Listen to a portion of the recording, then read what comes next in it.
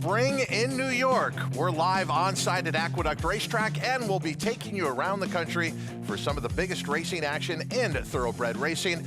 But we are going to be out at Oaklawn Park not only today, but the eyes of the racing world will be on Hot Springs, Arkansas next Saturday. It is the biggest showdown so far on the calendar in thoroughbred racing. Yes, we're counting down the Kentucky Derby, but how about last year's 1-2 finishers are going to meet each other to start their seasons in the Oaklawn Park Handicap. So a lot to look forward to, a lot to talk about, and I want to look back a little bit because joining me here on the desk, I'm Todd Trupp, very pleased to be with Acacia Clement. You were just in Lexington, Kentucky. You were at Keeland Racecourse. I was. So I understand they have air travel now in the United States, so you can get back. So thank you for getting all the way back here. But I just have to say, a significant moment yesterday because America's Day at the Races had never broadcast races from historic Keeland Racecourse. What was it like? It was wonderful. Yeah, Greg Wolf and I were on the early morning flight out of Lexington this morning and making it back. And it was really such a privilege to be there. Keeland is kind of hallowed ground. I've gotten to spend a lot of time there over the last few years on the sales side, but I hadn't actually been racing at Keeland since the Breeders' Cup in 2020. So it was really special to be there. Such a warm welcome. It was packed Friday and Saturday just to see that kind of crowd with beautiful weather. And, you know, maybe the Jenny Wiley with some of those scratches, you said, okay, I'm wondering how this race is going to play out. How about some excitement and some drama with that dead heat finish? It was really, really special to be there. Well, as we know in thoroughbred racing, when you get to the spring, every weekend matters. So we can't catch our breath too much because we're looking ahead to less than a week to a showdown that maybe caught some people by surprise. We knew Sovereignty was going to come back in the Oaklawn Park Handicap, and then we wondered about journalism. Remember, these two battled each other through most of the Triple Crown, 1-2 in the Kentucky Derby. Sovereignty passed the Preakness. That was won by journalism, and then Sovereignty won the Belmont. But they have a rivalry coming out of their 3-year-old division, and they're going to renew it this year as 4-year-olds in the Oaklawn Park Handicap. So exciting that we're going to get a chance to see them line up together at Oaklawn. Also pointing to their Sovereignty gets his carrots from Irma. Also pointing is former Breeders' Cup Classic winner White Barrio, who we just saw finish second in the Pegasus World Cup. So it'll be quite the showdown. But Todd, I've gotten to follow Sovereignty all throughout the winter. He's based at Payson Park, and I've seen most of his breezes down there too. And he had his final work yesterday, which is available on First TV, and I do think that it's his best one yet. Okay, it took him a while to get going. That's what I wanted to ask you about, because a lot of people were watching the early stages and going, he doesn't seem the same Sovereignty. But with Bill Mott, there's always a plan. It's about peaking. There is, but also go back to last year. He was not a good workhorse before the Florida Derby and even before the Kentucky Derby, and we saw him become a better workhorse into the summer, into the Jim Dandy, into the Travers, and it feels like that was kind of the standard we were expecting right from the beginning of this year. Yes, it took him a little bit of time to get going, but he's also a big, heavy horse. It took him a while to get fit as well, but he looks like a fine-tuned athlete now. And then there is journalism. Your Preakness winner, obviously second in the Kentucky Derby to Sovereignty. We talk about this rivalry. You know, there are some people who are jaded and, well, it's not a rivalry until, you know, both horses win. Right now, journalism is behind on Sovereignty as far as in their matchups. But if he's ever going to beat him, don't you think this is the time? Because he seemed, you know, you look at last year's campaign, it had to be taxing. He was there all the way through the Breeders' Cup Classic. I think he's a great horse fresh. What do you think? I completely agree. This is the time, especially if you're thinking maybe it took a little bit of time for Sovereignty to get going, to kick off his year. And journalism, his connections were so sporting, but he was the only horse to participate in all 3 legs of the Triple Crown last year. He danced every dance, and we appreciate that about him, but he also shipped a lot more to the East Coast than Sovereignty did anywhere else. So now both of them shipping into Oaklawn. Really, really excited to see. And now they've both given it a little bit more time to grow up as 4-year-olds. It is the biggest race of the week by far, the Oaklawn Park Handicap, and you will see it on America's Day at the Races. Mark that down on the calendar, Saturday, April 18th. Okay, we got a lot of racing action for you on this Sunday, an 8-race card coming up here at Aqueduct. We also will be getting you out to Oaklawn Park, 9 races there, and a lot of great betting opportunities. How about the $3 Get Out Pick 3? Yesterday, it paid $32,000. I'm going to say that one more time. The $3 pick three at Oaklawn yesterday, the get out pick three, the last 3 races of the day, $32,000. There's all kinds of great betting opportunities at Oaklawn Park, and you could be playing it all through your Naira Bets account. Bet any track, anywhere, anytime with Naira Bets. Sign up today and get up to a $200 deposit match bonus. Use that promo code MATCH200. Again, promo code MATCH200. Enjoy betting on over 300 tracks around the world and start winning today. Join now at NairaBets.com. Call for riders up here at Aqueduct.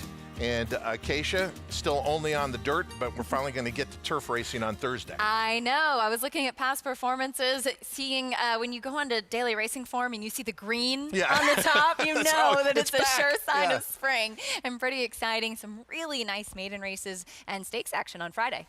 Good maiden race here, a mile maiden special weight event on the dirt. And we start with 2 Chad Brown trainees, starting with the 1 Polyak. Blinkers going on this horse, who actually broke running, was part of the pace first time out. He flattened pretty badly, but we'll see if he should appreciate a dry track today as well. Chad Brown also has Teutonic, a son of Practical Joke, making his debut. The Dam is the sister to Grade 1 winner Mushka, who won the Spinster, also won the Demoiselle. So there's dirt route pedigree on the bottom side. Linda Rice off the claim, but kind of interesting here, off of Bill Mott for maiden claiming $75,000. You'll recall that claim of Palace for maiden 20, turning graded stakes winner. Here's Copious. Yeah, this horse was disappointing as the favorite last time out, and he's been a disappointment throughout despite a big pedigree.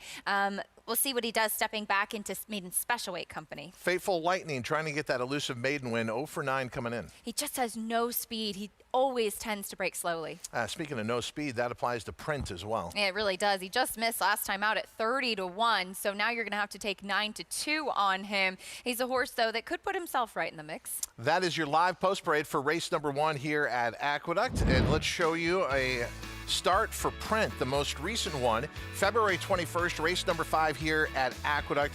As usual, rallies from off the pace, but it was the best finish of this horse's career, but it happened to be on a muddy racetrack. The horse was 30-1, and now today we have to accept a shorter price, 5-1. I kept going back and forth on this horse. What'd you think? He's one of those horses that at the beginning of his career, we all were a little bit excited to see. He is the half-brother to a stakes-placed horse named Daunt that we've seen on the Naira circuit for quite some time, and is always one of those horses that's a little bit bad luck. And then you see Print, unfortunately, is kind of running in the family, hit the front there, got run down late, did a lot of the dirty work in the running. He is an energetic type.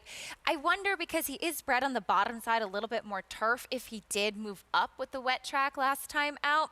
He's one of those horses that I think is kind of racking up some of the excuses, but maybe he did find the right field. Watching the field warm up, but watching the field from the time that they arrived in the paddock is Samantha Perry. A little bit warmer out there today, but the South Floridian does have her jacket on. Hey, SGP. Hey guys, great to be here. Yeah, a little brisky today, but we're managing. At least the sun is shining here on beautiful Aqueduct. And we're going to look at the number 1 Polyak, who will add blinkers in the second start here. And what I like about Polyak is getting that race out of the way. I feel like really did him a lot of good fitness-wise. As a yearling, he just was a big, strong horse, and he looks a lot sharper here than he did on debut, just from what I can see watching the replay video, and also from watching that replay video where Print was exiting the same race. It looked like he absolutely hated the mud. He just completely dropped the bridle. He was going up and down across the track. So now, as I heard Acacia allude to during the post parade, him getting on a dry track today, I think, is just what's so key for him. Now, I'm not the biggest fan of horses adding blinkers just after one start, because I don't necessarily think he did anything wrong, and it was so much that he was green. I just don't think he liked getting that mud in his face. And sometimes horses, when they add blinkers from the rail, they can tend to just break a step slow. They're standing in the gate longer than everybody else there, but they're just very short cutbacks. So maybe it won't make too much of a difference. But he is a 3-year-old that will be taking on a couple of 4-year-olds, which at this time of the year, I still feel like it's a bit of a disadvantage. So the number 4, Fateful Lightning. I know he is an 0 for 9 maiden and hard to take a very short price on a horse like this, but I do think he has a little bit of an advantage. At least he got a race out of the way already across a good track going the 7 furlong distance. He's got a lot of leg to him, not a ton of early foot, but I do think that he will, in a compact field, horses are pack animals, maybe he'll just kind of be in the mix a little bit earlier rather than later. Thank you, Samantha. And now getting close to moving towards the starting gate. We covered the entire field in the post-parade Acacia, but I have no idea where you're leaning in here. I kind of begrudgingly went to the rail with the number 1 Pauillac, getting the blinkers on. I'm with Samantha. I don't think that he loved the wet track first time out, but we have seen Chad Brown do this too with adding just a shortcut blinker, and especially horses that maybe just didn't kind of finish first time out, because this horse did show some speed, and so I'm seeing it as a little bit more of an aggressive type move, but I do think that the 3 Copious is interesting. I wish he ran a bit better last time out as the favorite and dropping in class for Belmont, but clearly it was the previous connection saying this horse is not moving forward, doesn't fit our program, let's put him in a spot where hopefully he'll get claimed. And that's exactly what happened, and we've just seen Linda Rice do really well with these types. What about Fateful Lightning, whom we just saw there just a moment, 0 for 9? Have you seen enough? I have. It's just, as I alluded to in the post-parade, he just has no speed. And I've always felt he's a little bit more of a turf horse. That being said, he's run his best and fastest races recently and got good marks from Samantha, which I appreciate. Just see what kind of trip he can pull in here. On a gorgeous spring day here in New York, you're looking live as the field moves into line for the first of 8 races at Aqueduct. There is a look at Fateful Lightning. Could they be the day? And then Print, the last to load. Let's go up to track announcer Chris Griffin. It's America's Day at the Races on FS1. Race 1 from Aqueduct, live. And they're off at Aqueduct. Breaking sharply towards the outside, there was Print. Broke towards the outside, but does have early speed. Copious from in between horses now takes a neck advantage. Pauillac is down to the inside and switches right to the outside for an outside run. Is going to stalk this pace setter early. They get set to come out of the chute, and Copious, Kendrick Carmouche on the engine, up by 3/4 of a length. Pauillac and Manny Franco stalking presence from second. 3 wide. That's going to be Print, center of the racetrack, in third.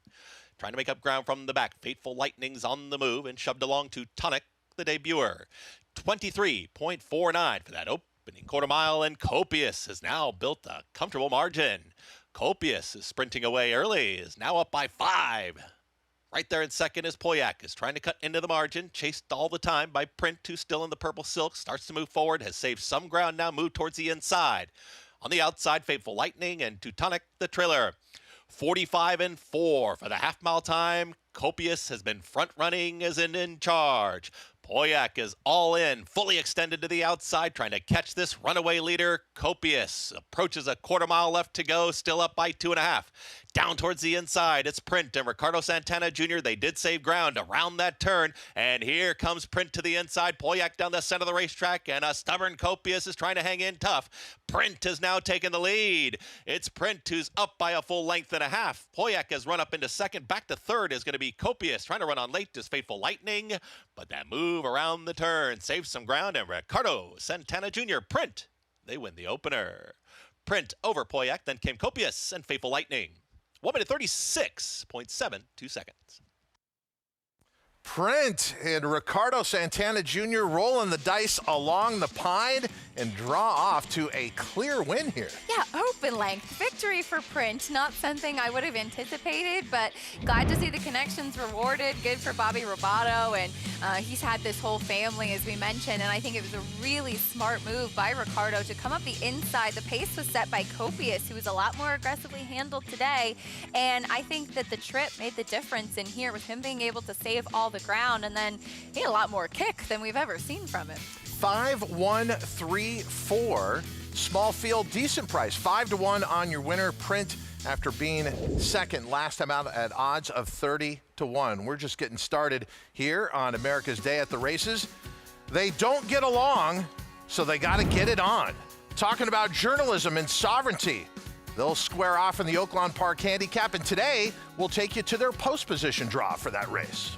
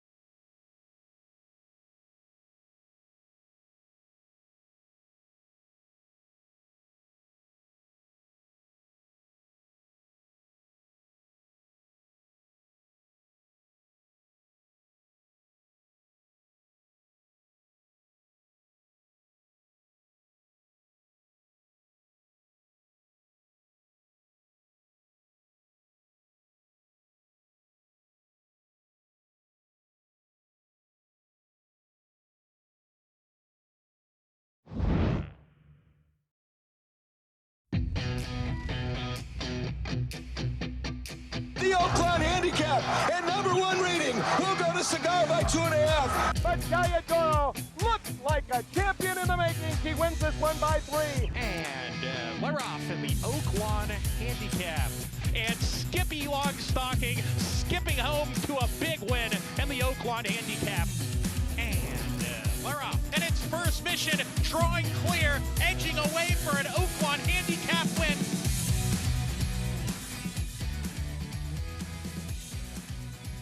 Welcome back to America's Day at the Races, and I'm joined by Nancy Holthus. I'm Richard Migliori, and we've got the draw for the 84th running of the Oaklawn Handicap, and this is one for the ages, Nancy, because we got last year's Kentucky Derby and Belmont winner in Sovereignty, and last year's Preakness winner in Journalism coming back, and to make their 4-year-old debuts in the Oaklawn Handicap is very special. Well, check this out. I've literally got goosies. You know, part of racing is rivalries, and this is definitely going to go down in the books as probably one of the greatest rivalries as we've seen, especially in this division. You know, it kind of starting to harken back to Affirmed and Aladar maybe a little bit. Those are the kind of rivalries that really capture people's attention. No doubt Sovereignty, your horse of the year last year, was the best 3-year-old. Wonder if Journalism can close the gap, though. They all mature at different stages. Yeah, they certainly do, and I certainly expect Mike McCarthy to bring back a very fit and well-to-do horse. It was confirmed that he was going to compete in the Oaklawn Handicap after he clocked a nice 5-furlong drill at Santa Anita. Yeah, and it looks like he's kind of picked up the pace of his works. Both of them kind of coming into this the right way. Journalism, such a game winner of the Preakness last year when he was stymied in traffic. You know he's brave. Yeah, he's gutsy and just, you can't train hard, but you absolutely see that in his performance because it comes off as effortless. It really does. And just, I love that we have this matchup. It's something that you don't see very often. 2 horses at this caliber coming back, and I think we're in for some fireworks. Love this edition of the $1.25 million Oaklawn Handicap 84th running. And we've got some help from the racing office over here. Jason Milligan, Zach Gillen. We're going to jump right into, we got a field of 6 run. Guys, let's just get started. This is the draw for the Oaklawn Handicap. It's going to go as race 11 of 12 with a field of 6. Number 2. Number 2, Liberal Arts. Hold up. Number 2, Liberal Arts. Brad Cox, trainee, gets post 2.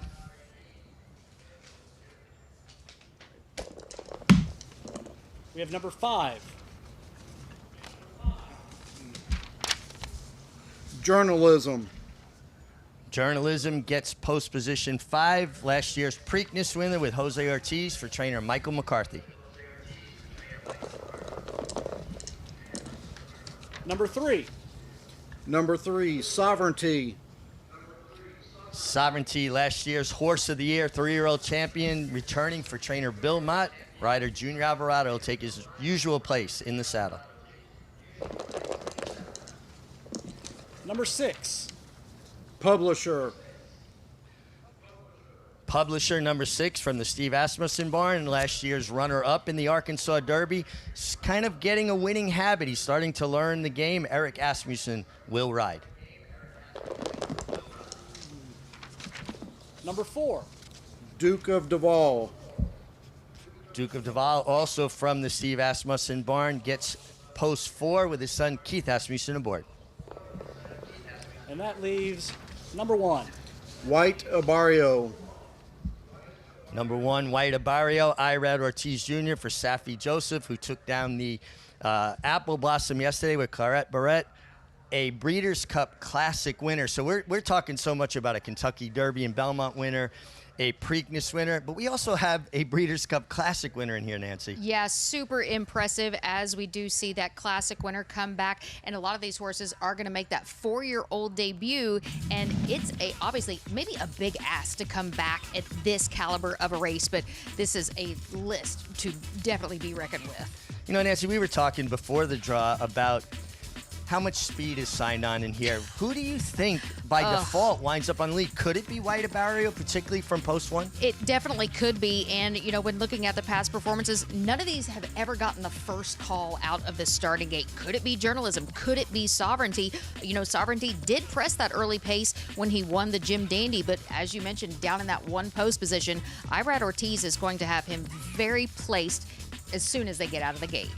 No doubt. Let's go through the post positions once more and their odds as well. White Barrio, post 1, installed at 7-2. Liberal Arts at post 2 at 15-1.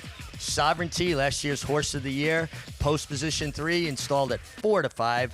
Number 4, Duke of Duval from the Asmussen Barn, 20-1. Journalism, last year's Preakness winner, post position 5 at 5-2. And Publisher, who I feel like is learning the game, a horse that's kind of putting together a couple wins back-to-back. It's post 6 at 15-1. I actually think this horse could really jump up and run very well. You know, he was runner-up in last year's Arkansas Derby while still a maiden. And it's like this year, the light bulb has come on. He's been able to put wins back-to-back. So very excited to see him maybe get this chance. And the Asmussen Barn really having a good run here. Last year, he was leading trainer with 41 wins. He's already well over 50. Yeah, he is having a meat of meats, and not only leading trainer, but also leading owner. He was tied for leading owner last season, and very well is going to wrap up that title yet again this year. Well, I'm really excited for next weekend's Oaklawn Handicap. Here is your field one last time. And Nancy, as a racing fan, I love this.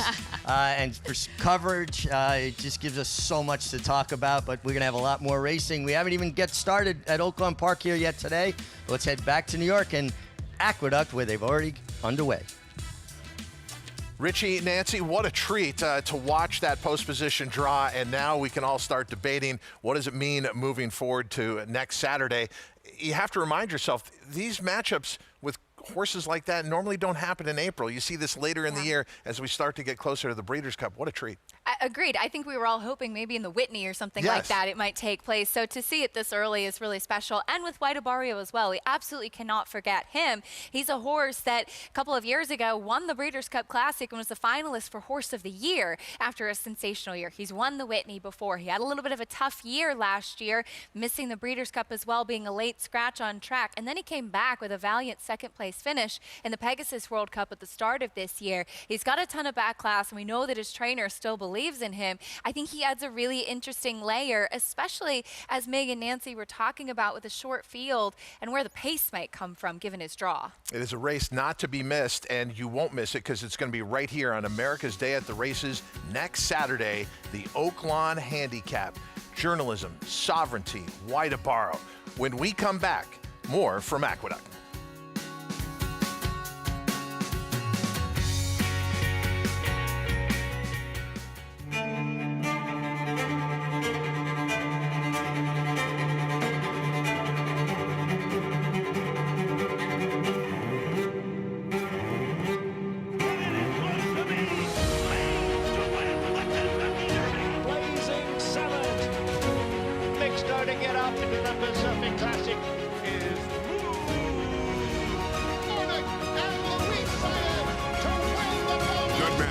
The classic sire. You bet with Naira Bets. Bet any track, anywhere, anytime. Download the Naira Bets app to play today and get a $200 deposit bonus. Watch live horse racing. Get expert picks. Boost your bankroll with weekly promotions and hone your handicapping skills with exclusive tips and tutorials. Download the Naira Bets app now.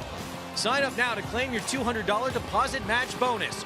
You bet with Naira Bets. A warrior from the start. He's got grit, the kind champions are made of. In his biggest battles, he showed his mettle. Sierra Leone is plugging in. Dornock is coming back. Dornock is a Remsen. What separates the best isn't just talent, it's meeting the moment. A will to win, to scrap, and fight like your life depends on it. Dornock in an absolute thriller. Dornock and Mind Frame. It will be Dornock to win the Belmont Stakes. Look your rival in the eye and say, not today. And Dornock stubborn. Dornock wins the Haskell. world-class athlete made for the fight. That's Dornick.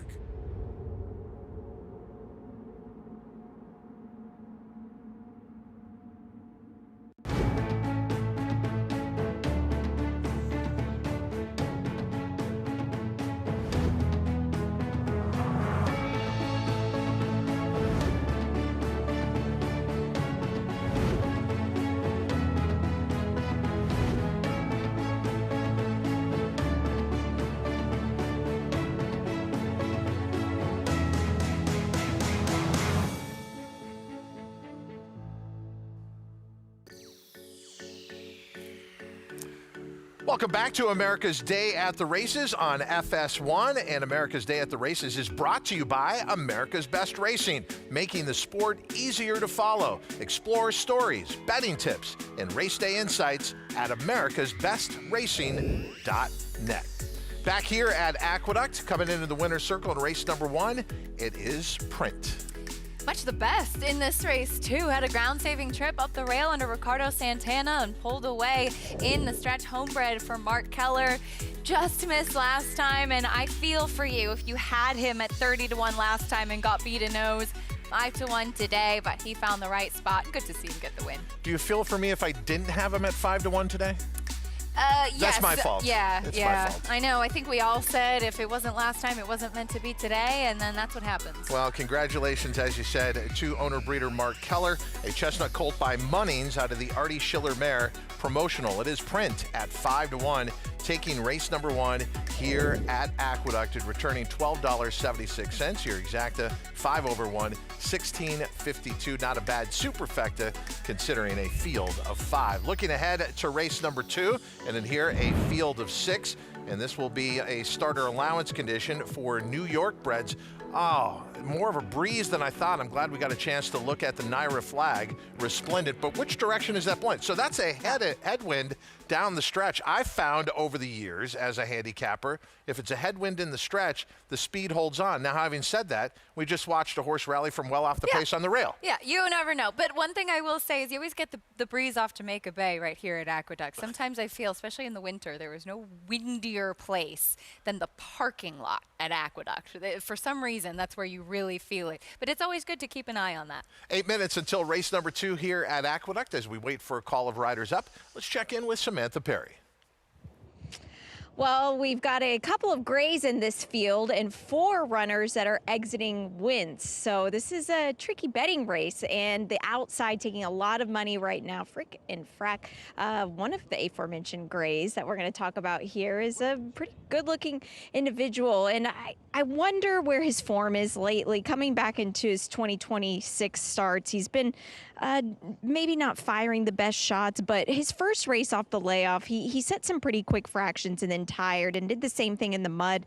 I just wonder if maybe that affected him just a little bit. Sometimes when horses run a big race off the layoff, they can just kind of not come back in the same way the next time. So theoretically, the third start off the bench is an angle I really do like. I like this attacking post position as well. The other gray in the field, the number 4, 3 Little Birds, won against 3 other rivals in his last start. And this is a horse that he made his way from Gulfstream Park to chilly New York City, and he actually ran quite well. And I'm kind of shocked at that because some of the fields he was facing down in South Florida were not fantastic. And then he came here and just said, watch this, guys. And it was a pretty nice effort, but that was just non-winners of 2 conditional claiming level. And I wonder how he'll stack up against these horses, but he does have a recency edge, and I like that a lot, Todd and Acacia. I want to go back to the first horse that Samantha was talking about, and that is the 6, Frick and Frack. The most recent start was not real good on the muddy racetrack. We are going to give you a look at December 10th of 2025. Why? Because that's the last time this horse ran a really good race, and it was the only win of his career thus far. What's happened in the 2 subsequent starts? And also, if this race is repeated, is it good enough to win?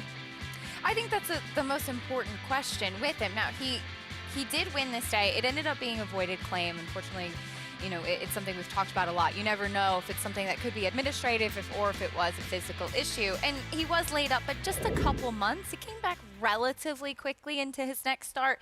But one thing I do appreciate is that since he's won, he's been protected. He's been running in tougher New York bred allowance type fields. So I appreciate that about him. I think Bruce Levine does an exceptional job. And to Samantha's point, yes, maybe he might have had to shake off a little bit of the rust last time.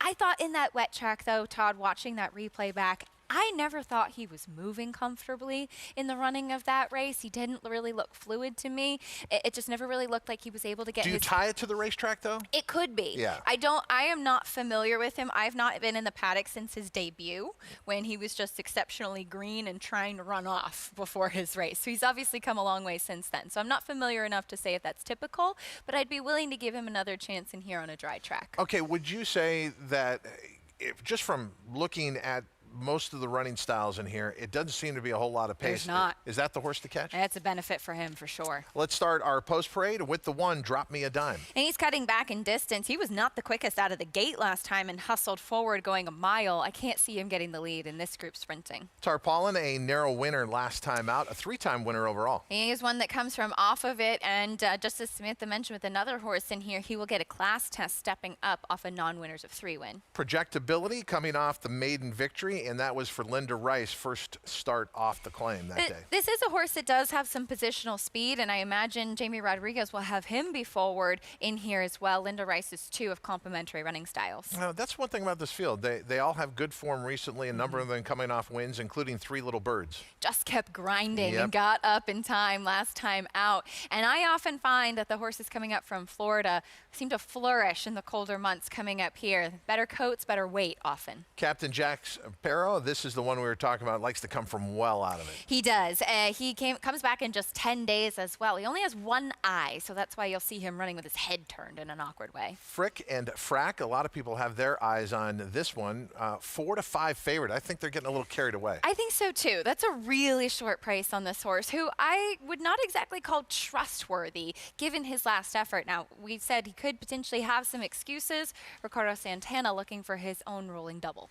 That is your live post parade for race number 2 here at Aqueduct, and this is the start of the early pick 4 with that pool approaching $50,000, and our solid favorite is Frick and Frack, at least according to the betting public, at 4 to 5. Another horse getting a decent amount of play is the 2 Tarpaulin. You know, we talked about horses coming off maiden wins. You have the 2, 3, and 4 all coming off wins, but Samantha, you do prefer the 2 Tarpaulin. Well, he was a bit of, I don't want to say a bad actor in his race off the bench, but he was running like a tired horse and was lugging in. You could just see Jose Lezcano just trying to have his right foot in the dashboard, just trying to keep him off the other rivals that day. And it, to me, looked like more of just kind of a tired horse that just was getting a little bit leg weary down the lane. And whenever horses get a little bit tired, like he should have, I mean, I know it was just a couple of months on the bench, but still, it just kind of looked like a horse that just got a little bit tired, just was hanging on that inside of the bit. Now, they do just keep a ring bit on him today, so just to keep the jock a little bit more in hand and in control. Sometimes trainers will switch to a Houghton bit, which is a piece of just kind of like a bar bit in their mouth to kind of keep a little more steering, but you don't have as much brakes. He is one, though, he ran such a strong race, but it was still a non-winners of 3 lifetime conditional claimer, so you wonder how that's going to stack up against a field like this. But I do think maybe if he's on his best behavior, and Jose Lezcano did a very good job keeping him off horses last time, that maybe he'll have that freshness in his mind and get another victory, as he does. There's only one other horse in this race that has 3 wins, and it's the number 5, but I prefer the 2 over the 5. And the 2 right now has dropped another half a point here to 2 to 1 from 5 to 2, whereas the 5 is 7 to 1. But I think it's a fair point looking at 2 horses who are 3-time winners. That's an advantage over horses coming off maiden victories. Yeah, I completely agree with that, especially as you look through kind of these particular conditions, New York bred races, horses that have maybe been running and claiming or different types of races, and they're eligible to come in for a starter allowance like this. So definitely a benefit. Also, one thing on Tarpaulin, he's a reclaim for Linda Rice, and this is was a horse that she dipped back in for him, immediately won with. He wasn't claimed last time. And usually when Linda is aggressively placing her horses, it's a good sign when they're stepping up in class. That being said, when she used to have him, he was a tough horse. I remember he would be really obstinate. He would be freezing in the paddock. He was hard to handle. So for Linda to go back in for a horse like that, I think is something interesting. And maybe I'm reading too much into it, but I always kind of perk up when I see that she reclaims a horse. Phenomenal use of the word obstinate. That was fantastic. Well done.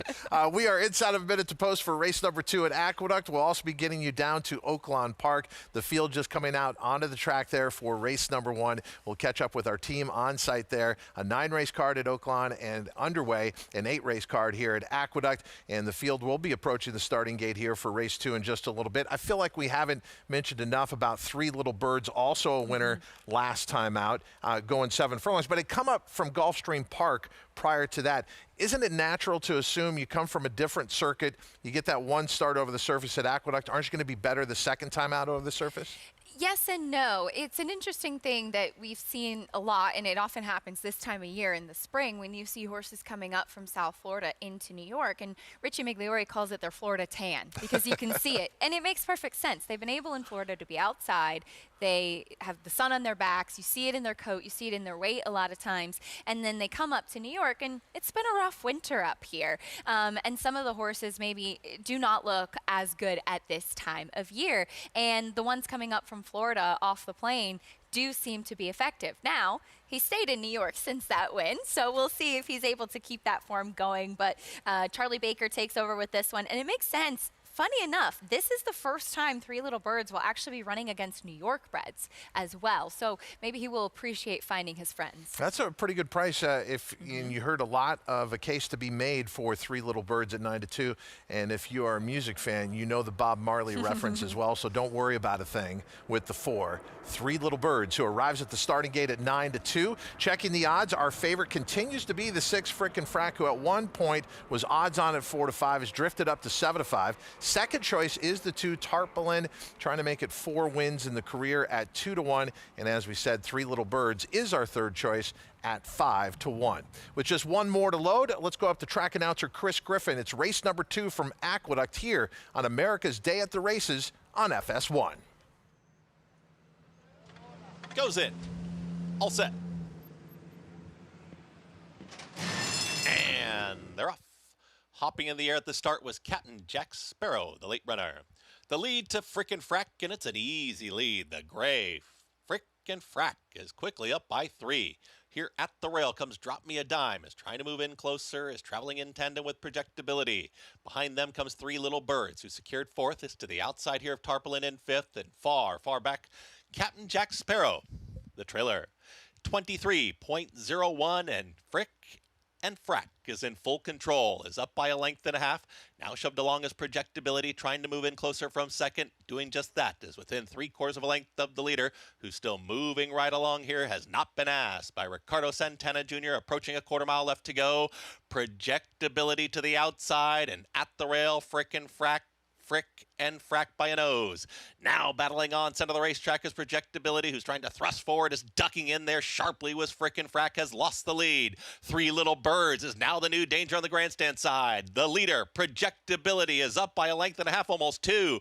Three Little Birds, the only one with a shot inside the final 16th. Projectability, Three Little Birds. Projectability wins it. Three Little Birds second. Then it got tight. Frickin' Frack with the oncoming Tarpaulin in 1 minute 11.54 seconds.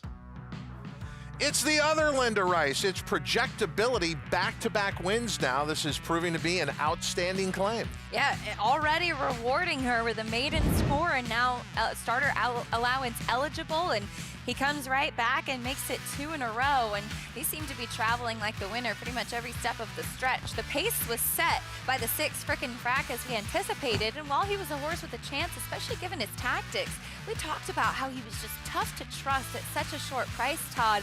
And he showed that. It was a nice rally from the 4 Three Little Birds, though. 3-4, and then it's a photo for third as the favorite is desperate to hold on for third, but we've got 2 5-1 shots in the top spot, led by Projectability as your winner, and finishing second, Three Little Birds. We'll await the results of that photo and come back to New York for prices. But as we mentioned, they're about to start the racing day in Hot Springs, Arkansas at Oaklawn Park. Let's head down to our team coverage there.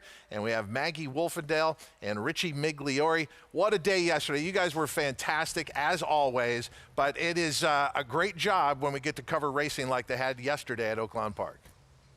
It really was, Todd. Thank you. Well done to you guys holding the fort down in New York. But, Richie, what a performance we saw by Claret Beret. And Micah Husband's getting his first grade 1. Yeah, his first grade 1. You could just see he was just a beam of light after the race. And, you know, Nitrogen, the champion, was defeated. She was second best. She had every opportunity. But she also matched her best buyer speed figure ever. So I think we got to really focus more on Claret Beret's race. I mean, she just took it to another level. She earned a 105 buyer, which our own Megan Burgess tweeted out this morning. I saw the last 2 winners of the Breeders' Cup Distaff have earned a 103 and a 100. So already earning a berth into that Breeders' Cup Distaff. Claret Beret, as Safi Joseph will be looking to take grade 1s on back-to-back weekends here at Oaklawn. Of course, sending out White Abaros. We got to see that post position draw for the Oaklawn Handicap, taking on the 4-year-olds, Journalism, and of course, Horse of the Year, Sovereignty. Meg, we have horses here on the racetrack for race number 1. It is a starter allowance for the fillies and mares. They're traveling 6 furlongs. We do see a prohibitive favorite in number 3, Tisn't She Lovely, who I think is probably the horse to beat. You know, you kind of get into these conditions, and many of these horses in here have only won 2 races. She's won 3. The one just went by. That was Ain't No Shakin' Kid. Here, she's not a joke. I think she's the other horse you want to look at. She's more of a closing type, but she's consistent as well. I think Tisn't She Lovely does her best stuff when she's forward. Yeah, and she's going to create her own trip. Very, very much the horse to beat. Lady Pippa also throws some speed in the mix. I thought she was a little bit interesting at a big price because I did think she was the speed of the speed. Yeah, as Jaden's Queen of Hearts. That's a weird name, but she'll go second off the long layoff. Yeah, it would be a surprise. You'd have to find a race we haven't seen recently on dirt. Here is Kissin' Riches. Arguably, is she better on turf? It seems like her better races have come on turf, but Steve Asmussen, Eric Asmussen, they've been hitting on all cylinders. Here is Rando, your current second choice at 3-1 off the claim for Aaron Shorter. Yeah, and turning back in distance, how do you think she'll respond to that? She's only sprinted once on dirt before in her career. Yeah, exactly, and that was going 7 furlongs at Churchill. Did result in a win, though. Yes. Maybe this is, sometimes these horses kind of get lost a little bit, stretching out, doing different things. It dirties up their form. Maybe they get back to doing what they've always wanted to do. Yeah, it's an interesting field, though. Still even money on number 3. Tisn't She Lovely, looking for win number 4 as we officially welcome into the show Megan Burgess. Meg, you got a good look at these horses to kick the day off here at Oaklawn. What are you seeing?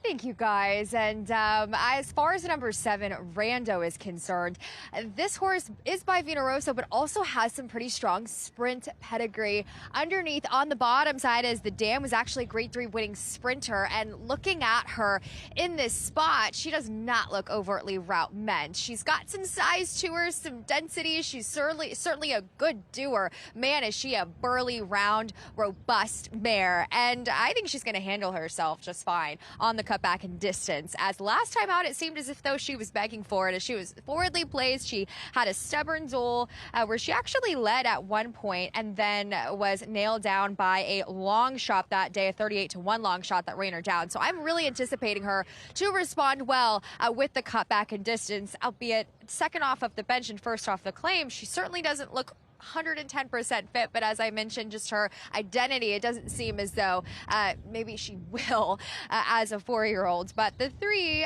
Tisn't She Lovely, I agree with you guys. She is the filly to beat in this spot. She just has the races against better. As last time out, she met a dominant winner in a $50,000 starter allowance condition, and True Passion, who ran a 90 buyer speed figure. So I don't find she's going to have any of those kinds in front of her today. But the number 2, she's not a joke, I thought was interesting up there with tactical speed, though another one who to me did not look 110% fit. Maggie.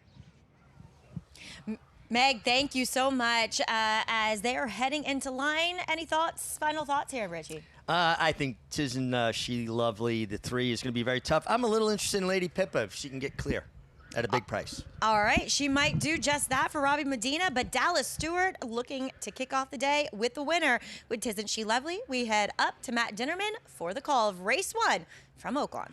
9 races today on this Sunday. Good luck. We're ready to go. We're off and running at Oaklawn Park. Jaden's Queen of Hearts was away slowly. Tisn't She Lovely, the favorite? Not the same for her. She was away very swiftly and strides in front, clears off from the competition. Ain't No Shaking Kid running in second. She's Not a Joke alongside. Lady Pippa 3 wide, and Kissin' Riches is farther out, even deeper. Rando parked 5 or 6 pass off the rail, just 2 off the pace here. Jaden's Queen of Hearts at the back as they approach the half-mile pole. Leader Tisn't She Lovely says, come and catch me if you can. Tisn't She Lovely into the turn, about a half length in front. Lady Pippa right behind in chase mode second. Rando into third with Kissin' Riches. Then comes Jaden's Queen of Hearts. She's past She's Not a Joke, who's retreated to the second last position. Ain't No Shaking Kid trailing. Coming to the top of the stretch. Tisn't She Lovely still clear by a length here. Lady Pippa right behind on her tail. Rando clearly into third. 3 wide as they come off the turn. Kissin' Riches has backed out of it. Tisn't She Lovely approaching the furlong pole, increases her lead to 3 as she goes for home. Rando now makes it only a 2-length edge for Tisn't She Lovely, but Tisn't She Lovely finding more up top. Rando continuing to try, but Tisn't She Lovely is just too speedy, and Tisn't She Lovely is going to take him the distance in the opener. Tisn't She Lovely over Rando, Lady Pippa third, and Ain't No Shakin' Kid was fourth. Tisn't She Lovely held nothing back, I should say, today, as she just busted out of the gate beneath Christian Torres and goes gate to wire, Meg. Once she made the lead and got pretty comfortable, Lady Pippa chose to rate, but she hung on for third, so that was a game performance for her. Yeah. Tisn't She Lovely not only looked like the best horse on paper, she certainly got a sweet trip on the lead. Nice effort by Rando on the turn back. Made her run, just came up second best. Kind of ran like a turn back usually does. Has enough bottom and stamina to finish, just not enough speed to have the advantage. Yeah, a little bit one pace, right? Just stay on, kind of. Well, Christian Torres will pad his lead in the jockeys standings. It's a pretty tight race, though, still, as he is 58 to Ramon Vasquez's 56. Yeah, and last year it went down to the wire till basically the last day. Francisco Arrieta wound up nosing out Christian Torres. And, you know, it depends. Like, some of the guys start leaving a little earlier to go to Kentucky. It'll be interesting to see if it's tight, if they all stick around and dig in. It's a source of pride being leading rider. It absolutely should be, and we see Christian perennially one of the leading riders here at Oaklawn, not only with wins, but with money earned as well, as Tisn't She Lovely is just that, heading back to the winner's circle to kick off the action here at Oaklawn. So much more to come on America's Day at the Races.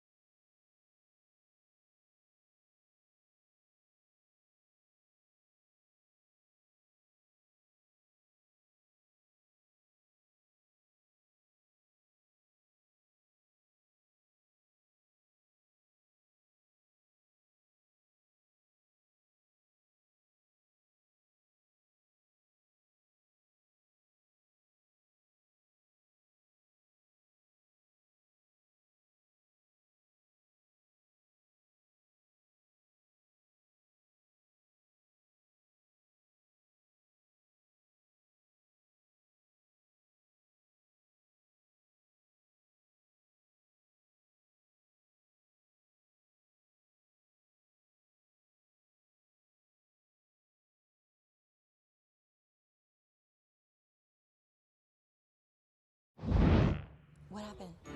Oh. Welcome back to America's Day at the Races.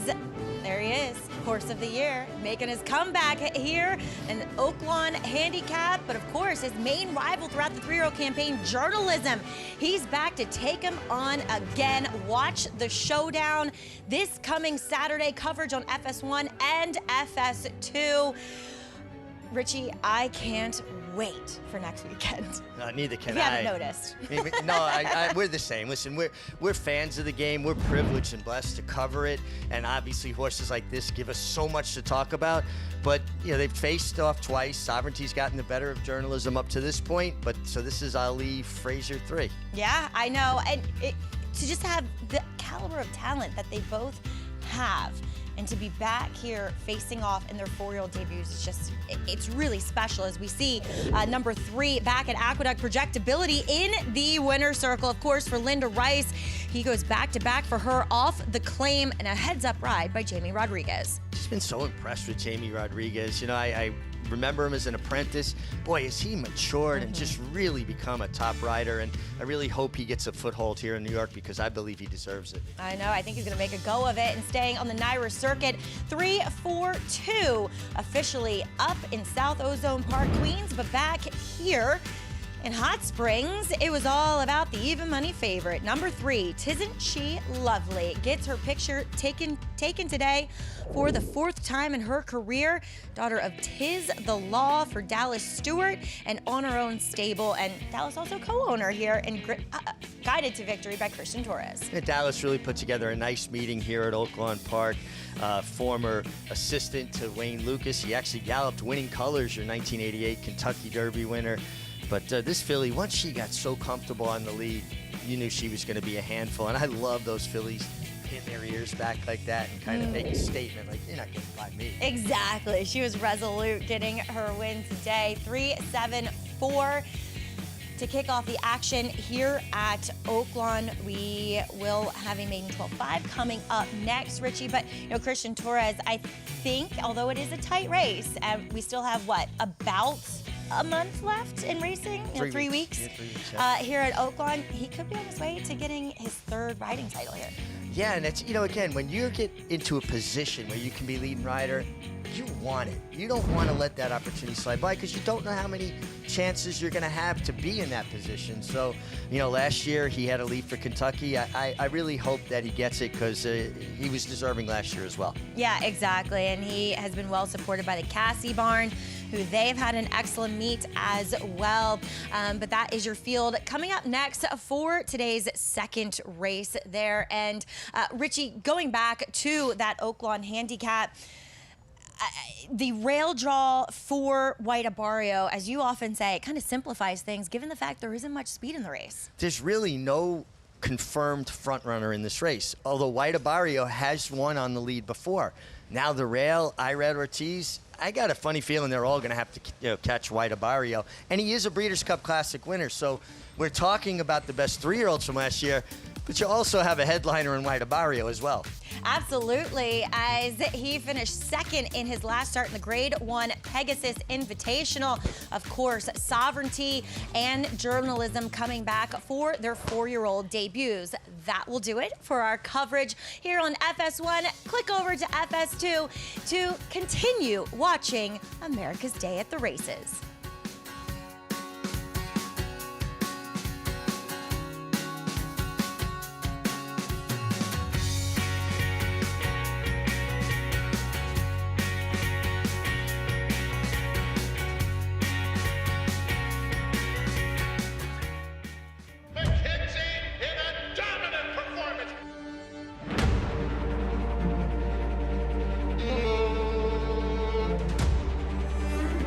$1,200,000 right there, $1,200,000. Baeza gets his moment in the sun in the Pennsylvania Derby. Chancer Mick Patrick wins the Champagne impressively. Spectacular display from Scottish Lassie, who's in front by 15 lengths.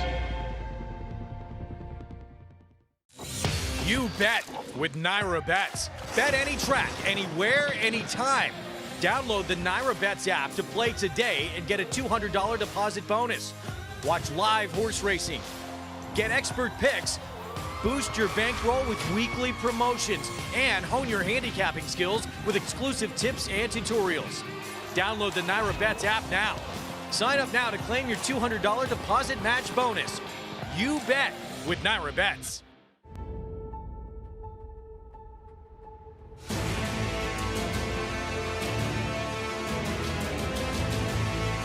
They come on for the finish in the Pilgrim Stakes. Annapolis by a head. It is Annapolis in front. It is Annapolis to win the Coolmore Turf Mile.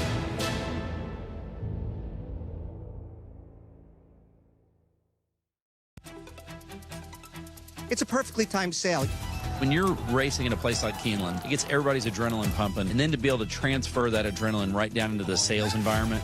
Sales a great addition, I think, to the end of the meet. Everyone's want to participate, so it's fun to pick up a horse. It's a great sale to find a horse with potential. Got to see them on the track and see how they perform.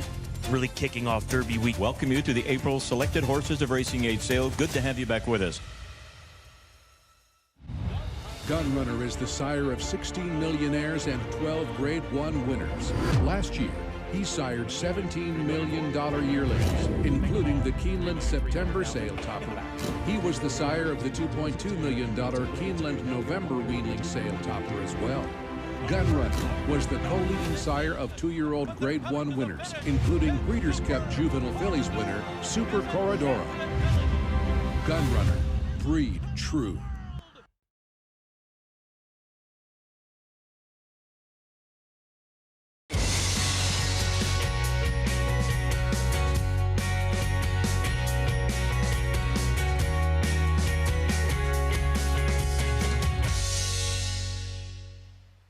You're watching America's Day at the Races on FS2, a gorgeous Sunday, a spring day at Aqueduct, and racing action underway, an 8-race card overall. We're coming up on race number 3. Welcome to our on-site coverage here in New York.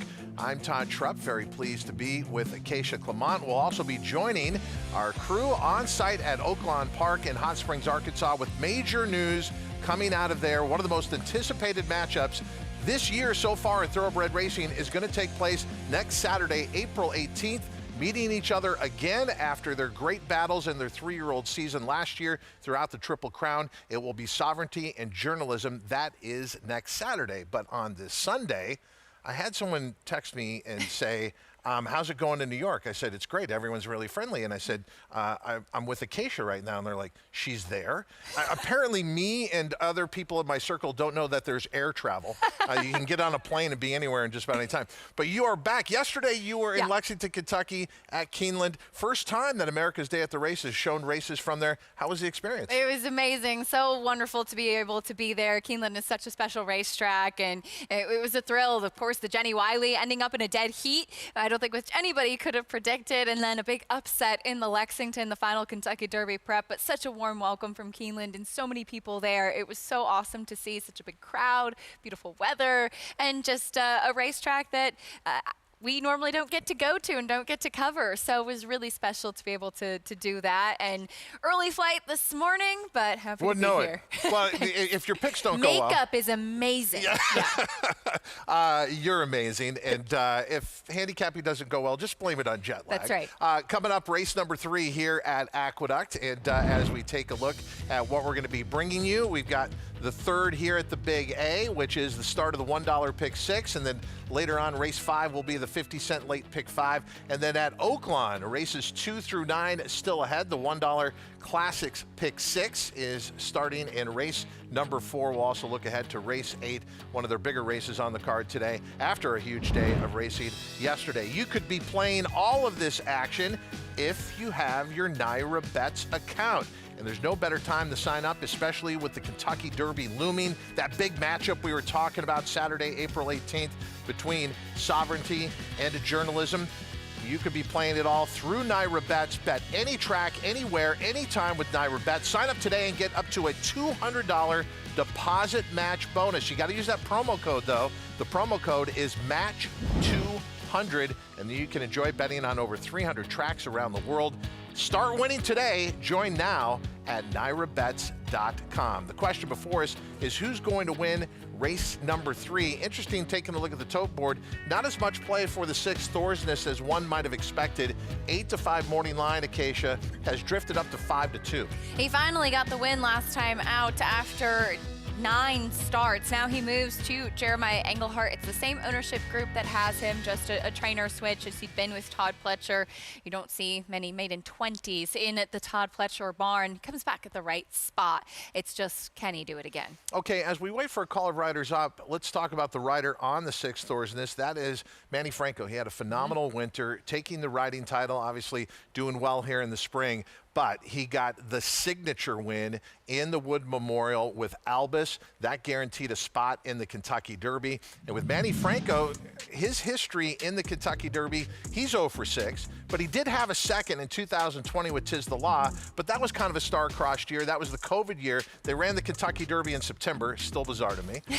Always the first Saturday of May. But Albus is a horse that is coming to hand, and he seems to be getting better. Like, he's lightly raced compared to most of the other 3-year-olds in the Kentucky Derby, and he showed a lot of courage in the Wood Memorial. He did. He was impressive, winning for Riley Mott. Jamie Torres was aboard that day, but he also rode Riley's other horse, Incredible, who won the Virginia Derby. So Albus needed a rider, and a good news for Manny Franco, because his prospective Kentucky Derby mount, Iron Honor, not going on to the first Saturday in May, and I think it's a good opportunity for Manny. This is a beautiful horse that really seemed to take a step forward as a 3-year-old. Those of us that have been in New York for a while have followed Manny Franco's growth, and I think he's really shown kind of on the bigger stages that he does belong. For any rider, Todd, it's often all about getting that Kentucky Derby mount, no matter how good you are in your own racing jurisdiction. Well, we're going to be hearing this a lot with Irad Ortiz Jr. and then Manny Franco, the Ofer in the Kentucky Derby. As we said, best finish was that second with Tiz the Law in September of 2020. But as most people would point out, you have to take into account what were the odds of the horse. Now, Tiz the Law was one of the best of the crop that year, but you look at his other ones, Hit Show went on to be a better, older horse. They were long shots that he was on in most situations. Absolutely, and I think Tiz the Law did a lot for his career. Unfortunately, being that it was the COVID year, but winning races like the Belmont Stakes, the Travers, running second in the Kentucky Derby, did a lot to put Manny Franco on that bigger stage and to show a lot of people that he does deserve those opportunities. You see Chad Brown ride him a lot, not just in the winter, but throughout the whole year, and he's one of the most sought-after jockeys in this colony. We'll continue to follow the latest breaking news leading up to the Kentucky Derby here on America's Day at the Races, but we bring it back to what's in front of us. Race number 3, we're about to get a call for riders up. Watching the field since they have arrived in the paddock, Samantha Perry. Well, 3 of these runners are facing winners for the very first time, and the 4 Natural Hunk, compared to this field, kind of looks like his namesake, a natural hunk here, because he's one that he's shed his winter hair, which is good. There are a few of these that are still hanging on, and horses are smart. Sometimes when they don't shed their winter coat, they still know winter's not over yet, but I do think maybe after a couple of 80-degree weather days coming up on the forecast, he could be right there. But I liked his gritty victory, and horses sometimes that win finally break through, the light bulb goes on, they can break through again. Jockey Jorge Vargas Jr. did a fantastic job in the saddle last time on him, and I'm hoping for another big effort here today. Thank you, SGP. And we look at the field leaving the paddock here with a call of riders up. And as mentioned, with an 8-race card today, the pick 6 will begin here. We start our post parade with the 1, Taparino. Now, this is a horse who was pretty far back last time out, trying to make a little bit of a run, but a horse that just really lacks any early foot. The 2 is Grand Commander, sitting up on the board right now as our 3rd choice at 4-1. Blinkers going back on. He wore them for a few starts. It didn't necessarily add more speed, but he is running at the bottom level now. We'll see, because last time out, they really tried to get him into the race. Big turn back in distance from 2-turn mile and 1/8 back to a 1-turn mile for Carling Contention. Also a drop in class. This is where he belongs, and I think he's a major player. Natural Hunk finally got that maiden win last time out. Can this horse make it back-to-back? Trying to do 2 in a row. Carlos Figueroa taking over, and every single one of Carlos's horses always looks so well turned out prior to the race. Daytona Moonshine took 19 tries to get the first win of his career. Yeah, now see if he can go 2 for 20. Dalila Rivera staying aboard. She has had a sensational last couple weeks riding as a 7-pound apprentice. And there's the aforementioned Manny Franco aboard Thorsness. And he was aboard last time out when this horse finally did get the win, and he put him on the front end, and I think that really made a difference. Oftentimes you see, Todd, horses that don't really like to pass. The best case scenario is to kind of trick them and put them on the lead. He actually came back inside in that last race. And that is our live post-parade, watching the field warm up. Let's talk more about this horse, the 4, Natural Hunk. Most recent start was March 12th, race number 1 here at Aqueduct, as has been the case a lot over the course of this meet. It was a muddy racetrack. However, Natural Hunk took advantage of it and drew off to a pretty clear win here to win by 2 3/4 lengths at a field of 7, kind of sat mid-pack throughout. It's funny, I don't know if it was the wet track or if that's just kind of him, but he is a bicycle horse. Jorge Vargas really had to work to get him going. He was kind of spinning the wheels for a while, and then finally he really kicked in and accelerated very late in the stretch. But he definitely got his workout in, and he coasted home there. But good to see that he stays back aboard because he's familiar with that running style. Natural Hunk currently up on the board at 4 to 1. Samantha? Well, the number 6 finally broke the maiden last time out, and he will remove the front wraps today, which is interesting with the new connections. As Acacia astutely noted, this is the same ownership group, just moving barns. As she mentioned, you don't really see a lot of these Todd Pletcher horses as we're about to move up to Saratoga. You know, this is just another opportunity to maybe make some money for the Jeremiah Englehart barn. And a horse that does not look like his half-sibling, Nutella Fella. He's got a lot more size than Nutella Fella did, and you see this a lot. Nutella Fella was a Grade 1 hopeful winner. Obviously, this horse is very far away from being a graded stakes winner, but hey, crazier things have happened. But as far as this 12-5 field, he's very well meant in this spot. I like what the connections do here. You win for 20. Let's not get greedy. Let's just put him in a spot where we can just fire back away. It's good money here in New York, and let's just get him another win before shipping up to New York or Saratoga for the summertime. And you look at him just stride out with his jog here. He looks like almost a dressage horse, the way he just reaches, and he looks fantastic off of that maiden victory. Maybe he's one that the light bulb finally just went on. And now we sit inside of a minute to post here for race number 3 as they get close to the starting gate. Acacia, who do you like? I landed on the number 3, Carlin Contention. He's another one that does not have any speed, and that definitely is a concern, especially given how Thorsness won the race last time out. But I just think he's going to the proper level. Last time out, he was way in over his head. He was also going 9 furlongs, which I don't think he wants to do either. And he just lost contact with the field. 2 back, he actually ran okay with a wide trip and closing. You get Dylan Davis, a drop in class, a turn back. The last time he won was for maiden 16,000, and if you go based off of that, this is really the proper level for him to come back to. And I think he's being overlooked a little bit because of those disappointing last 2 races. This is the right spot if he can turn things around. Okay, both you and Samantha have gone against the 4 to 5 favorite here, now actually up a quarter of a click to even money. Talking about the 6 Thorsness. Okay, so make the case against the favorite. What are your concerns? The biggest concern is how long it took him to win a race with Todd Pletcher. He finally did in his 9th start last time out. And like I said, he did something that I've never seen him do, nor did I expect him to do, which was that he was passed and he actually came back, finishing on March 1st last time out. I do think his speed makes him dangerous. He's a horse that I just thought, though, never really took a step forward from 2 to 3 or 3 to 4, and that's why we see him in these lower level races.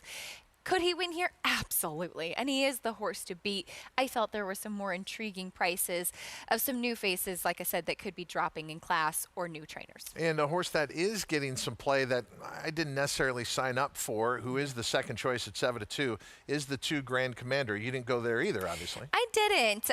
He is one that was at this level last time out, and Luis Rivera Jr., who was aboard last time, really hustled him out of the gate. So I'm wondering, with the blinkers on, if we are going going to see him be a bit more forward, and maybe that will make the difference. But usually when they're already kind of exposed at this lower level, I try to find some alternatives. The field nearing the starting gate for race number 3 here at Aqueduct. Also want to let you know we'll return to Hot Springs, Arkansas for coverage of their second race on a 9-race card. They're about 6 minutes away, but the field coming out for a post-parade there. As the field reaches the starting gate here for race number 3 at the Big A, you're about to look at the 1, Taparino, move forward at 8-1. Checking the odds, our favorite throughout has been the 6, Thorsness, with Manny Franco aboard, now at even money. Second choice is the 2, Grand Commander, at 7-2, and then a couple horses at 5-1, either of whom could be the third choice, the 3, Carlin Contention, and the 4, Natural Hunk. So we learned on the show early that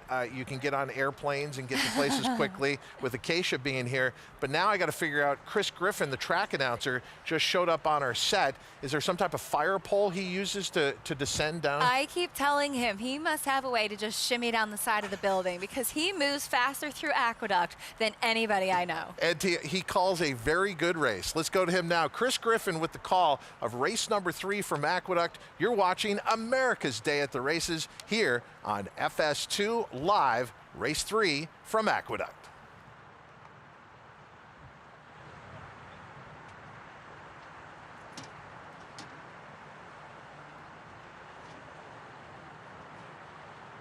Thorsness. All set. And they're off. Carlin Contention broke very sharply, but now is taken back in behind horses, as here's Thorsness to the far outside. Thorsness will press on as a clear leader, is up by a length and a half. To the inside here in the pink blinkers comes Grand Commander, and the front 2 are now 3.5 in front of Carlin Contention, who moves forward with Taparino at the rail. That's the gray. Also progressing from the back, it's Natural Hunk, and the trailer, Daytona Moonshine. It's a lone leader, Thorsness. Thorsness through an easy opening quarter of 24.13. Running off a little bit here, Thorsness. Little Keen wants to go, but Manny Franco trying to ration out the speed of the leader. Taparino has moved through at the rail for Christopher Elliott, is now challenging for second with Grand Commander. Natural Hunk is on the move. Natural Hunk and Jorge Vargas Jr. now warming up to the task as they approach a half-mile left to go. The 2 at the back, Carlin Contention and Daytona Moonshine. They're well into the far turn in a well-strung out field, 47.55 for the half-mile time, and they haven't caught Thorsness yet. It's Thorsness who tried to catch that breather, is well into the turn, is approaching a quarter-mile left to go. Grand Commander, Sahin Savachi on the move, and here comes Grand Commander to the outside of a fully extended Thorsness, and Grand Commander pushes on by. Grand Commander with the lead at the top of the stretch. Thorsness battles on, is not done yet. From the back trying to rally on, here still comes to the outside Natural Hunk and Daytona Moonshine, but Grand Commander extends the margin, is up by a length and a half. It's Grand Commander with a 16th left to go with no more dangers in sight. Grand Commander wins it easily. Thorsness second, then came Natural Hunk and Carlin Contention in 1:37.4. It is to Grand Commander, the equipment change today of blinkers on. It made a lot of a difference, too. He finished up well, and you could kind of see as they hit the top of the stretch, the pace was set by your favorite Thorsness, and neither one of them are really winning type Todds. Todd, they both looked like they were kind of waiting as to who might go forward, but finally, Grand Commander, maybe it was the blinkers, adding a little bit more focus there. He was a bit more forwardly placed today, and he was able to kind of make that first jump, and nobody else really did any running besides the top 2. Yeah, this is kind of the definition of a strung out field. First by 5 and then second by 4. And it is the 2 Grand Commander at 3-1 over the 6 Thorsness at even money. We will be back with those prices, and they have posted the entire order. Finish now 2-6-4-3, 3-1 over even money, over 9-2. Natural Hunk getting third, and then 6-1 and fourth. It's the 3 Carlin Contention. But we return to our on-site coverage down in Hot Springs, Arkansas, Oaklawn Park. Race number 2 coming up shortly. Thanks, Todd. As congratulations to Bruce Brown getting the win there with Grand Commander up in New York. We have horses on the track, though, Richie, for today's second race. 2 minutes to post here, but we shall meet the field as we do see a 3-2 favorite in Miss Chocolate on the outside. Number 7, she'll be stretching things out in distance as this is contested over 1.16 miles. But there's some also short price horses that I do think make a good deal of sense, including number 1, Avery County. Yeah, I thought she was probably the most likely upsetter to your favorite. Just a real nice effort last time, stretching out for the first time, and gets a good inside draw. Is going to get to save ground. I'm not an analyst here, but I do have a little bit of interest in number 2, Surprising Love, stretching out. Well, I'm going to pay attention, and on the stretch out here at a big price, why not? I'm crazy. Number 3, Devil's Den, adds blinkers. Adds blinkers, tended the pace last time. That Avery County set could not match strides. Number 4, Dixie did absolutely no running first time out, but gets Lasix here. Gets Lasix for the first time. Would have to turn it around in a big way, though. Valeska's Promise, stretching back out. Yeah, just been throwing in the towel, but does also drop in class. How about number 6, Batisto up there at 10-1? Yeah, horse that on the stretch out did lay up a little bit closer, got tired. Maybe can improve with that effort. Yeah, number 7, there's your favorite, Miss Chocolate at 3-2. Yeah, been kind of slow, steady slide down to the $25,000 level. Was a good second for 40 last time. Had her chances. Number 8, Miracle Minded. She has had her chances. And another one that can probably set up a pretty decent trip. First route, 4, 30-1 shot. Number 9, Back 9. Well, nobody would shock me winning this race, but this would be a bit of a surprise.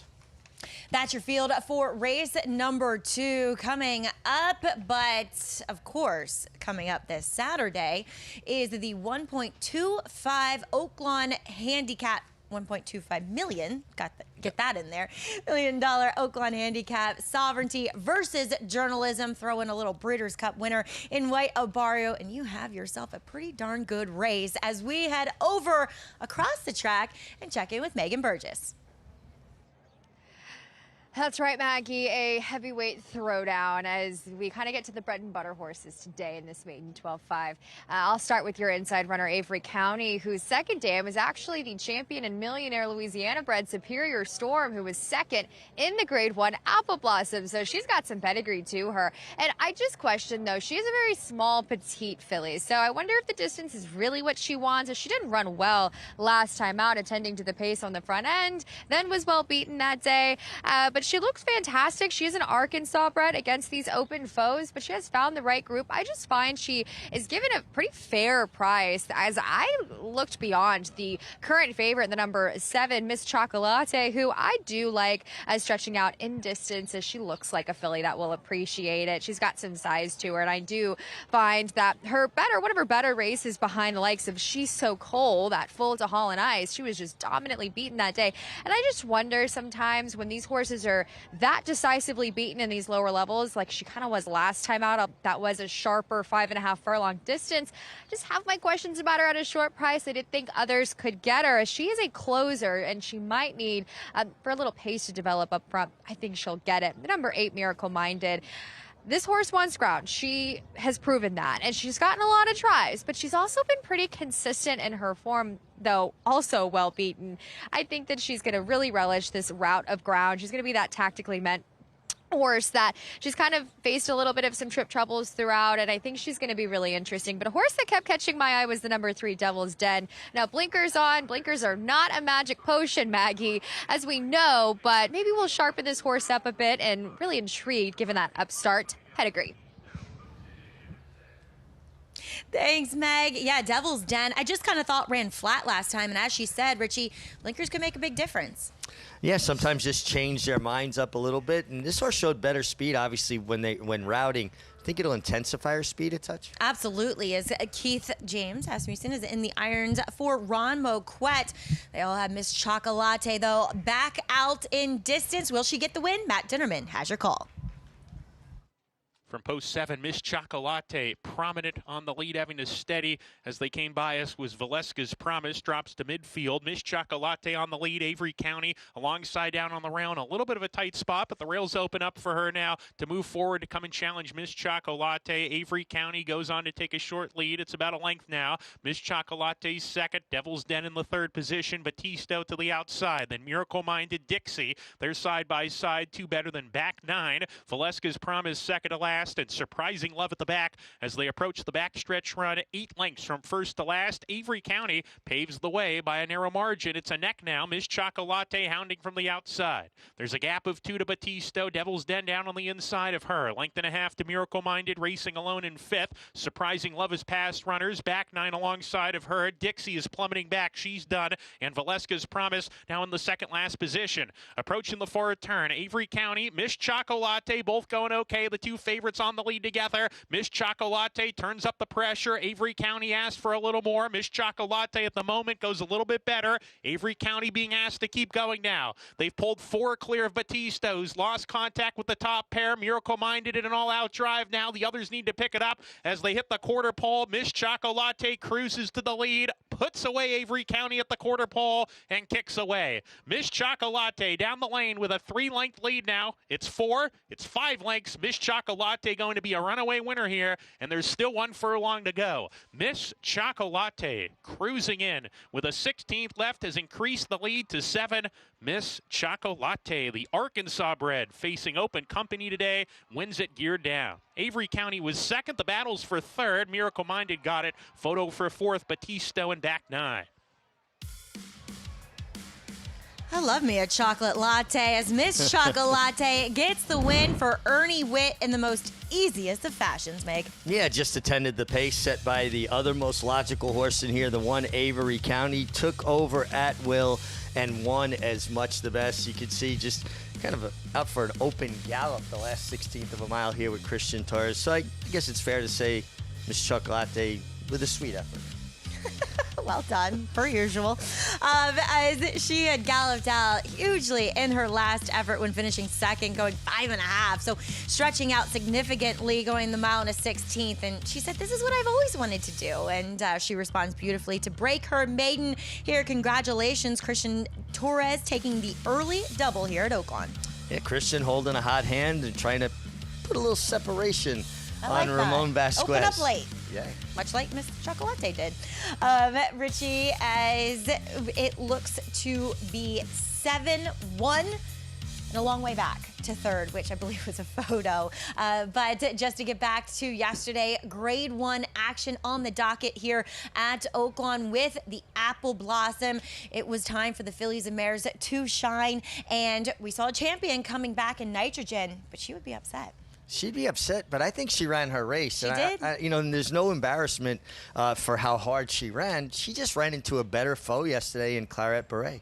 What do you think of Micah Husbands? We touched on it, his first grade 1 win, but his performance, his pressure under fire, because she was not acting, in an easy fashion. And I thought he warmed her up so well. He had so much, confidence in his filly that he could get her to relax. Well, in the post parade, she was right at that boiling point where she looked like she could simmer over, but he just kind of stayed loose, stayed cool. Horses feed on your energy, and every time I looked up, he'd be petting on her, talking to her, and she settled in quite nicely.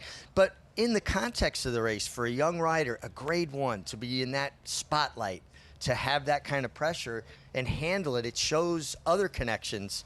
Hey, we can have confidence to put this kid in on the big stage. I was really impressed with how he handled himself and rode Claret Beret yesterday, as that will do it for me here on the desk. You're in fine hands, though, as Lafitte Pinkai takes over. But make sure you stay tuned. So much more to come here on America's Day at the Races on FS2. We'll let Richie talk a little bit more about Claret Beret. Micah Husbands pumped up to get his first grade 1 victory here at Oaklawn.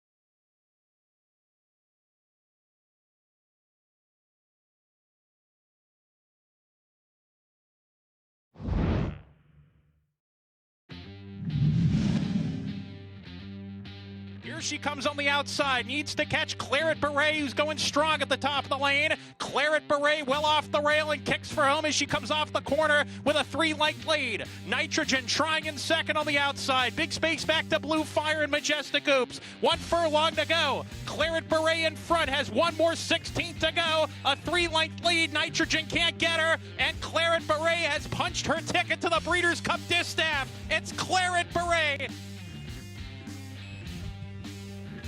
Blitzing the competition, including a champion, Claret Beret, in yesterday's Apple Blossom. Fired up Micah Husbands now joining. Richard Migliori, I'm Lafitte Pinkai. How many times do you think Micah watched the replay last night? I can only speak for myself. If it was me, I would at least 25, 30 times. I'm sure he watched it several. You could see how fired up he was, and Patton are coming through the wire. To get your first grade 1 in a race worth $1.25 million, beat a champion, that's the stuff you dream of as a kid wanting to be a jockey. It's like, for a kid that wants to be a baseball player, hitting that walk-off in the 9th, right? Yeah, and she wins the grade 1 by daylight, and then there's the analytics, right? There's what we see as far as a speed figure. That was legit, and the type of performance that makes you a contender at the upper echelon of the older filly mare division. Well, absolutely. And I think the initial reaction is to be a little bit disappointed because the returning champion Nitrogen didn't win. But I think she ran her race, and she ran a good race. Yeah. She just ran into a better mare on the day. And there's no shame in losing. The shame is not showing up and trying. Career high in terms of a buyer speed figure for Nitrogen and her runner-up effort. Breakthrough performance yesterday by Claret Beret, onward and upward for her. She's trained by Safi Joseph. Segue to next Saturday's feature. The entire racing world is abuzz for this upcoming Oaklawn Handicap. Always an important race. Now this is box office. This is must-see. It's don't you dare miss it, Richie, as you said. Ali Frazier status, round 3. The field drawn about an hour ago. Number 3, Sovereignty, Horse of the Year. Post 5 Journalism, Preakness winner. And White Barrio, let's give him some love. Drawn inside, as you mentioned, let's not forget he's a Breeders' Cup Classic winning Horse of the Year runner-up after all. Yeah, I mean, you have to respect a horse like this, and you also have to respect the fact that there's not a lot of speed in this race, Lafitte, and White Barrio can go to the lead. He can be comfortable in that situation, and maybe it plays to his strength. I mean, Safi Joseph certainly hitting on all cylinders. Everything he shipped in here has run extremely well. And I have to make a correction, Lafitte. The 2 Liberal Arts previously was trained by Brad Cox, now trained by Heather Iron. I did not pick that up when I did the draw on that this horse was sold at the digital sale. So my apologies. He's been in a few different stables, Liberal Arts. Still looking at White Barrio, Safi Joseph, who told the Daily Racing Forum, I don't know that he's good enough to beat Sovereignty, but Sovereignty will have to race his best. He'll need his best race to beat White Barrio, unquote. Well, isn't that the question, too? I mean, Sovereignty as well as Journalism coming off of layoffs, and it's a long season, so are they going to be honed to that razor's edge? And maybe if White Barrio is, and he has an advantage speed-wise, maybe there's an upset in the brewing. I don't know, but I know that we've got 3 great horses lining up. And then you got up-and-comers like Publisher, who finally figured out how to win. The richest maiden of all time, and all of a sudden you can't keep him out of the winner's circle. Runner-up in last year's Arkansas Derby at 50-1. The Oaklawn Handicap next Saturday. Most prestigious race for older horses every season here in Hot Springs. Just 6 days, a clash of Triple Crown race-winning titans. Derby winner, reigning Horse of the Year, Sovereignty. Preakness winner, Journalism. No introductions needed. They've met twice. Sovereignty has prevailed twice. Saturday, right here at Oaklawn, round 3. Oaklawn Handicap next Saturday on America's Day at the Races. So excited it's good for the sport, it's good for racing fans, and this place is going to be absolutely electric. And I really applaud the connections of both Journalism and Sovereignty. They could have avoided each other, ducked around, and not hooked up till later in the year. Let's do it. This is great for racing. Aaron Wellman, Clips Thoroughbreds, Bridlewood Farm. Joined by Megan Burgess, and we're watching another look at I'm Worthy cruising. Easy victory here, Megan, in the 3rd. It was, as this horse, as Richie mentioned before he went offset, definitely had to figure him out. And this is a horse I've been kind of following through Oaklawn, and he has been a quirky customer. So nice to see him connect the dots today. But in the first 3 races here at Oaklawn, we've seen some pretty dominant winners thus far. That's what we've seen in the first 3. We march forward. They're in the winner's circle now with I'm Worthy and that maiden breaking performance just moments ago. 6 races left on the program. Class 6, pick 6 gets started next. Roddy Valentes, I'm Worthy, there he is. Yeah, and Ramon Vasquez has had just an incredible meet thus far. Christian Torres actually captured the early double, I should say, as we take a look at his performance defeat. And it almost felt like, though, he did find the right friend with a firster well behind him, but this was the right spot for him. And just strategically, the way things unfolded, he was far back in his last race. He really had to be encouraged to pick up his feet before the field hit the far turn. Here, he was much more involved early and at the top of the stretch. Cut loose and only a question of how far. When you have a horse that's green and maybe not really figuring things out as much, you want them to be more engaged. You don't want to leave them with all of that work to do late in the end. But Super McKenzie there at 12-1 on the board, getting it done first time out. And I would look to bet that horse back. You probably won't catch the 12-1 though. Next time out. 1060, I'm Worthy, race 3. We march forward. Race 4, starter allowance, older horses, 6 furlong sprint. Take out Kunshan Bridge, 7 strong. Pray for Peace, 5-2, DQ'd after crossing the wire. Well in front in his most recent. Gino Hollander, 5-2. Who'd you come up with? Well, as you alluded to, the kind of dramatics of the number 3 Pray for Peace the last time out, me and Richie were actually on the desk that day, and it was a jockey error, on behalf of David Cabrera, who just kind of came over and didn't have the timing right on that. And honestly, it's something to look forward to today to make sure they play it right, as he will climb it back aboard, as there are some other speeds. We'll see if he has to deal with maybe some similar circumstances.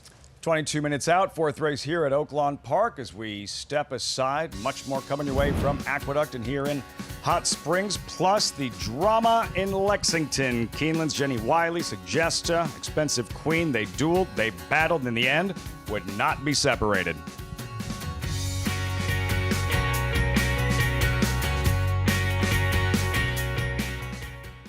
Say hi to our new stallion, Highland Falls. From his winning debut to that spectacular Jockey Club Gold Cup. It is Highland Falls. He wins another one, this time the Jockey Club Gold Cup. Even his buyer was high. The race his sire made his own by a widening 4 lengths. A host of Grade 1 winners far behind. High and goodbye. Running a 107 when second in an All-Star Whitney.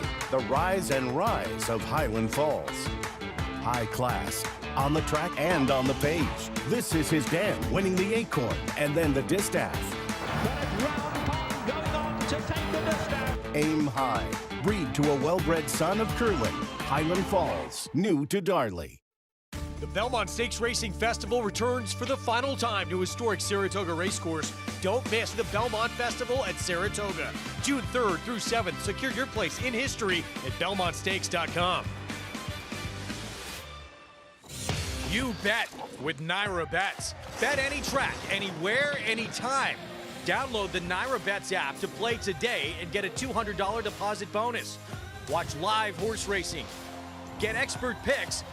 Boost your bankroll with weekly promotions. And hone your handicapping skills with exclusive tips and tutorials. Download the Naira Bets app now. Sign up now to claim your $200 deposit match bonus. You bet with Naira Bets. Every 2-year-old champion has precocity, but only one can be called fierce. Fierceness. Brilliant at 2. A powerhouse win. Dominant at 3. Fierceness is putting on a show in Hallandale today. Fierceness to win the Travers. Tenacious at 4. Fierceness has won the Pacific Classic. All the makings of a champion. Fierceness. New to Coolmore America. Saturday on America's Day at the Races, Kentucky Derby and Belmont Stakes winning Horse of the Year, Sovereignty, makes his 4-year-old debut in the Oaklawn Handicap, his first race since the Travers and very first start at Oaklawn Park. And we are witnessing greatness. Join join Lafitte Pinkai, Richard Bigliori, Megan Burgess, and Maggie Wolfendale for our special live coverage from Oaklawn Park in Hot Springs, Arkansas. The Oaklawn Handicap and more. Coverage begins Saturday, 1 p.m. Eastern on FS2.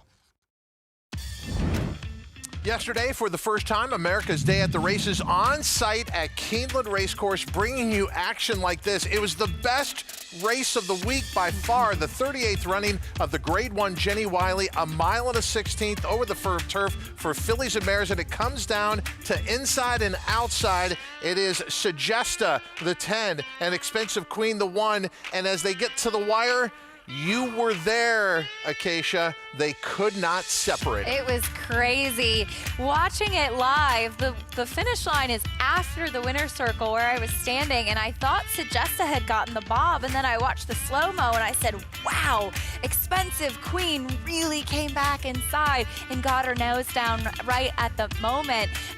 It called a dead heat, and I was standing there. Brendan Walsh came back over, and as Flavian Pratt and Sagesta made their way towards the winner's circle, Brendan asked Flavian, what do you think? And Flavian said, I don't know. So that just goes to show you how tight it was. Both the jockeys level on their horses. The mares had their ears pinned fighting. It was such a cool moment, and I thought spectacular ride by Luis Saez going down the inside like he did there. It was thrilling, that's for sure. Declared a dead heat, so a tie. There has been a lot of chatter out there on social media about the photo itself. One thing that hasn't been out there that I think is important to point out, because there's a lot of people saying, why isn't someone coming out and talking about this photo? The placing judges in Kentucky are employed not by Keeland, but the Kentucky Horse Racing Commission. So if there is going to be a statement, it's going to have to come through the KHRC. But back to a significant accomplishment for Chad Brown. 8 wins in the Grade 1 Jenny Wiley. Incredible. And honestly, many feeling that he should have been put up to win last year right. as well, with kind of a bit of a chaotic stretch in that performance as well. But with an 8th victory, Sagesta getting the win here. And I spoke after the race to Garrett O'Rourke from Juddmonte, and commenting on how she seemed to be getting better later in the year last year, and she seemed to pick up right where she left off. She's a really talented horse. Cool to see her back this year as a 5-year-old. But quite a list there. We'd mentioned earlier in the show as well, Rushing Fall.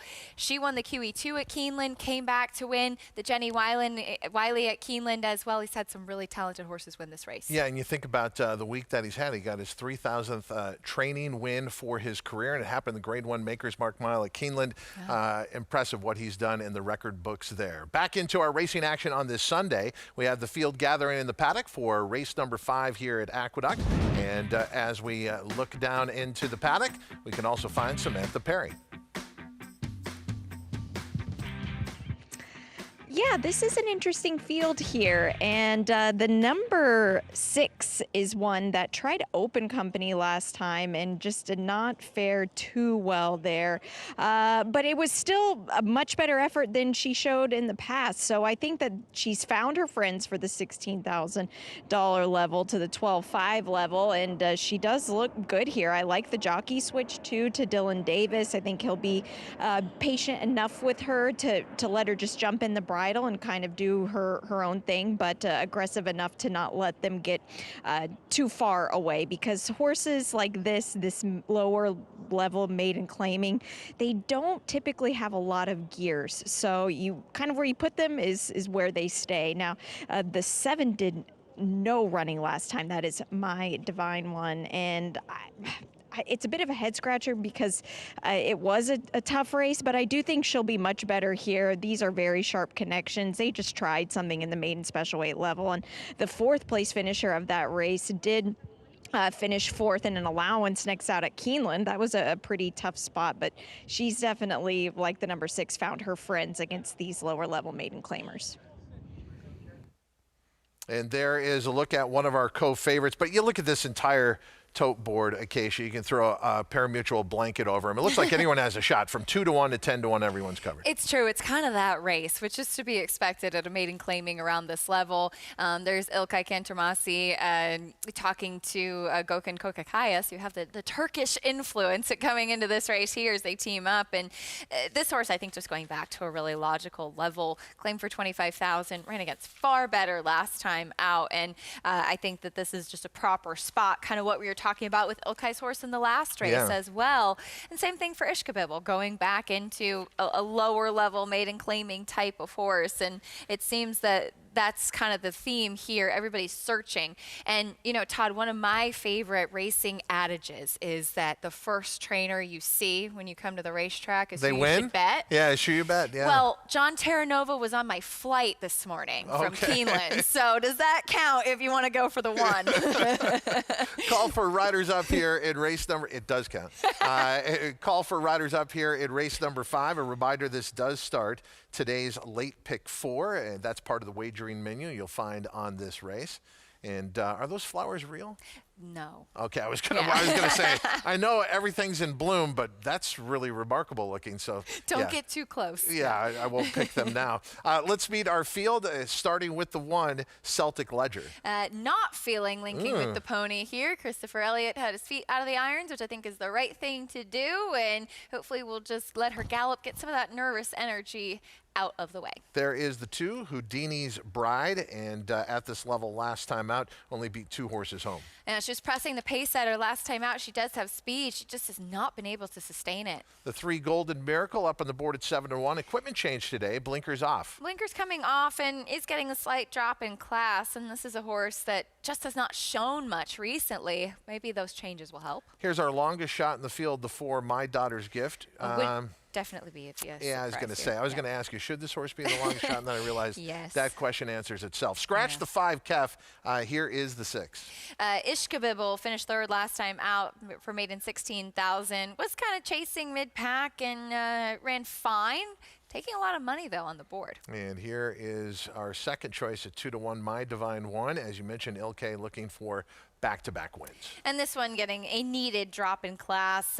Aggressive last time out with her. She didn't fit. She goes down to the level that she belongs. All right, live post parade here. Field going out to warm up for race number 5 at Aqueduct. We did see the first horse, Celtic Ledger, kind of spin around coming out when they're first onto the track. So we showed earlier the flag here. It's pretty windy out there today, pretty strong headwind in the stretch. Is that part of the factor as well when a horse reacts that way coming out for the post parade? They come into the wind? Yeah, sometimes it is. I have not actually been in the paddock for one of this horse's races before, so I don't have any notes to compare to. I don't know if this is normally how she is. But yes, sometimes it's either a result of coming out of that little ramp from the paddock and coming up and just a little shock seeing what's on the track there. Sometimes it's just really not wanting to link up with a pony, and the lead pony maybe just being a little bit green, a little bit reluctant. And then I don't know what it is about wind, but it really can rev a horse up. Especially if you have younger horses at the starting gate, that leads to complete chaos. Samantha Perry, as we said, down in the paddock watching the field warm up, now watching them as they warm up. Samantha? Well, the number 1 has sharpened up quite a bit since kind of getting away from the ponies. It was almost like a little too intimidating for her, and it's because the ponies are like double the size of her, but she just went away without the pony and got a really nice warm-up just in the bit, perfect, and she's acting fine now, so that's a good sign here. But the number 7, I really feel like is the one to beat. This horse here is just drawn perfect to the outside, and like we just keep alluding to, it's such a big drop in class for the 7, and they claimed this horse for $25,000. Now it's tough to claim off of trainer Bill Mott because he really puts horses in a good spot, but for the $25,000 level of these connections, loser for 16 or keeper, a win or not, I still think that they might get a little bit of ROI on their purchase here. She does wear a chest plate, which does keep the saddle just forward up on their withers. It's interesting. I never enjoyed getting on horses that had to wear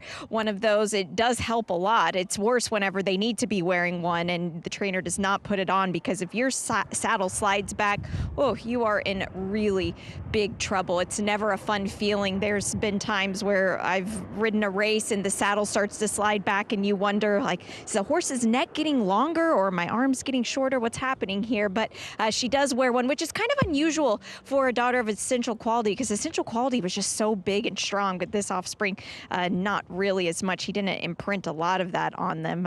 Think of a horse like the Puma, who is very round Essential Quality, but just not that, doesn't have that bigger body. Now the 6, this horse here, I think ran a good enough race last time to put her in the mix. Now she is a 3-year-old, as is the 7, a 3-year-old, taking a handful of 4 and 5-year-olds, which I feel is a disadvantage this time of year still, but I thought it was a decent enough effort, and she looks good. She looks like just your typical 7 furlong to a mile type of filly, just pretty strong for an Honest Mischief. Good things out here as the wind continues to pick up to start the late pick 4.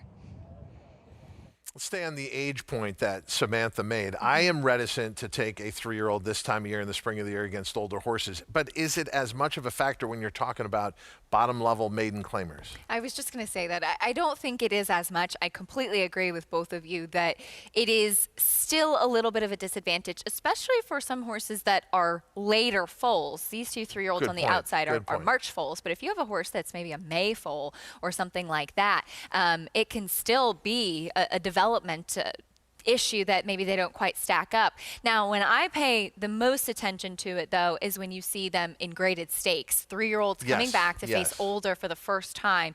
You've got some very, very tough horses that you're going to be facing at that stage, and I think that's when it becomes the most evident. All right, it's time to make a decision because the field is moving into line for race number 5 at Aqueduct. Acacia, who do you like? I ended up on the 7. My Divine One just cannot ignore a class strap in a field like this. You've heard our opinion. Most important opinion is yours. Hopefully you're playing it right now. The field is loading quickly for race number 5 at Aqueduct. It's America's Day at the Races at the Big A here on FS2. Live race number 5. Let's go up to track announcer Chris Griffin. My Daughter's Gift, Ishkabibble.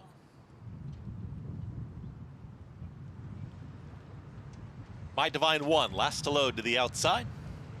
My Divine One goes in, all set.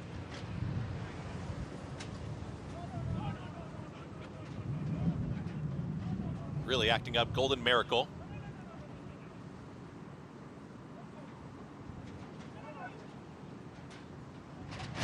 And they're off. Broken an even line. My Divine One is showing early speed. In between horses, here comes My Daughter's Gift, and ready to challenge is Golden Miracle. Golden Miracle wants to be a part of the early action, but My Divine One with a half-length advantage back to second. Golden Miracle backing off that early pace is going to be My Daughter's Gift, just got passed to the outside by Ishkabibble for third. There in fifth is going to be Houdini's Bride and the early trailer, Celtic Ledger. They're chasing the lone leader, 23.06 for the opening quarter mile. My Divine One trying to take them all the way. Golden Miracle is now a close-up second. Ishkabibble to the outside in third.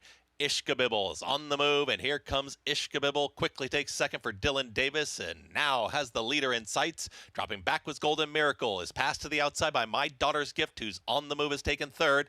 At the rail, Houdini's Bride and Celtic Ledger, the trailer. Ishkabibble has just cruised on by that leader.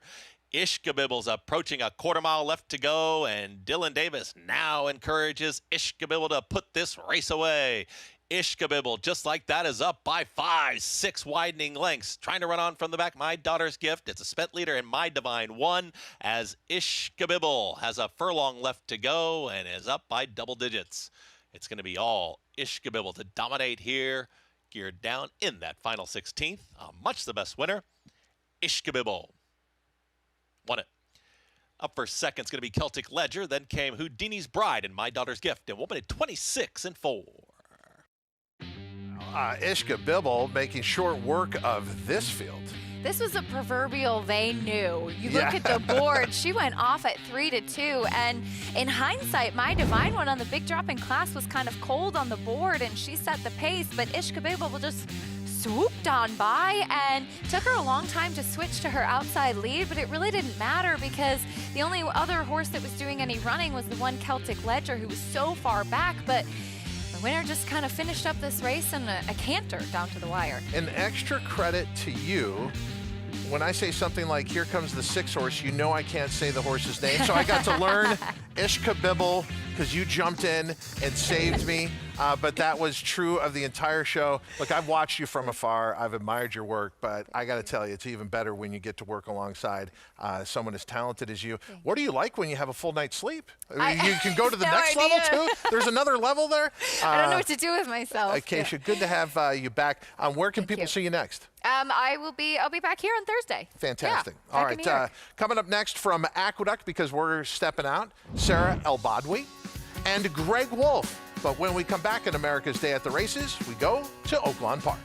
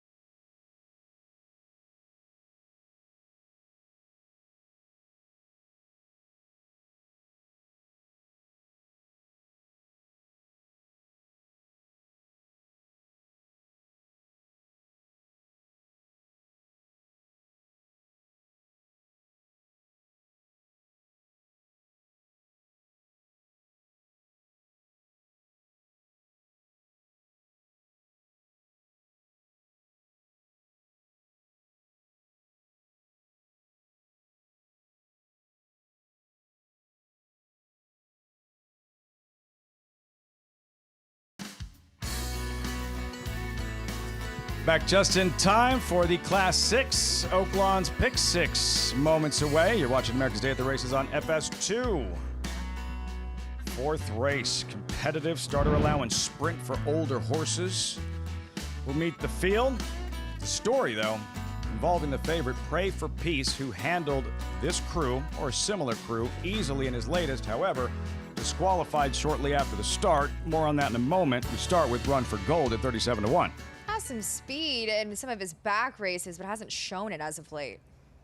Steel Link victorious in his first start for Steve Asmussen. Clark Brewster will be a part of the early pace. There he is, Pray for Peace, 6-5. He was more aggressively ridden last time. We'll touch on the theatrics of that here in a moment. V-Day to the Tenacious, 14-1, the Ohio bred. Big long shot, Ohio bred, no direct threat to similar in his last start. Eternally Grateful, claimed after his last pair. He's a closer who is now, as you mentioned, first off the claim. He's been popular commodity with his consistent form. Boat Song was banged around at the start of his last race. He was. You can draw a line through that last race.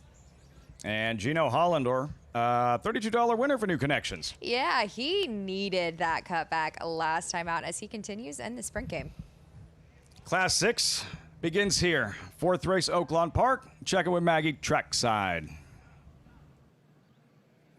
Well, I don't want to steal your thunder, but I am going to start with number 3, Pray for Peace. As you said, he was DQ'd for an incident that happened 16th of a mile out of the gates when he did come over on the horses to his inside when he was trying to clear for the lead, and it would lead to Ravenstown clipping heels. And Ravenstown did get back into the race and run well that day, but when you watch that race in its entirety, it really does feel like Pray for Peace was best. I mean, he beat the field by 4 3/4 lengths.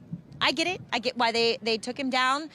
But, you know, some jurisdictions don't adjudicate, fouls that happen so early in a race. Here they have.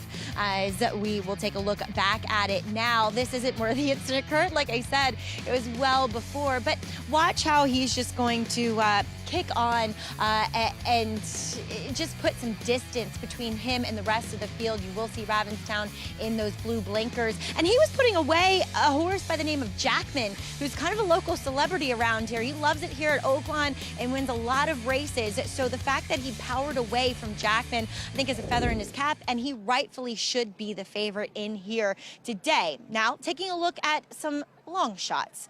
I think his biggest threat for getting to the lead possibly could be the horse to his inside in number 2, Steel Link, going second off the claim for Steve Asmussen.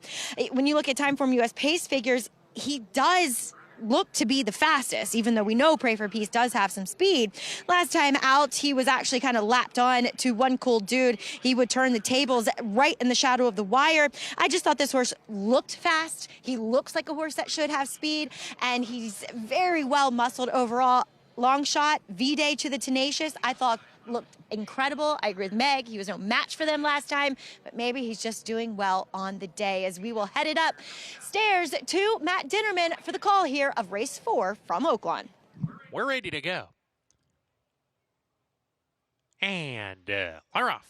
Slow break from Eternally Grateful. Pray for Peace away alertly. Run for Gold's going to come up in challenge. Steel Link between that pair. Run for Gold, Steel Link side by side. Pray for Peace delegates to track right behind them, not far off. 3 parts of a length behind the top 2 who are together. Then another line of 3. Boat Song. In the middle is V-Day to the Tenacious and Gino Hollander, who's 3 deep. Big gap of 8 to Eternally Grateful after the slow start is last. First on the inside, it's Run for Gold. Run for Gold with Steel Link still right there. Pray for Peace third, gets a breather, and now David Cabrera says go, and he moves up third, level with the top 2, and Pray for Peace comes looking for the lead. Gap of 2. Boat Song under some pressure now. Gino Hollander is following the move of Pray for Peace on the outside. He's 2 behind the leaders coming to the top of the lane. V-Day to the Tenacious has given way. Eternally Grateful never picked up his feet down the stretch. Pray for Peace has got the lead. Steel Link trying to stick around, but Pray for Peace with a furlong to go. He's in front. Steel Link fighting. Gino Hollander on the outside trying to get there as well into second. He goes. It's Pray for Peace going for the finish. He's clear a length and a half. Pray for Peace is going to do it. Pray for Peace over Gino Hollander. Then Steel Link, and fourth was Boat Song. Didn't bother anyone this time, minds his manners, goes about his business, and strikes. Does Pray for Peace odds on in the end.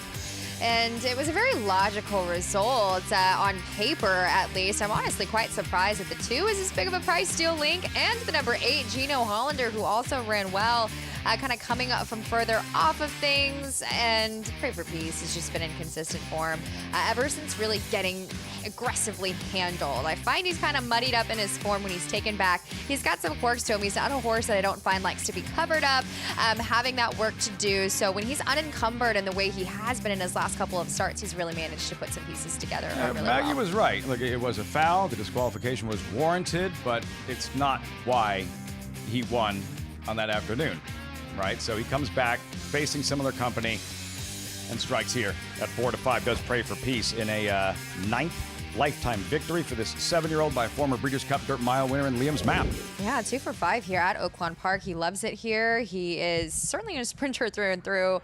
But Chris Hartman kind of comes off maybe a little underwhelming day yesterday with his 2 sprinters and has a nice win here. Kicking off the Class 6 with the chalk. 4-5, Pray for Peace. 3-8, 2-6 in the 4th race here At Oaklawn Park, results forthcoming as our coverage continues on this Sunday, and Hot Springs Pray for Peace rolls in the 4th.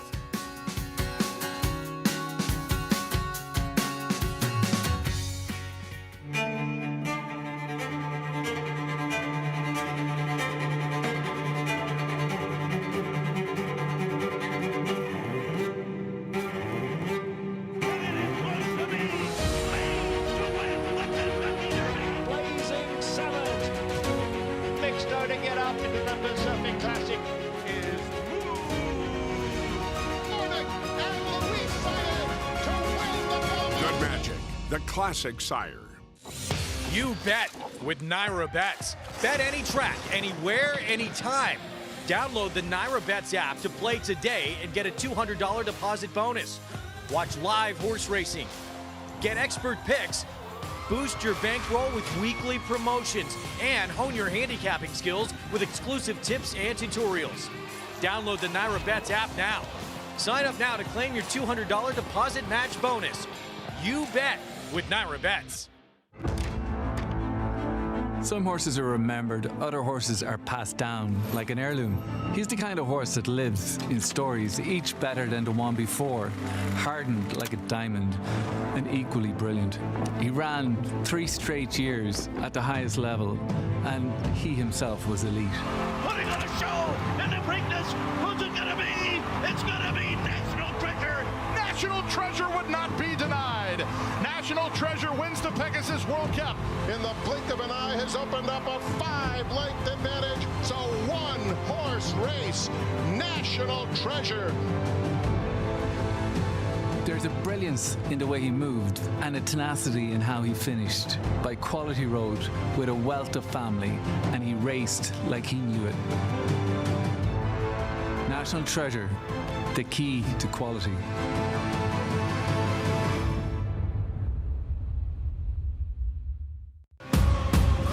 It's just super exciting. This is a real immersive experience. It's the respect from the outside that they get, but along with the way that you feel when you're part of it. High-class horses, really big races. We want you to be behind the velvet rope. The bar that they set is different than everybody else, and it needs to raise everybody together. Your job is to show up and have fun. We'll take care of the rest.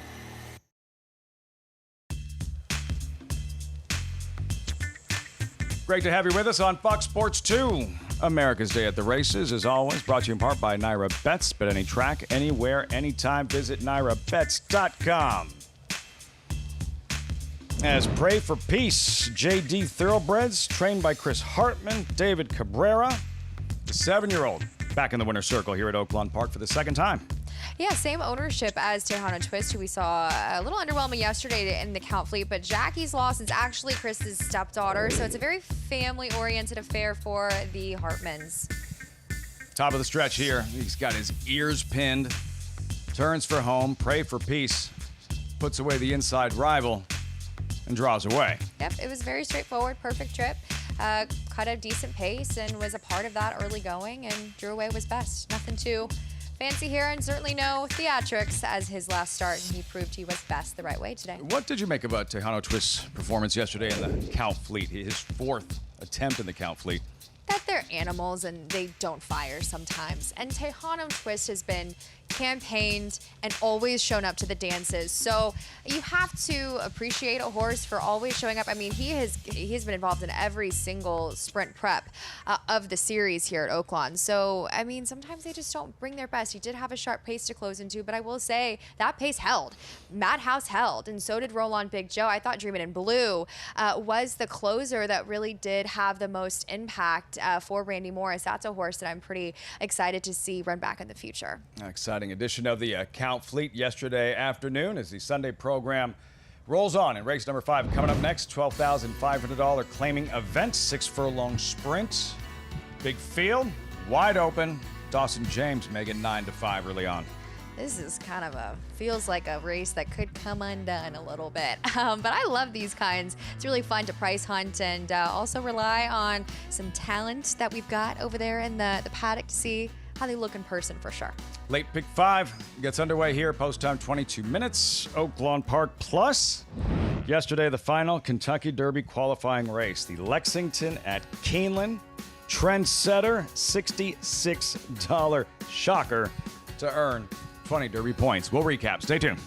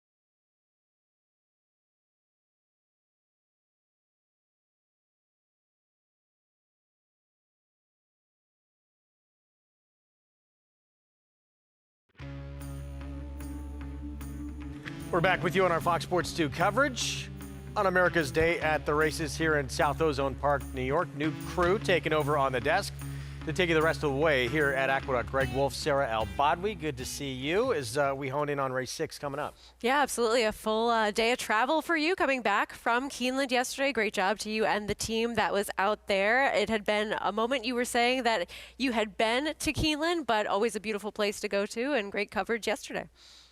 Thank you. Feel fresh as a daisy. Really? 6:59 a.m. flight. Yeah. Oh, boy. But no, doing well. It was incredible to be back there. It is such a special place.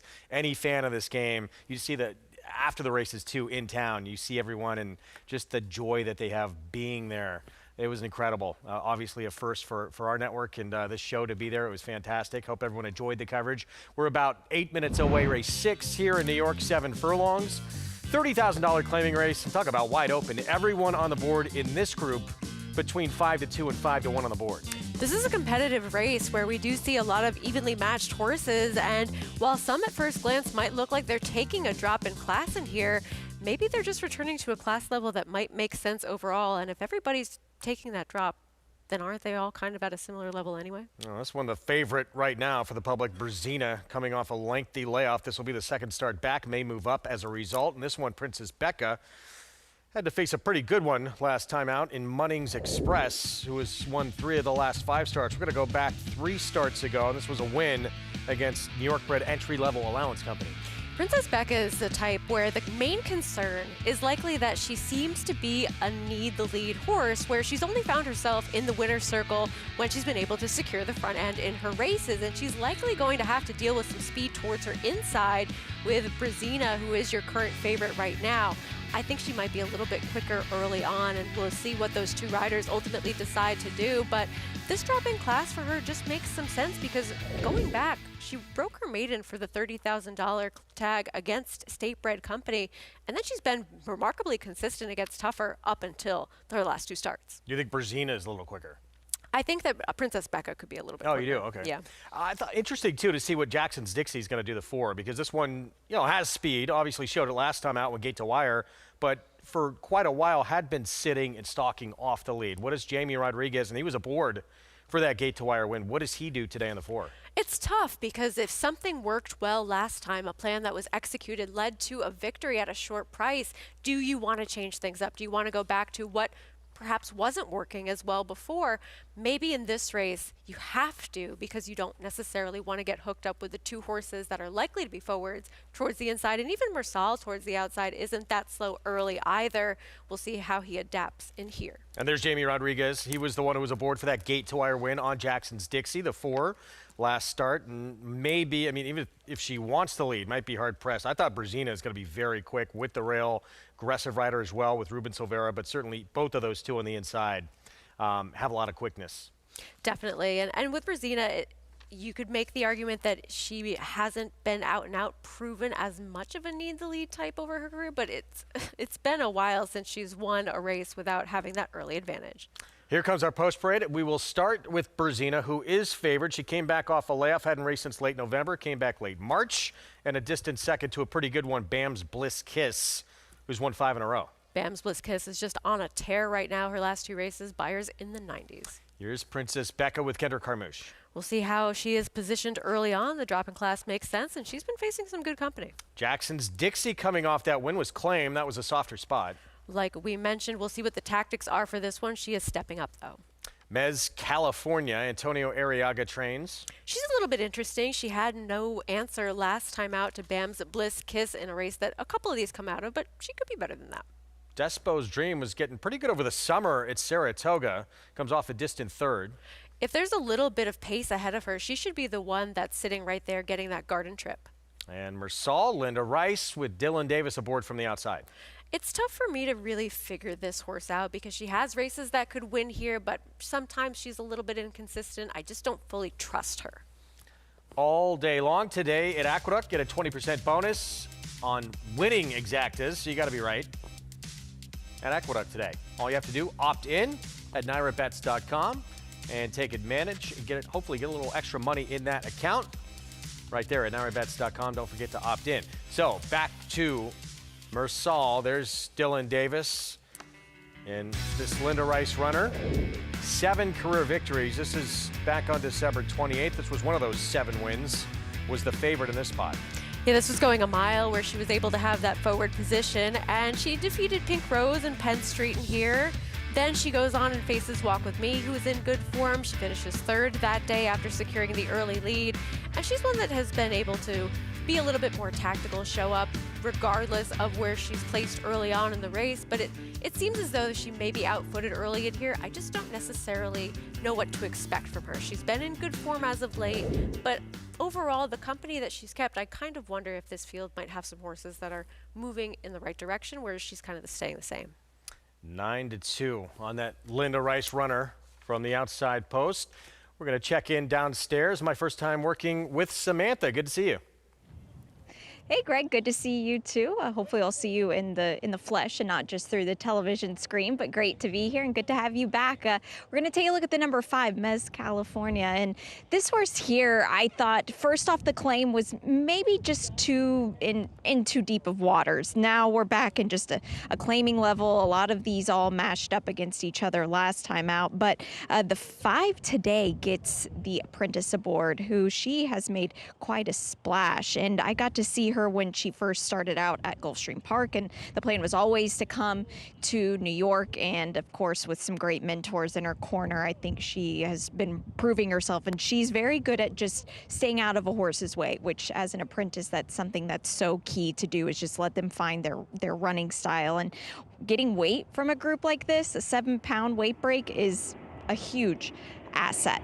Now, the number 7, Despo's Dream, finished 3rd last time out, but that was the first start off the bench, came off a couple months. And with these claiming horses, sometimes, and especially when Linda Rice is involved, you wonder if when they have to go to the bench, since she is just so aggressive with them and is not afraid to run one back quick, if maybe this horse is not what she once was.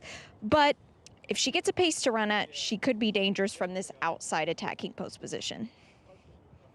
Yeah, thank you, Samantha. As we take a look at those prices from that prior race at Oaklawn, you look back in Despo's Dreams running lines. I mean, it really wasn't that long ago. She was facing horses that would smother this group. Senza Parole, Roswell.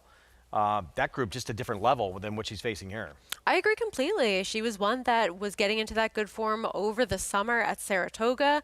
Then she had the race where she was facing some tough company. She lost the rider at the start. You could easily just draw a line through that race. And then, okay, she has the race in December, maybe not really the right kind of trip for her that day. Then she was just a little bit out of position in that race on January 15th.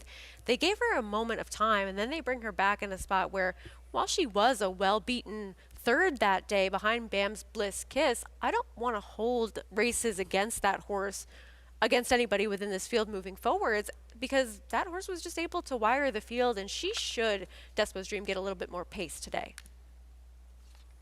3-1, Jose Lezcano will ride for Linda Rice, who just keeps rolling in 2026, on pace to shatter her record for wins that she set and broke last year, and off to a 32% start at this meet. We talk about it all the time. Linda Rice is so astute at the claiming game. She puts horses in spots where they can be effective, where they can be competitive, and she's clearly had a lot of success with doing just that. And if she does shatter yet another record, I can tell you that at Aqueduct, no one's ever going to top her. Mersal, quick look as we go back to the favorite at 5-2, Brzezina, and we'll see just how aggressive with the rail. You would think Ruben Silvera has to be very aggressive from that inside post. You would think so. I think that the way for her to be successful is to try to go.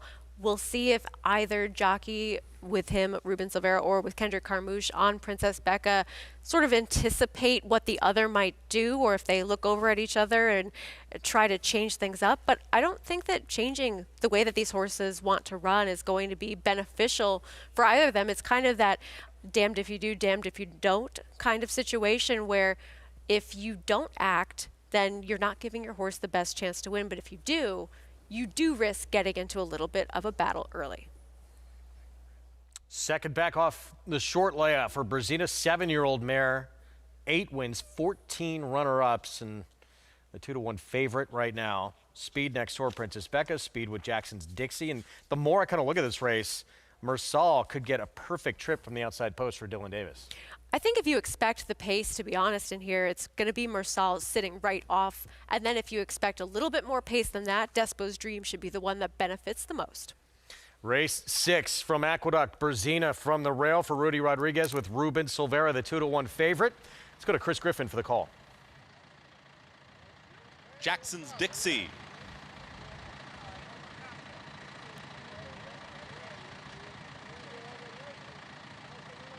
Mez California.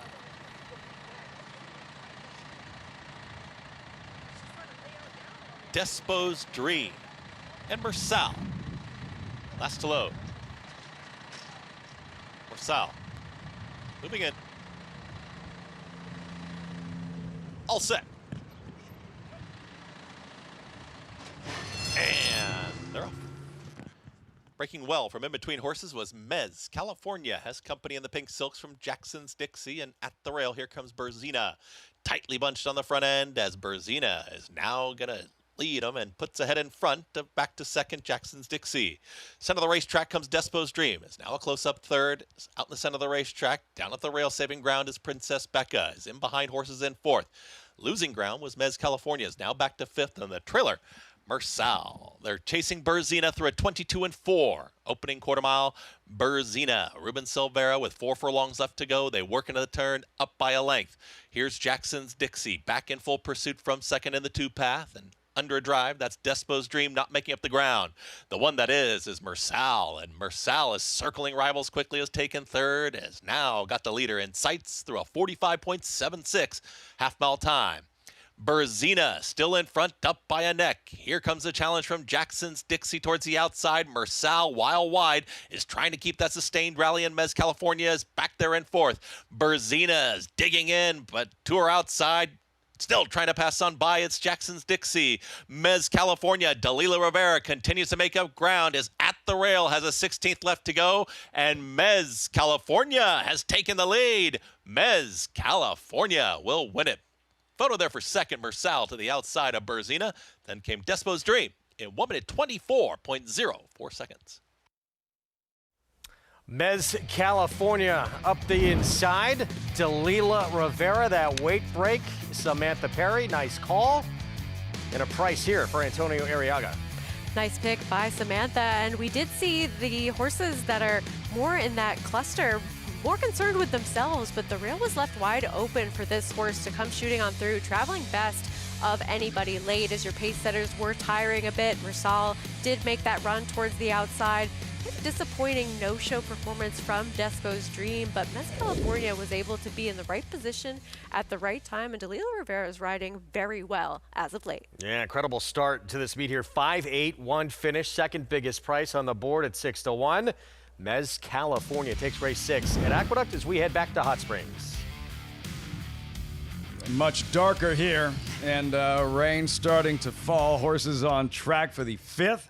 $12,500 claiming crew, 6 furlong sprint, 5-2 currently. Dawson James, we'll see him in the post parade as we start with City Rider, drawn inside, pictured 3 starts, hasn't been close. Up against it from that inside post with absolutely no early speed. Bet on Tiz, been spinning his wheels. Another one that's hard to make a case for an Arkansas bred here.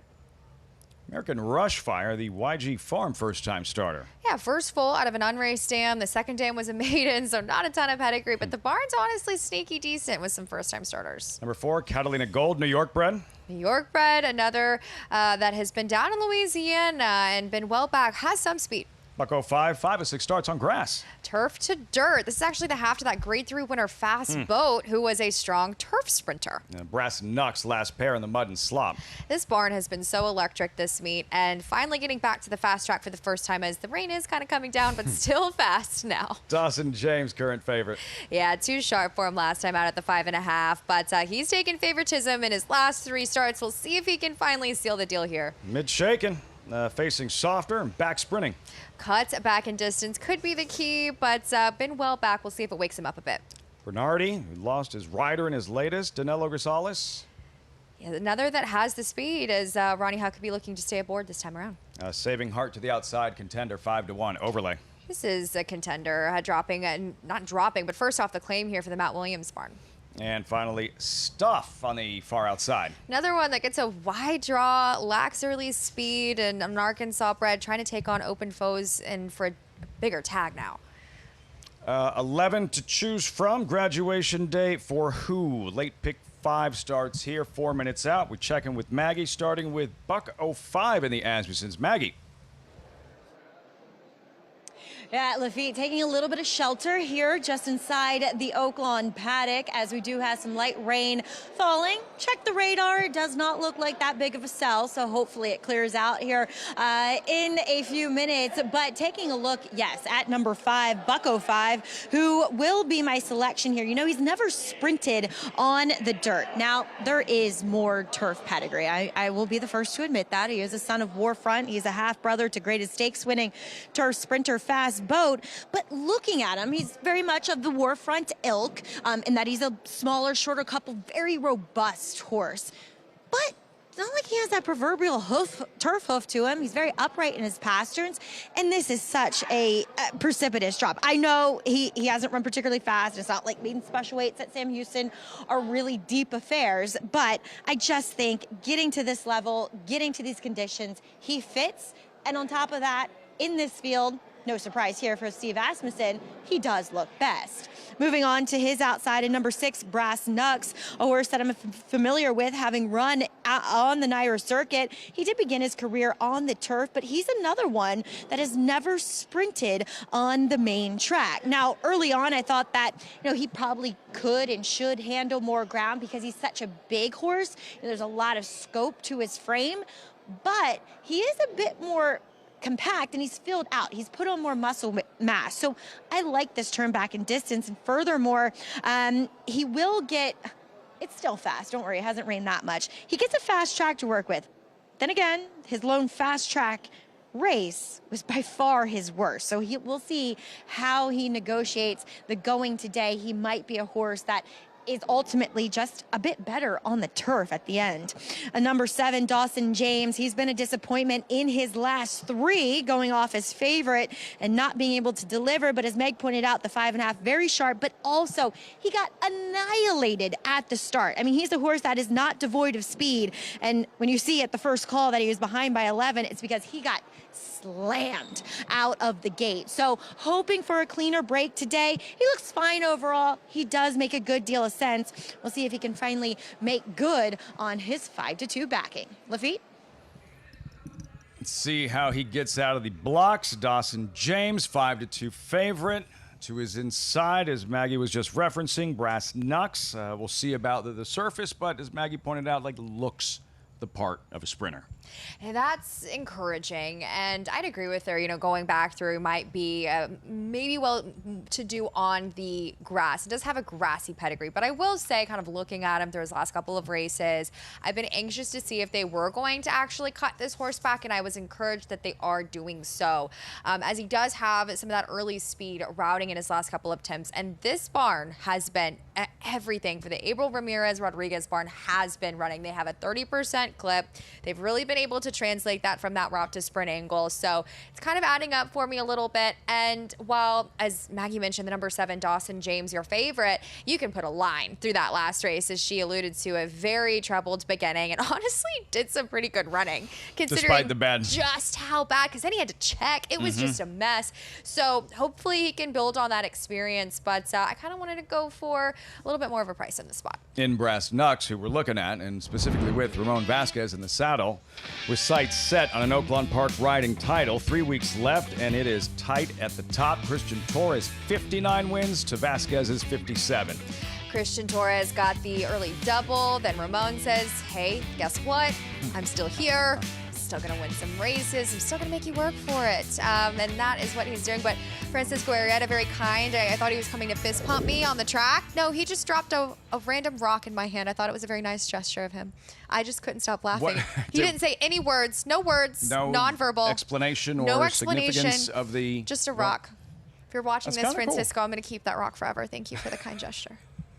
Thank you. Francisco Arrieta was in a spill on Yes. Friday. We're wondering, is he going to be able to ride Majestic? Oops. And yeah, right back in the saddle and trying for another victory, closing out another good meet for him as well. Third currently in the standings, as we just saw. Yeah, and if you remember his story last year, it was unreal. And he wasn't intending on staying at Oaklawn, and then all of a sudden he had just this resurgence, and he's such a kind individual. He really is. He sometimes I have to bend his arm a little bit for interviews, but gosh, is he just such a kind man.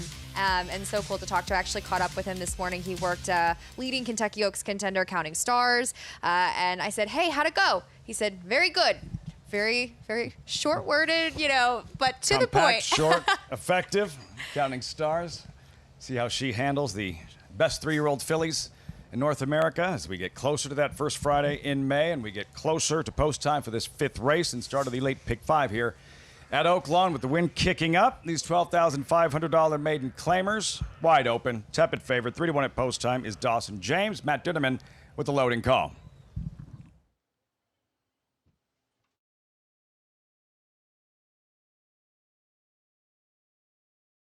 American Rush Fire go again. Mid-shaken, post 8. Mid-shaken goes in. American Rush Fire loading. Bernardi, post position number 9, and Catalina Gold.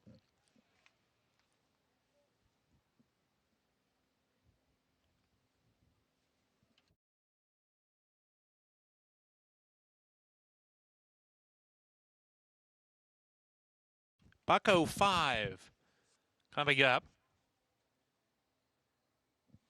Just a few more runners behind the gate here. Saving Heart goes in and stop. We're ready to go.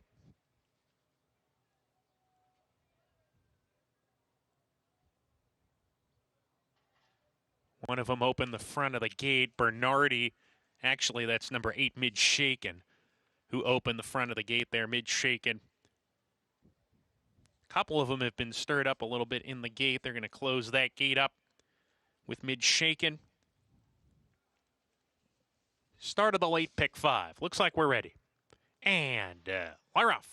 A little bit of a tardy break from American Rush Fire, who hopped in the air at the start. Bernardi flashing early speed with Brass Knucks and Catalina Gold in the line. Catalina Gold, Brass Knucks side by side. Bernardi not quick enough to get to the front with them. Takes third with City Rider down on the inside. Bet on Tiz in the pink is 5 lengths off the pace. 4 clear of American Rush Fire. Bucko 5 is between horses in a tight spot. Has to steady there. Mid-Shaken is past him, and he's 7 or 8 behind going into the forward turn run. Stoff is second to last, and Dawson James is at the rear as they round the forward turn. Brass Knucks, Catalina Gold side by side. Bernardi right behind them in third. Brass Knucks going pretty well. Grabs the lead from Catalina Gold rounding the forward turn and opens up a length and a half. Brass Knucks going strong at the quarter pole. Brass Knucks the one to beat as he comes off the turn. Saving Heart on the outside. He's into second. Has to catch Brass Knucks with 3/16 to go. Brass Knucks 3 ahead. Saving Heart in Game Cheese second. The rest well out of it, battling for a minor reward. Ramon Vasquez says go with Brass Knucks, clear by 2. Saving Heart still in with a shot here. He's coming on down the outside, and Saving Heart gobbling up ground late, grabs the lead. Well-timed ride by Amin Castillo. Saving Heart wins it over Brass Knucks, then Mid-Shaken, and Bet on Tiz. Saving Heart, the favorite, had to work for it, but he got the job done. Christian Torres says yes, because Ramon Vasquez was defeated. On Brass Knucks, worn down late, Saving Heart on the outside, 7-5, favorite at post time. Gosh, it really looked like Brass Knucks was going to get there. He kind of went to acting a little quirky in the stretch, but then comes kind of a new face to this scene. This is actually this rider's 3rd mount here, getting started, and what a way to do so, earning his first victory of the Oaklawn meeting, and kind of subconsciously wasn't expecting this kind of performance from this horse. Was that more Brass Knucks just coming up small late and running out of gas, or Saving Heart going out and getting him? Kind of felt like it was the Brass Knucks was kind of coming back to him a little bit. Definitely with the horse coming off of that first off the claim, was in for 10,000 last time out, kind of gives me that impression. Always great having you on set. You'll be stepping aside, but with a very important assignment this afternoon.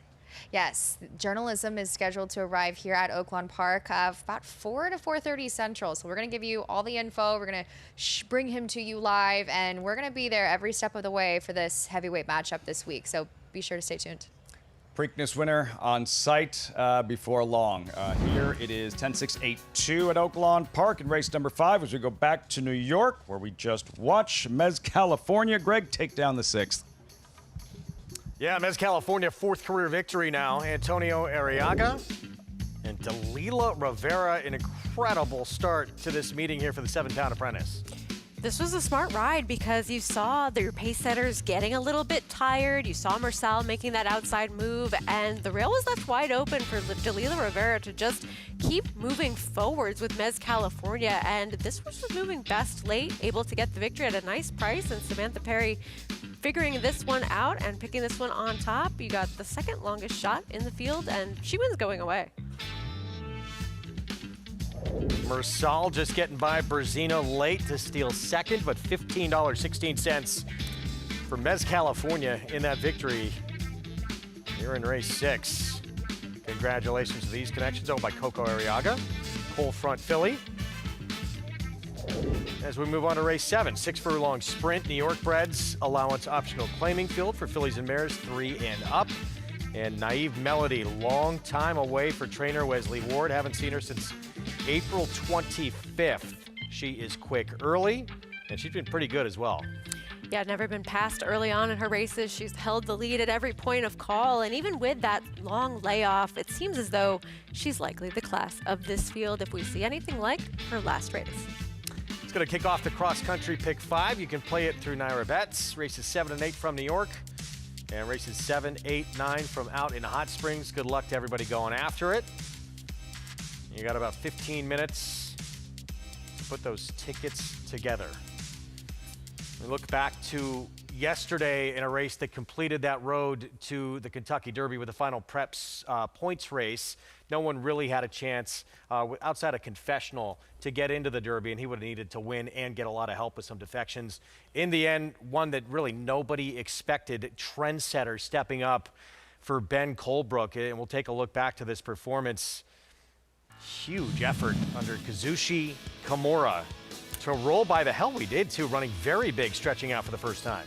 Absolutely, and this was a great ride. As you can see him sit right behind the pace, angle out in time, and as you mentioned, a big price in here for a horse that is not currently Triple Crown nominated, so we may not see this one using this as a prep for the Preakness moving forwards, but an interesting race where we did see some of those up-and-coming types maybe not show up, and he was the one that did. And keep your eyes at Kimura here.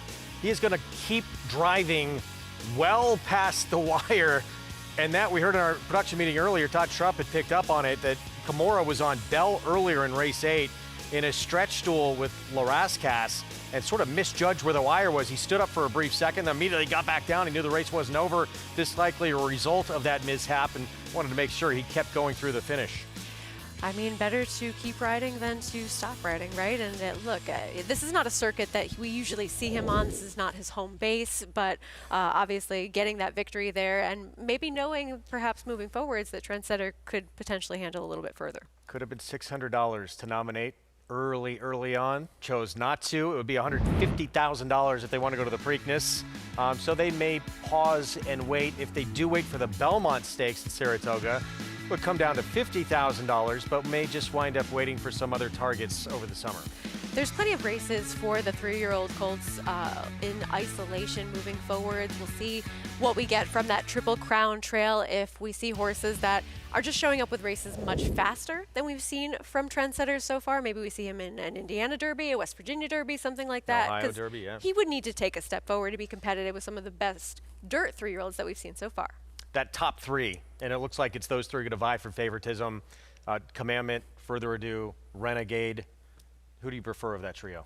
Well, I think that Commandment is the one that's done all of the work in terms of getting those ones. People like to see the wins for horses that are coming into the Derby. He's shown that he can handle a variety of competition, and I think that you could argue he's faced the best horses so far on that road to the Kentucky Derby. Further Ado, an impressive performance last time, but not the strongest bluegrass that we've seen in recent years. Dominated that race, though. I said it on the air the other day, if this Derby were at Keeland, he might be 3-5. He's run so good there in a couple of starts. Showdown for the ages coming up with Sovereignty, the reigning horse of the year, the Kentucky Derby, Belmont and Travers winner, and the Preakness winner, Journalism. They go at it again. Next weekend, we will have live coverage. Draw happened earlier today. We'll have more on it when we come back on America's Day at the Races.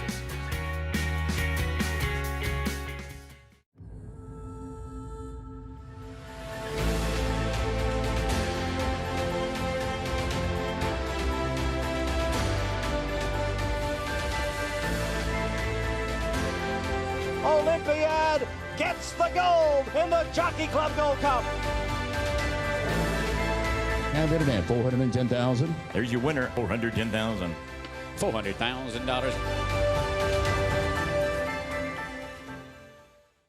RaceLens is the most in-depth product in horse racing with unique features found nowhere else. True odds, predictive analysis, and pace projection. RaceLens. It will change the way you follow horse racing and take your game to the next level. Enhance your handicapping with AI Fast Facts, exclusively on Naira Bets. Open your Naira Bets app, click View Runner Details, and a stat-driven fact will appear for all U.S. thoroughbred racehorses. Download the Naira Bets app to start using Fast Facts today.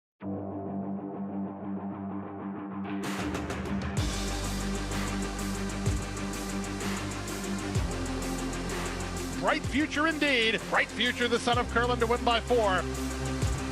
Bright Future Proxy, here's the line. Photo finish, Bright Future. Bright Future, look at that. Bright Future, the class prevails. Bright Future, standing at Claiborne Farm. New York breds. Race them. Respect them. Bet them. Respect them. Breed them. Respect them. Buy them. Respect them. Train them for a second career. Respect them. Join us in respecting thoroughbreds at every stage of life. Learn more at nybreds.com. Racetrack Television Network brings you every race, from every track, on every screen, every day. With monthly packages starting as low as $5, RTN gives you great value and access to more live HD streaming and race replays than anyone. Visit RTN.tv today to sign up and watch on almost any device, including Roku and Amazon Fire. RTN has packages that start at $5 per month.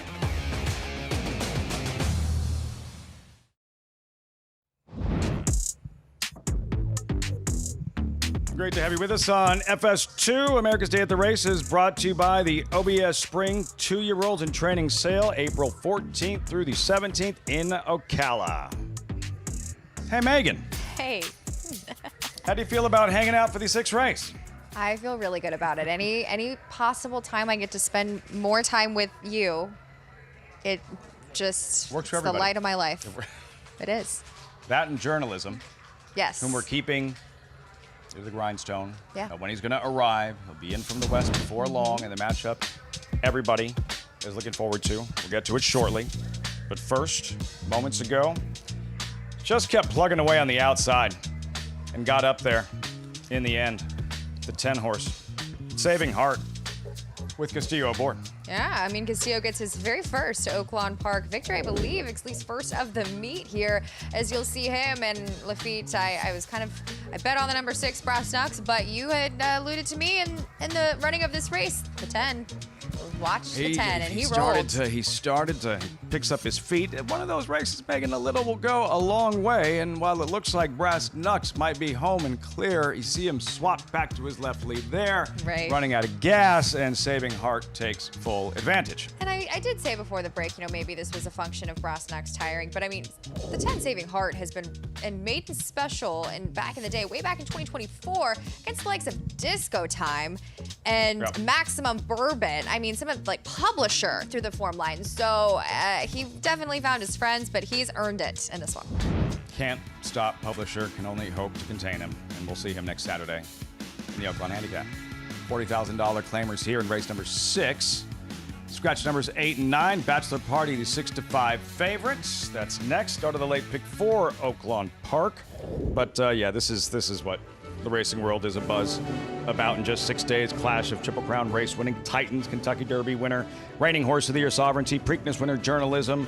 No introductions needed. They've met twice. Sovereignty has prevailed twice. Saturday, right here at Oaklawn, it's round 3, the Oaklawn Handicap, next Saturday on America's Day at the Races. That moment after the Belmont Stakes, and they'll go head-to-head once again. 6 strong, the Oaklawn Handicap. Sovereignty, odds on, 4-5, post 3, Journalism, 5-2, and oh yeah, a runner-up for Horse of the Year and Breeders' Cup Classic winner in White Abario, drawn inside. It's just a rivalry renewed, and one that I think we really definitely maybe weren't expecting this early, as we've kind of talked about through our show today. I know for one, I was a little buzzed when I figured out that Journalism was being sent this way, because we really didn't know until the last minute on Saturday after he did breeze for trainer Michael McCarthy with Eclipse Thoroughbreds sharing the news. And that's kind of how it's been with Journalism. They have handled him as such. They've kind of let him tell them what he wants to go, where he wants to run, and they've done a magnificent job campaigning him. I'm very excited about this in a way that I think many of you out there can understand, who's followed these two, and I know I can't wait to see them in person, as Journalism will be arriving here shortly. I haven't seen him since he was a 3-year-old. It's going to be really, it's a fun one to be able to see how they've taken that step forward. It's fun and it's rare. And just once in the last 34 years. You have to go back to the 91 Derby with Strike the Gold and Best Pal running 1-2. That's the last time, 2 times back, that we've seen Derby 1-2 finishers come back and go head-to-head as 4-year-olds once in 34 years. It's that rare, that special. We can't wait. And before you know it, the Belmont Stakes is going to be upon us once again. And tickets are available for the last Belmont Stakes at Saratoga Racecourse for the 3rd and final time before we return to the new Belmont Park. Tickets go on sale 10 a.m. Thursday, February 12th. Visit BelmontStakes.com/tickets to be part of the final jewel of the Triple Crown. Have you gotten your tickets? One more time? Have you gotten your tickets? I don't think I need tickets, I don't think but we it, do, I think which we'll- is kind of a perk. We get a front row seat. Last time at Saratoga to wind down the Triple Crown. Meantime, back at Aqueduct. Up next, the 7th race as we send you back to Greg Wolf. Yeah, thank you, Lafitte. Wesley Ward showing up in New York, and that must mean turf racing's right around the corner. In fact, it is next week. Lady Angelina Belmont, Kendra Carmouche team up. Able to get the win last time out over Howling Wind. We'll see where she sets up tactically from that inside post. City Blocks, big price. Jamie Rodriguez rides. She has a race in the form that would win here. It's just a matter of whether or not we see that type of effort again, and that was when she was forwardly placed. Here's Wesley Ward's Speedy filly. She hasn't raced since April. Speaking of forwardly placed, this is the one that is expected to be on that early lead. It is April. I meant April of last year. Majestic Return, some speed to the outside, but Naive Melody, I thought probably quicker. I thought so too, but I think that Majestic Return sort of has that one way of being successful. It'll be interesting to see what Manny Franco does with her early. Linda Rice, Jose Lezcano, with a couple of wins and 4 runner-ups in 8 starts. She's one that's been consistent. I just don't know overall how good is she really, and this might be a tougher field than some of the ones that she's been in. Another shot for the 7-pound apprentice, Dalila Rivera, on Carol T here coming off a win. She seems to get along well with this horse, having those 2 efforts go back-to-back where she was able to finish second, then get the win last time out. And Howling Wind had a huge performance 2 starts back. It didn't run that bad against Munnings Express. She was one that was trending in the right direction, ran well despite being hindered at the start and against a bias when she had that 5th place finish several starts ago last year in December. But last time, 2 times back, seems to be kind of the time. Good group here in the 7th. This New York bred. Allowance optional claiming 6 furlong sprint. Lay double on this Sunday card. We'll kick it off when we come back here on our Fox Sports 2 coverage.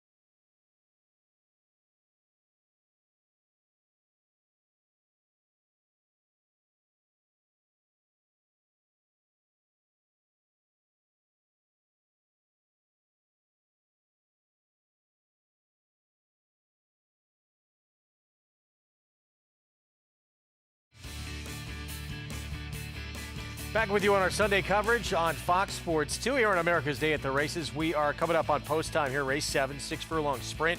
This New York-bred allowance optional claiming group for Naive Melody off since April of last year for Wesley Ward. There she is. Precocious from the get-go, favored and won her debut here on a wet track in New York. Third in a stake in start number 2 and then won before going to the bench, start number 3. Let's head downstairs to Samantha for more. And beat the boys in start number 3 doing so, Greg. So that was pretty impressive in itself. And I think she's set up for a very nice 4-year-old career now. This is a very good-looking daughter of complexity and just such a big, strong filly. And she's been breezing very nicely at Keeland. There was a couple of works on her I was able to see, and it's just, she's such a long stride. She doesn't even have any bend in her knee, just carries herself so efficiently, travels so efficiently with that long stride. I get it, she's a short price and she's coming off of a long layoff, but I think what we're seeing here today is a classy New York bred who's set up to have a fantastic year. And the number 7 is an interesting contender as well, who I think is just getting better at 4 years old. She's kind of shown up to every single dance, and these connections are not afraid to run her at all. And I think this time out with this outside post position, maybe she can just keep everybody in her sights. And Raylu Gutierrez, her jockey, has done a fantastic job at getting her there whenever she needs to answer the call. 6-1 on Howling Wind. Thank you, Samantha. 3-5 though on Naive Melody for Wesley Ward with Dylan Davis. Are we getting a little short here? Yes and no. If you expect her to come back with anything that at all resembles her last race, she should be the one that makes a lot of sense in here. She should be in front early. And Wesley Ward, off of a layoff like this, 300 to 365 days off on the dirt, he's got good stats and a positive ROI. Even shorter, 1-2. Huge favorite. Back off the bench, Naive Melody to 3. Let's go to Chris Griffin for the call. Race 7 from Aqueduct. Howling Wind to the outside. All set. And they're off. Howling Wind with early speed from the outside. From in between horses, though, here's Majestic Return. Majestic Return is forwardly placed, and here comes pressure to the outside from Carol T. Howling Wind on the far outside is going to take back and find some cover. Splitting rivals, here comes Dylan Davis on Naive Melody as they try to catch this early leader, Majestic Return, who's up by a half length. Majestic Return, first off the claim with 4 furlongs left to go, went 22.29 for that pumped up opening quarter. Naive Melody in full pursuit from second. Howling Wind now back for more, is going to be 3 wide, trying to split that seam, is going to be moving towards the outside. That's City Blocks and Jamie Rodriguez 4 wide. Losing ground was Lady Angelina, shoved along from 5th. Then the 2 at the back, that's Carol T with the trailer, Nina K. Hugging the rail, the long shot in Majestic Return. No excuses, Naive Melody has had a nice journey, and Naive Melody trying to catch this leader who won't go away without a fight. Majestic Return with a nose in front. Naive Melody trying to push on by inside the final furlong, and Naive Melody now takes the lead, is up by a length. Naive Melody with a 16th left to go. It's a double for Dylan. Dylan Davis and Naive Melody, they get the victory. Holding second there was Majestic Return, then came Nina K late for third over Howling Wind. 1:10 and 4. D squared with the double off the bench. Naive Melody with a win for the first time in her career, as you see Happy Connections right there. Doing it a different way, not able to get the lead in this race early.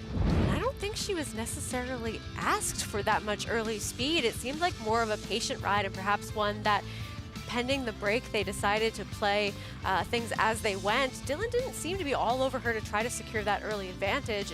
It ended up working out in this situation. Maybe it was a ride to instructions to find out if she's the type of horse that's capable of winning and rating.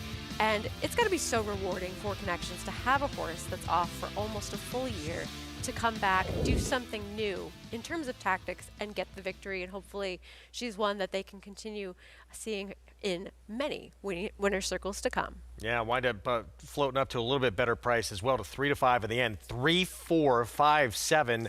Naive Melody at odds on. Back off the bench and back into the winner circle. Back to Lafitte. All right, Greg, with the field front side here, about to make the turn for the post parade. Race 6, $40,000 restricted claimers, all for sale, all one for something. There's Cryptic Miss, idle since last October. She's been off the layoff, but Boyd Castor actually has some pretty strong numbers coming off of that 180 time range. Good call. Christian Torres seeking a third. Drops in class, just has not been a threat in the last couple. Lovely words improving for John Ortiz. Pace Projector has his horse involved, and I'd imagine will be forwardly placed with speed. Amazing Amanda, claimed for Mark Cassie by Eric Foster. Another one who ran a kind of a slower figure last time out and also will be a part of the speed puzzle. We'll see if she can hang on late. Bachelor Party, David Fox, first after the claim. Looking for a second win this afternoon as well. Blinkers come on, second off the freshening. Seems to be a good angle for your 9-5 favorite. Catch a Nation at 9-1. First time dirt last time out and actually ran decently well, as this horse has been on the synthetic and the turf in her entire career before that. Easy Kiss, 8-1 maiden winner last month. Honestly, more dirt on top of the pedigree as they tried her at 2 back on the grass, kind of trying to figure her out, but finally did last time out sprinting. Scratch 8 and 9. That's the field for this upcoming 6th race. 4 minutes out. Start of the late pick 4. In case you missed it, we haven't touched on it in a minute. Next Saturday, with $1.25 million on the line, it's always an important race. This is different. With these two going head-to-head for a third time, it's sovereignty. Kentucky Derby winner, Belmont winner, Travers winner, reigning horse of the year, and journalism, the Preakness winner, head-to-head. Both making their 4-year-old debut Saturday, the Oaklawn Handicap. And Maggie, I understand it now. You're on journalism watch, awaiting the Preakness winner's arrival. Yeah, I can't wait. Lafitte, I've been coming to Oaklawn for 5-6 years now, and the Oaklawn Handicap's always a fun race, but I feel like it's always been overshadowed by the Apple Blossom. But I think this year the stage is set to have one of the greatest Oaklawn Handicaps that we have seen in recent memory, and I am excited. I did not wear the right shoes because I need to change into sneakers to head to the backside to welcome journalism to Oaklawn Park. Really excited to have him here. Honestly, he was my Derby selection. I was such a big fan of his when he was on the road to the Kentucky Derby, settling for second, obviously in last year's edition, but would go on to win the Preakness and the Haskell. He's a multiple Grade 1 winner, and we are so happy to have him here at Oaklawn. Horses on the track, though, for today's 6th race, as we'll start the conversation on my end with number 3, Lovely Words, who was able to break through last time out and get her maiden broken for the 40. And 2, she did it when she jumped out very alertly from the stalls and kind of taken in hand to just sit off the early leader and was able to kick on through the stretch. Now, she is a filly that I would presume has a little bit of nervous energy when it comes to racing. She is outfitted with a hood for trainer Johnny Ortiz and also broke post parade, but she hasn't turned a hair wrong. She has been very well-mannered throughout her time in the paddock and when she got out here on the racetrack with Jane Elliott climbing aboard for the first time. She just really painted a nice picture. She's very fit, she's very elegant, yet a little bit more on the smaller side, and I like her taking on winners in this spot here. Moving on to your favorite, that is 2-1 on number 5, Bachelor Party. First off the claim for Dave Fox. We'll see if he can make this same kind of magic happen, as he won with a horse coming off the claim earlier on in the card. And this gal does come out of a very live field where we saw the winner, Musical Prayer, Musical Prayer, come back to win with the 73 buyer, 3rd place finisher to win, 4th place finisher to come back and win with a 74. So definitely coming out of a live race where she took money. She broke well, but then she got shuffled back on the turn when she was in that rail position. Drawn more outside today, puts the blinkers on. You would have to think they're applying those shortcut cheater blinkers for her not to get maybe intimidated, for her then to kind of be bold and pass horses. So she is kind of a bigger, lankier type. She looks fine coming in here, and I definitely see the appeal of her as she is bet to 2-1 favoritism. Lafitte?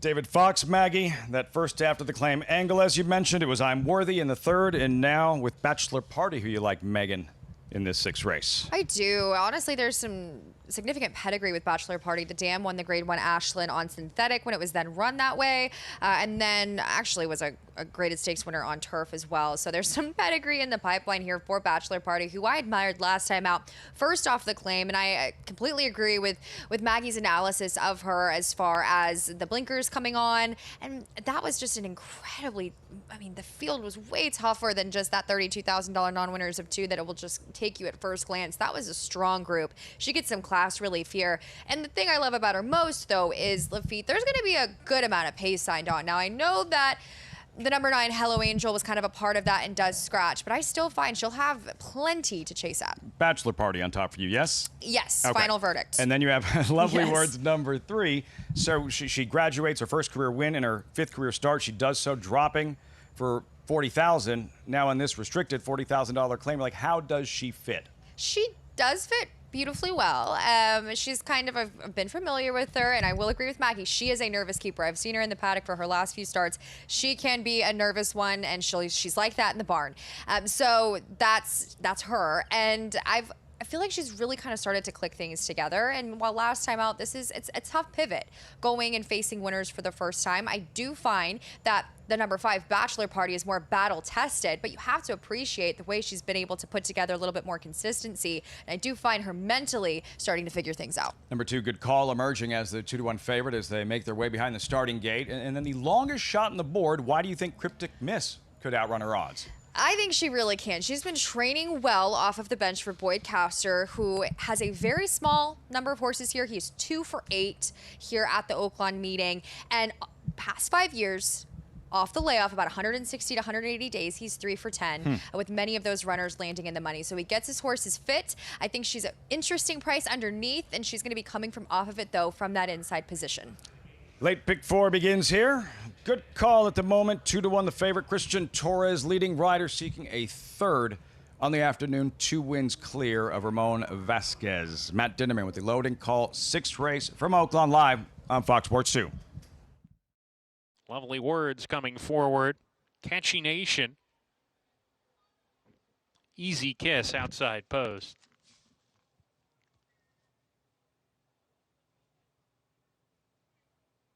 We're ready to go. And Lyroff. Swift beginning from Good Call, who's close to the pace. Amazing Amanda a little bit quicker, and Lovely Words moves through between them. Easy Kiss in the 4th position, settles into stride, 3 off the pace. Bachelor Party, Cryptid Mix, they're next. And Catchy Nation drops to the back as they head down the back stretch here. Good Call inside, firing forward to challenge Amazing Amanda. Amazing Amanda nose in front. Good Call coming to her on the inside. These two locked together as they go into the turn. Gap of 4. Bachelor Party, Lovely Words, who was close to the pace early, is settled off the speed now, is 3rd with Bachelor Party, who's come under a hard ride. Easy Kiss has lost ground in 5th. Then comes Catchy Nation, and Cryptic Miss is dropped out as they round the far turn. Good Call approaches the quarter pole, clear a half length. Amazing Amanda right there to the outside, and there's 6 clear of Lovely Words in 3rd. Bachelor Party didn't pick up her feet. She's done. Good Call coming down the lane here, a length and a half in front. Amazing Amanda is on the wrong lead, trying to stick to her here. Good Call with the lead. Amazing Amanda still trying, but she's still behind. 16 to go. Good Call up top. Amazing Amanda continues to grind away. Good Call in front from Amazing Amanda. Good Call is going to win, giving Christian Torres a hat trick. Amazing Amanda was 2nd. Lovely Words 3rd. Catchy Nation was 4th. The top 2, really the only ones that did any running there. They just kept going from the onset, and Good Call outfinishes Amazing. Well clear of the rest, and Good Call. Christian Torres in a groove. 3 wins on the afternoon, 3 clear of Ramon Vasquez in that chase for what would be a 3rd Oaklawn riding title for Torres. Just a hat trick here, a hat trick there. It seems like it's just a Good to be Christian weekly Torres. occurrence for him, right? And Good Call was a good call. As she was engaged, she was on that pace, and as Matt Dinnerman had suggested in his call, it kind of felt like those top 2 runners really did the most running, with Amazing Amanda just hanging on her wrong lead. Really just, that really slows their momentum down, and she was kind of just, it was interesting to me that they weren't, right, it really was. I think it was a step in the right direction for her, but in the end, just wasn't enough to catch your easy winner. And now you are this time stepping aside this time. Don't miss me too much, the guys. remainder of the program, is there a bet, a horse, a storyline, anything you're looking forward to as we wind down the Sunday program? Have you heard about sovereignty and journalism? Aside I was from, just I still have that text. I just wanted to check. But I think that just as a racing fan and all, just to kind of continue to build on this momentum, I think we're going to be. I'm really excited to see Maggie get to see him because we haven't seen him since he was a 3-year-old. But of course, we've got some pretty cool races going on. Though I know we've still got some excitement for you. But I thought that as far as the 8th here, it's going to be an allowance race for those Archie breds. I thought that Lady Astor at the 8 could be kind of an interesting horse there as a kind of a price, though. Right here as our coverage continues from Oaklawn Park and Aqueduct. Send you back east to New York, Greg and Sarah, where we just watched the 7th race. And there's the winner, Naive Melody. Greg. Yeah, successful off a long time away. You saw how jubilant the connections were. They could have big things ahead for this New York-bred filly. I wrote down on my note, I didn't bring it up, but yeah, half the domestic product. So some very nice bloodlines and maybe some big things ahead. Wesley Ward, Dylan Davis, Avril Racing. Daughter of Complexity, now 3 for 4 in her career. And did something different successfully this time. A horse who had only won and run any of her races on the early lead. She showed that she could rate today, having that mental maturity with almost that year off as well. And Dylan Davis very confident with this horse to go by a majestic return and get the victory at a very short price. And it seems as though the late 3-3 double, as well as all other multis ending with the number 3 coming up in the last race, are going to be favored, even though your current favorite right now, taking a lot of money, is 10-cent pound. $3.34 for the victory off the long time away, nearly a year for Naive Melody. Here is the 8th, 7 furlongs. So we're going to close out the Sunday card here in South Ozone Park. $30,000 claiming race, 4-year-olds and up. And 10-cent town, Mike Maselli, Jose Lezcano, 8-5. Down on the inside, 6-time winner. Yeah, this horse has been one who's been competitive against much tougher. You kind of say that for a lot of this field overall, but looking at all of your multi-race bets, it seems as though the number 3 Miles Ahead is going to be the horse that goes off as your favorite in here. All of the lowest payouts in multis to this one. And talk about back class. This horse has faced Tejano Twist, Gunite, Booth, Skelly, Aloha Drain West, the former Breeders' Cup Sprint winner. Yeah, Brickyard Ride. I mean, over $1.1 million in earnings. And now a 9-year-old, are we really going to want to claim this horse for the $30,000 coming in off a bit of a break? 9-year-old off since June of last year. So is some of that talent still there? We'll find out. But yeah, massive class edge for the 3. You will not be getting 4-1 on Miles Ahead when the gates open. We'll look back to the Apple Blossom. Nitrogen beat again. And it's a new face stepping up with not just a win. This was huge in this distaff division. We'll talk about it next.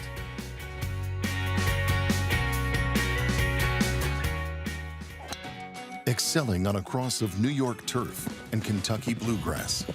A 6-time graded stakes winner, including the Grade 1 4-Star Dave, Grade 1 Turf Mile, and the Grade 1 Maker's Mark Mile by leading champion European sire, Lope de Vega. So he's got that going for him. Carl Spackler, the ultimate greenskeeper, standing at Lane's End. You bet with Naira Bets. Bet any track, anywhere, anytime.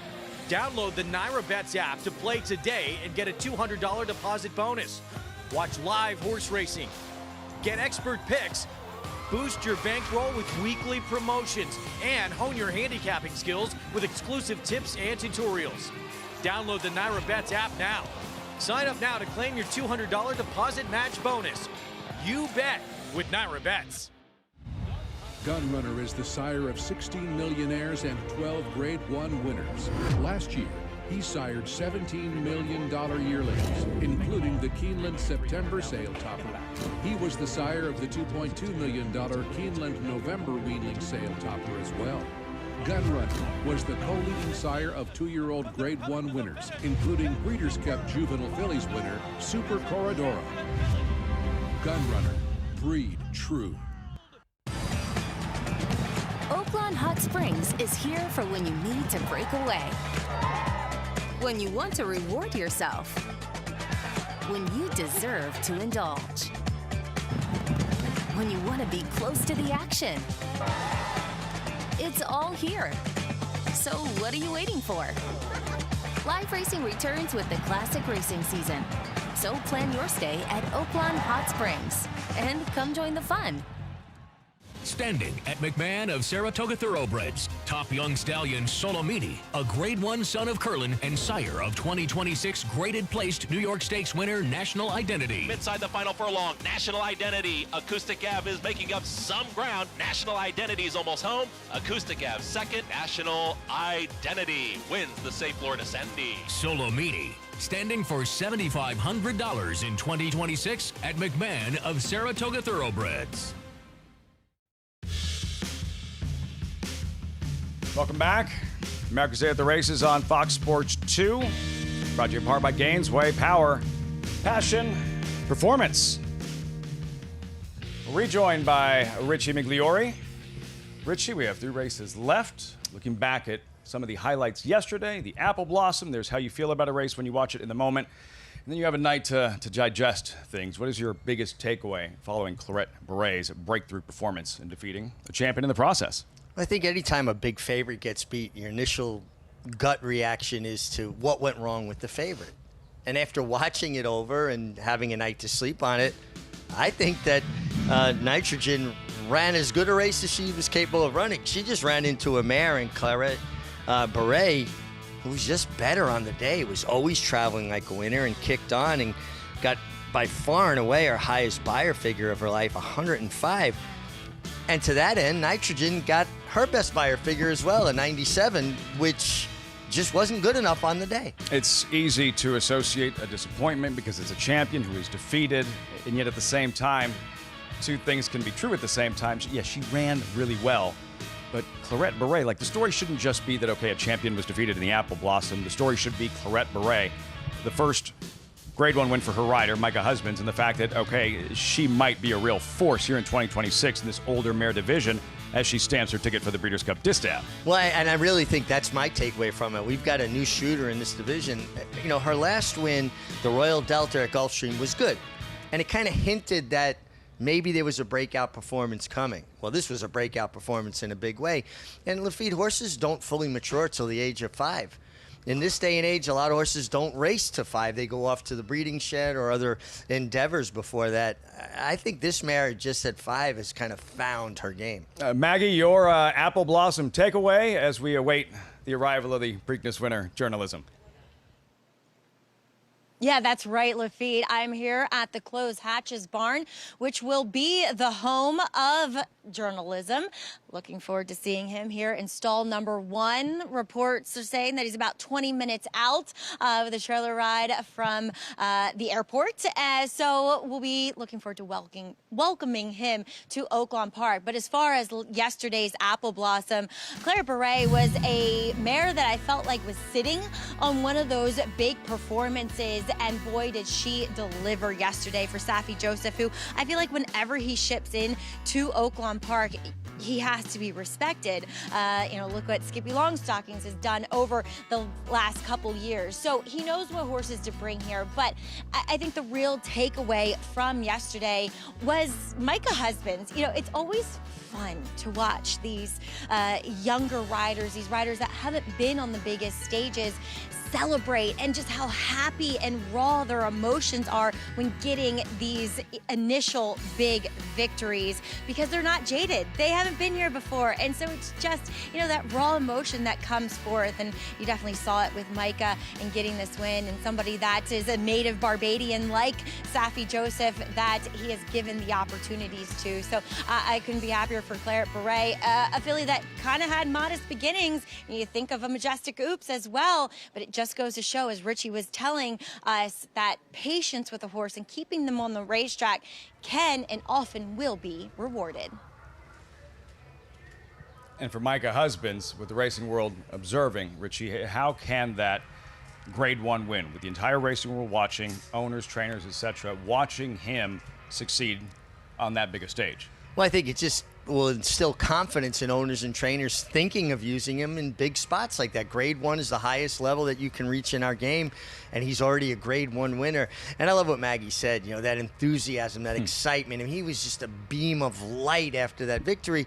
You know, and just like any other kid that ever endeavored to do anything, you know, you want to hit that walk-off home run in the World Series. You want to, you know, have the game winner in the Stanley Cup and so on and so forth. It's the same thing for young, you know, people wanting to be jockeys. You look at races like the Apple Blossom and you go, man, if I could ever win an Apple Blossom. For me, it was if I could ever win the Toboggan Handicap. Everybody's got their race, but, you know, it was really fun to watch him basically realizing a dream. Terrific edition of the Apple Blossom. And next Saturday, of course, the Oaklawn Handicap, biggest race for horses, older horses, here in Hot Springs every season. One left at Aqueduct. Horses have arrived in the paddock. The nightcap is next from the Big A on America's Day at the Races.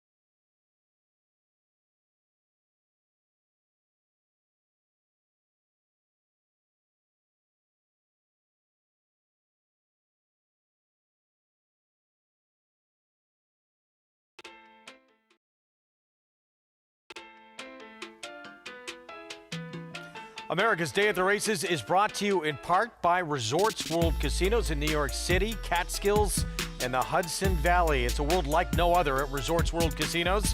Go to visitrw.com for more information.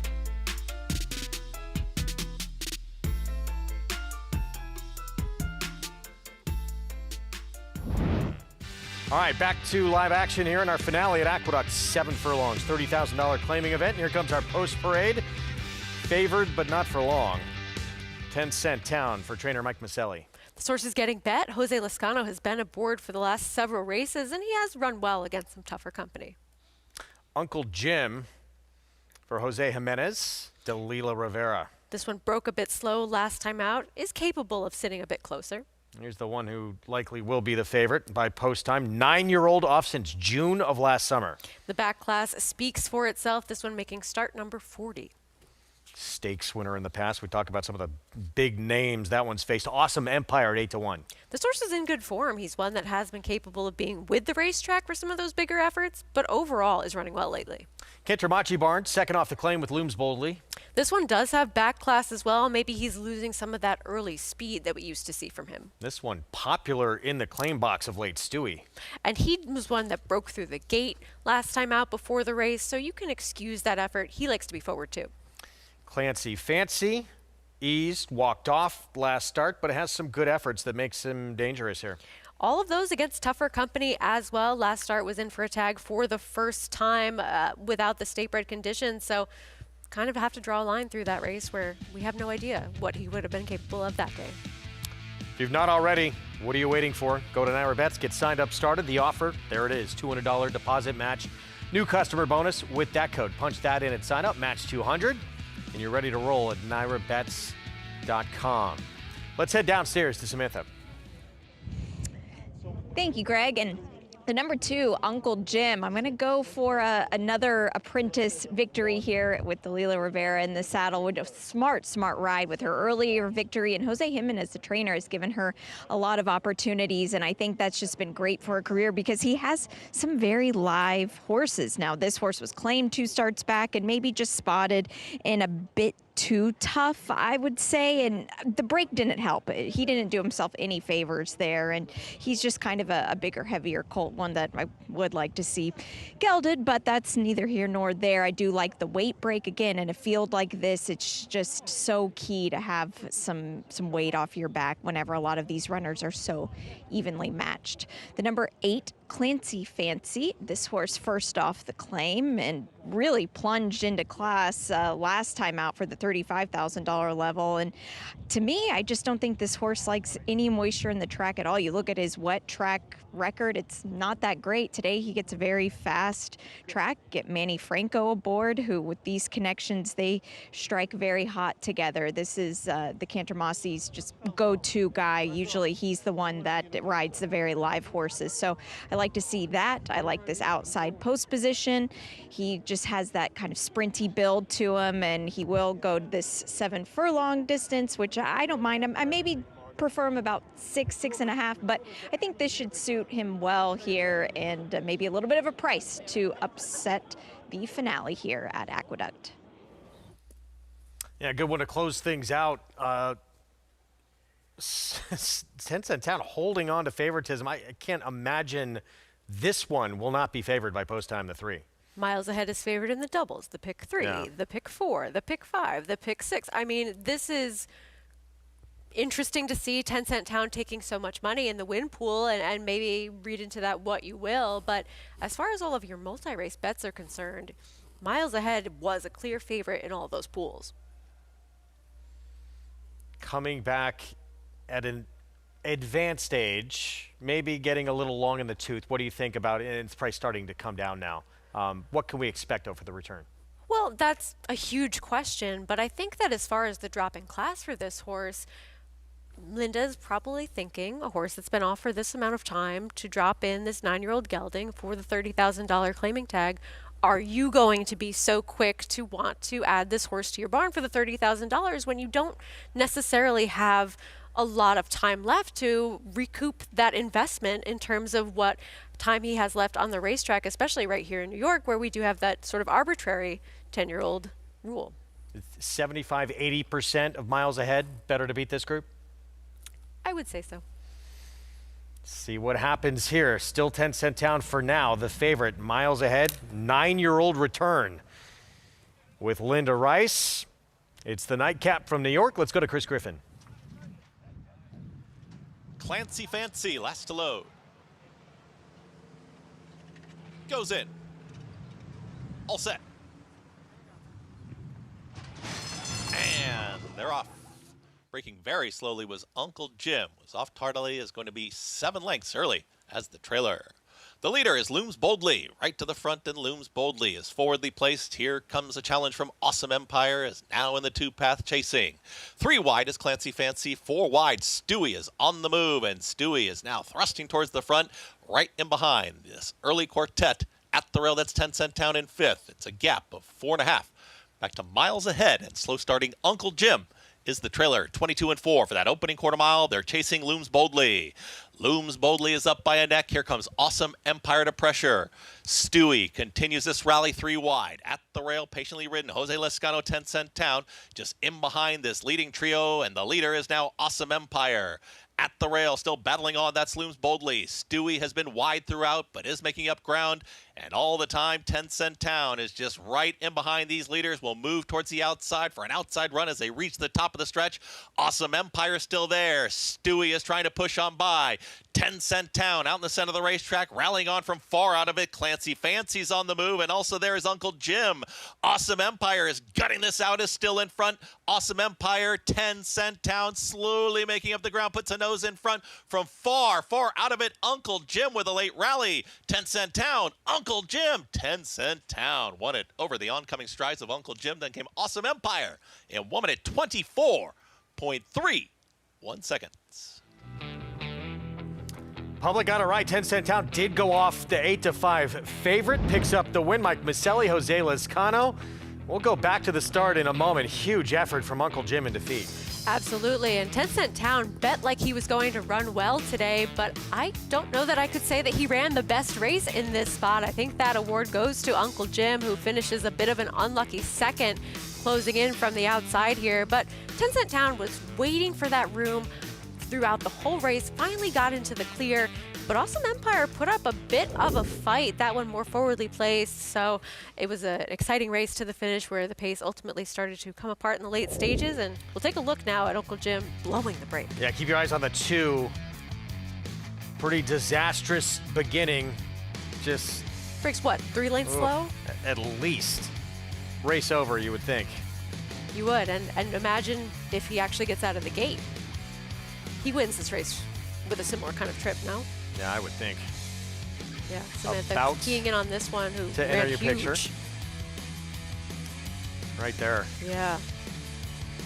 So close in the end for a horse that really gave up a lot of ground early on in the race. And even though it was probably advantageous to be a closing type in this spot, there a couple of jumps and would have gotten 10 Cent Town. But they knew with this one, a horse who took plenty of that money in the win pool, and he ran well today. They got a little lucky, too. I think so, too. Best horse of the race, likely, yeah, Uncle Jim. But 10 Cent Town was the favorite, does get the win. 1-2-4-8 finish with your 8-5 favorite and Jose Lescano for the barn of Mike Maselli as we go back to Oaklawn. Our horses are on track for the 7th. $10,000 claiming sprint fillies and mares. You have a 5-2 favorite in Crispy Rice, number 2. 27th lifetime start. There she is. She has never raced under. No, but I would imagine a lot of people are trusting in Steve Asmussen. First time off the claim, switching surfaces. Spirit Rules, live long shot, you believe? 11-1 is too big a price for a horse that showed good speed against Tougher last time and now has that race under her belt. First Hill, number 4 contender, highly creative. Rafael Bejarano, productive weekend. Yeah, another one that turned back and had good speed sprinting, although she stopped last time. Call them all back at Oaklawn, so back to dirt. Back to dirt, but the last time she was back on dirt back in August, she won by 7.5 lengths. Smart with heart, first after the claim. Wayne Potts would be a surprise and a contender. Sultry Kitten, and 4th start at the meet. And just taking a precipitous drop in class. I think this horse is just much better placed today. Number 10, Queen of Salsa, 13-1. Christian Torres. Torres seeking a 4th. Christian Torres, he's flexing his muscles. He wants to put a little separation for that leading rider title. My bossy lady, Brad Cox, first after the claim, revving her afterburners. Yeah, and I think that's going to get a lot of people's attention. Brad Cox, first start for him. And Neutralize, a handful in the post parade. Yeah, a handful in the post parade. Has not been a handful through the stretch against the caliber of what she's facing here today. Big field, the runners in the 7th. Post time 3 minutes. These $10,000 claimers circling back to First Hill. There she is. Typically involved early. This was her most recent. It was 3 weeks ago right here. She broke from the rail. She utilized that speed. She's in front turning for home, but eventually Richie going to get worn down. Yeah, but I thought this was a really game effort. Walter Dela Cruz is a rider that you can count on being aggressive. He knows the importance of speed, especially in dirt sprints. So I would imagine he's going to use her again and put her right up in the pace. And I think that's a good thing. Speed is usually a good thing. How much company, how much pressure can she anticipate? Well, usually these races, people do go. I think the 3 Spirit Rules is going to have some speed, and potentially the 5 Highly Creative also. So the speed's kind of inside and outside of her. Sultry Kitten, not slow either, could have some speed. I think those 4 are the most identifiable speeds. You just mentioned, Spirit Rules at a price. Let's hear the sales pitch. What do you give her a chance to outrun her odds today? Well, she hadn't been seen since July of last year at Ellis Park, running for 30,000. Showed up here for 20 off of that layoff March 12th. Flashed good speed, chasing better, and just got tired. And with that race under her belt, I got to think there's a big forward move here. I like the way she came back and breezed a good half mile after that. 10-1, I think she's a good value at 10-1. Look, it's wide open. You had some positive remarks about Crispy Rice at 2, Spirit Rules at 3, First Hill. Who did you wind up with in the end? I'm going to pick the 3 Spirit Rules. Okay, on top. Yeah, I think she's got races more than good enough to be competitive here. I think she's getting back to a realistic spot, and she has the race under her belt. 9-1, Spirit Rules. And this is just rare with Crispy Rice. You have a 7-year-old mare. She has a 26 starts, everything on synthetic and turf to date. And here, her first start on dirt, live on the board for, the Asmussens. Well, listen, when a trainer of Steve Asmussen's caliber, right, all-time winningest trainer in North American history, claims a horse and immediately changes surfaces, and Steve has horses at Turfway Park as well, so it's not like he has to take her out of there. That makes me feel like he claimed her with an idea that I think she'll handle the dirt. Drawn inside with Eric aboard, Crispy Rice. A Sultry Kitten opened up at 12-1. She's live 5-1. What do you make of her chances, number 8? I like her chances in here as well. She's the speed drawn outside and that precipitous drop in class. Now, her last few races are cause for concern. There was real departure from what she had done previously. But I'm hoping that for her, the drop in class just help her find her form. When they don't have to struggle to get position against, easier competition, they carry a little further. And an opportunity here, if you have handicappers that they play jockeys, they play riders. And in this case, when you have a rider like Christian Torres, so much success over the years here at Oaklawn, you don't get him at these types of prices too often. He's on Queen of Salsa. Can you make a case for her on paper at a price, aside from the presence of Torres? Aside from the presence of Torres, no. I honestly can't. She's turning back in distance. Some people love a turn back. But she's been defeated several times at this $10,000 level. If I'm going to take a horse at that level, I'd rather take one that's trying it for the first time, dropping down. Directly to her outside, we saw My Bossy Lady. He revved up in the post parade and first half of the claim, Brad Cox. Listen, she was claimed for 12.5, right back in for 10 for Brad Cox, but a 4-year-old mare getting blinkers for the first time feels like they're trying to figure some stuff out as well. There's lots going on in this $10,000 claimer. Usually these races are handicapping conundrums. You really have to kind of sift through it and hope you find something. That's why I'll take a stab with a horse now that's 8-1 in the 3. Spirit Rules. Spirit Rules. Go get him. The quick filly. The quick mare favorite at post time here. First Hill, number 4 at 5-2 with Walter Dela Cruz. Matt Dinnerman with the call. Race 7, Oaklawn Live on Fox Sports 2.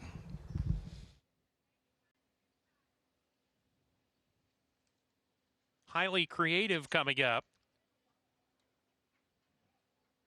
My Bossy Lady. 2 back, call them all. And Neutralize to the outside.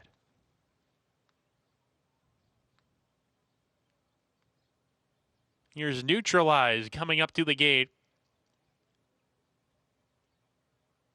We're ready to go.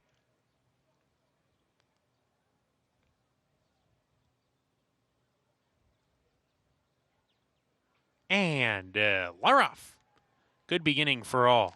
from post 4. First Hill gets the first call. Sultry Kitten, a half length back, running in the second spot. Spirit Rules running in third. Highly Creative is next in the group. The gray horse taking back to run within 3 lengths of the lead. And then comes My Bossy Lady there on the outside. She's now level 4th as they approach the half-mile pole. Neutralizes right behind her. Queen of Salsa, Crispy Rice, they're next. Call 'em All is second to last. And Smart with Heart is at the back as they go into the far turn. First Hill goes off as the 8-5 favorite, does it comfortably on the lead, strides a length in front. Sultry Kitten in chase mode second, being asked to go, gets closer, just a neck off First Hill, who herself, she's now asked to quicken rounding the turn, leads by a quarter of a length here. Sultry Kitten pressing hard from the outside, coming to the top of the lane. They've pulled 4 clear of My Bossy Lady, the others well behind, top of the stretch here. It's still First Hill, Sultry Kitten right there. Sultry Kitten grabbing the lead with a furlong to go. My Bossy Lady trying to pick him up from third, is still 3 behind though with a 16th to go.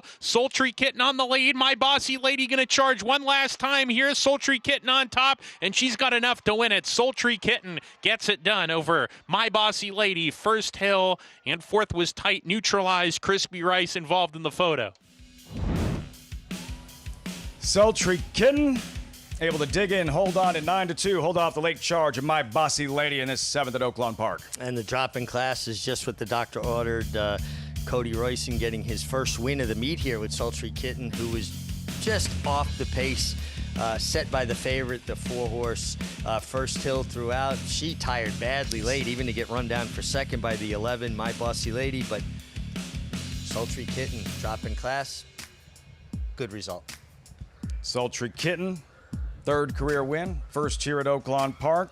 What did you observe from Crispy Rice in that first try on dirt with an 8-11-4-10 unofficial order of finish? Well, she got outfooted from a tough post. I don't think she liked the kickback very much because she's never really experienced dirt flying back in her face. And then she just kind of ran even. I'd be a little interested in seeing her maybe stretch out on the dirt at some point. Maybe, I don't think she didn't handle the dirt.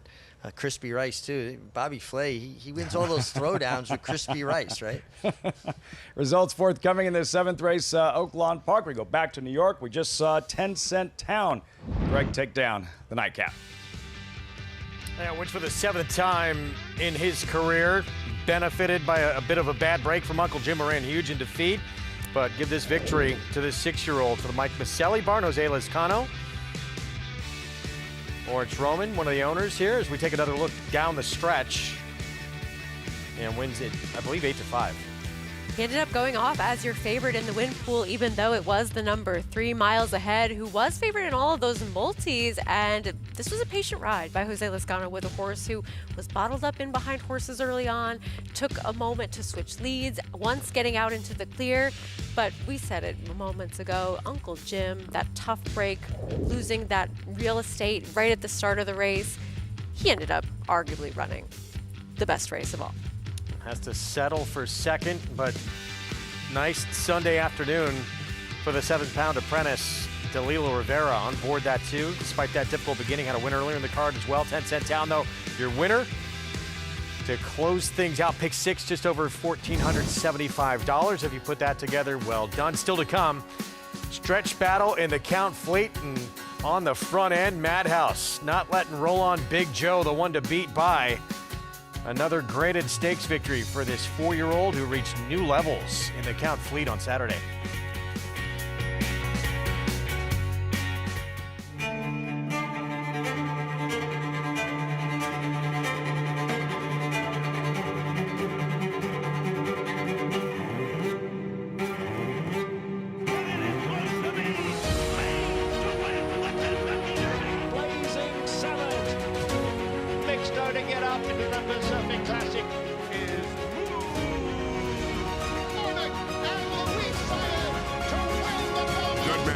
The classic sire.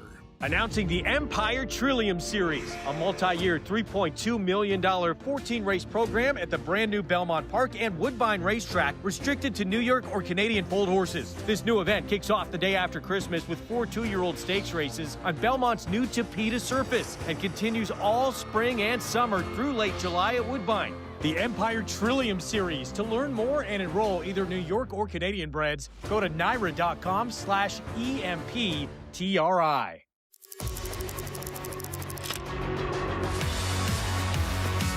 and it's lights out. Locked, pouring it on, running aggressively through the stretch to win by 7 easy lengths. Here is Locked. Locked racing by on the outside for the lead. Locked, the wine steward. It is Locked. Here comes Locked after Mulligan. Locked catching with every single stride, and Locked will win the Cigar Mile.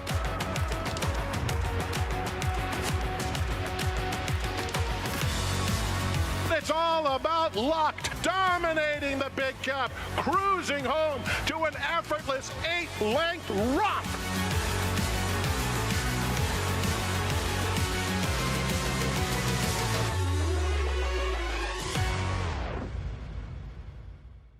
Racetrack Television Network brings you every race, from every track, on every screen, every day.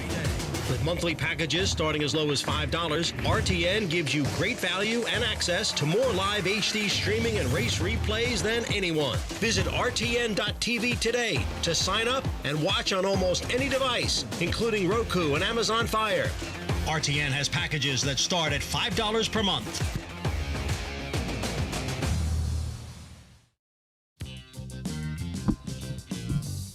Great to have you with us. Fox Sports 2, America's Day at the Races. Brought to you in part by Naira Bets. But any track, anywhere, anytime, visit nairabets.com. Here at Oaklawn, in race number 7, Sultry Kitten emerging victorious, 11:40. Digging in and finding just enough to hold off My Bossy Lady. Puts in a good late run. Pick up the action, turning for home. Sultry Kitten strikes the front. Strikes the front, puts away your favorite here in First Hill. Battled gamely with her through the stretch. And then here comes My Bossy Lady, the 11, first time off the Brad Cox claim. She's coming running late. But the winner, Sultry Kitten, just a little too good after doing all the dirty work on the front end. Not only did she win the battle, she won the war. Sultry Kitten, 8-11-4. Race 7 of 9 in the books here at Oaklawn Park. And what we've seen thus far in the cross-country pick 5. Naive Melody, Chalky, 10 Cent Town, Chalky. Sultry Kitten, 11:40, 2 left, the last 2. Here at Oaklawn Park, races 8 and 9. And we continue to await the arrival of the Preakness winner, Journalism. And turn the page first to this 8th race coming up. Field and updated odds. Big field. 12 deep, wide open. Lady Whooping at the bottom, 3-1. Boy, what a tough post, though, to take a horse as a favorite. I mean, she's going to have to work out some kind of a trip from out there. Not a tremendously long run to that first turn, and she is 12 of 12. What would your approach be? What would if you were telling Alexander Castillo how to approach this thing, what would you suggest? Well, she doesn't have a tremendous amount of speed. I would say try to avoid letting her show any speed, because that's how you'll get hung out wide. If you come out running a little bit, there's going to be horses bunched up, and you're going to be 5-6 wide in the turn, and you're just not that much the best to do that. Let them go on, tuck in, and then hope you work out a trip. Let's see how it all works out. That is the 8th race here at Oaklawn Park, but a star has arrived, a Preakness winner. Journalism in the van, arriving for next Saturday's $1.25 million Oaklawn Handicap. Well, he'll go head-to-head and take a 3rd shot at Sovereignty, the reigning horse of the year. Yeah, and some of, if not his best race off the bench last year was the San Felipe Journalism, and now he's coming off the bench this time, and he's getting 4 pounds from Sovereignty. Sovereignty aside 123, Journalism 119. How significant the weight discrepancy, and given they're both 3-time Grade 1 winners? I know Sovereignty has beat him twice, but still, how much does that matter in your opinion? 4 pounds isn't that much of a spread. To me, it's not so much when horses are giving away weight, it's the amount of weight they're giving away. 4 pounds to a racehorse, I think it'd be like me running with a Snickers bar in my pocket or not. You're not beating me with a Snickers bar in your pocket. You're just not. I wouldn't beat you without it. You're not. Because you look, everything, it's comparable except for the 2 wins head-to-head, Sovereignty over Journalism. And also, again, Journalism has already shown the ability to run his best race off the bench, where, last year it seemed like sovereignty kind of built into his campaign a little bit. So maybe journalism will have a little bit of an edge in that respect. When they faced each other in the past, it has been equal weights. Now there is a bit of a shift in the weights, the 4 pounds. And also, who made the step from 3 to 4? What the horse you see as a 3-year-old is not necessarily the horse you're going to see as a 4-year-old. And look, there's 6 days until the race. They just drew it a couple of hours ago. Have you thought at all about strategy and tactics and how things might play out? Well, one thing that keeps on coming back to me is there's very little speed signed on in this race. I do think that journalism has the ability to lay a little bit closer than sovereignty. But I think White Abarrio gets a free ride on the lead here.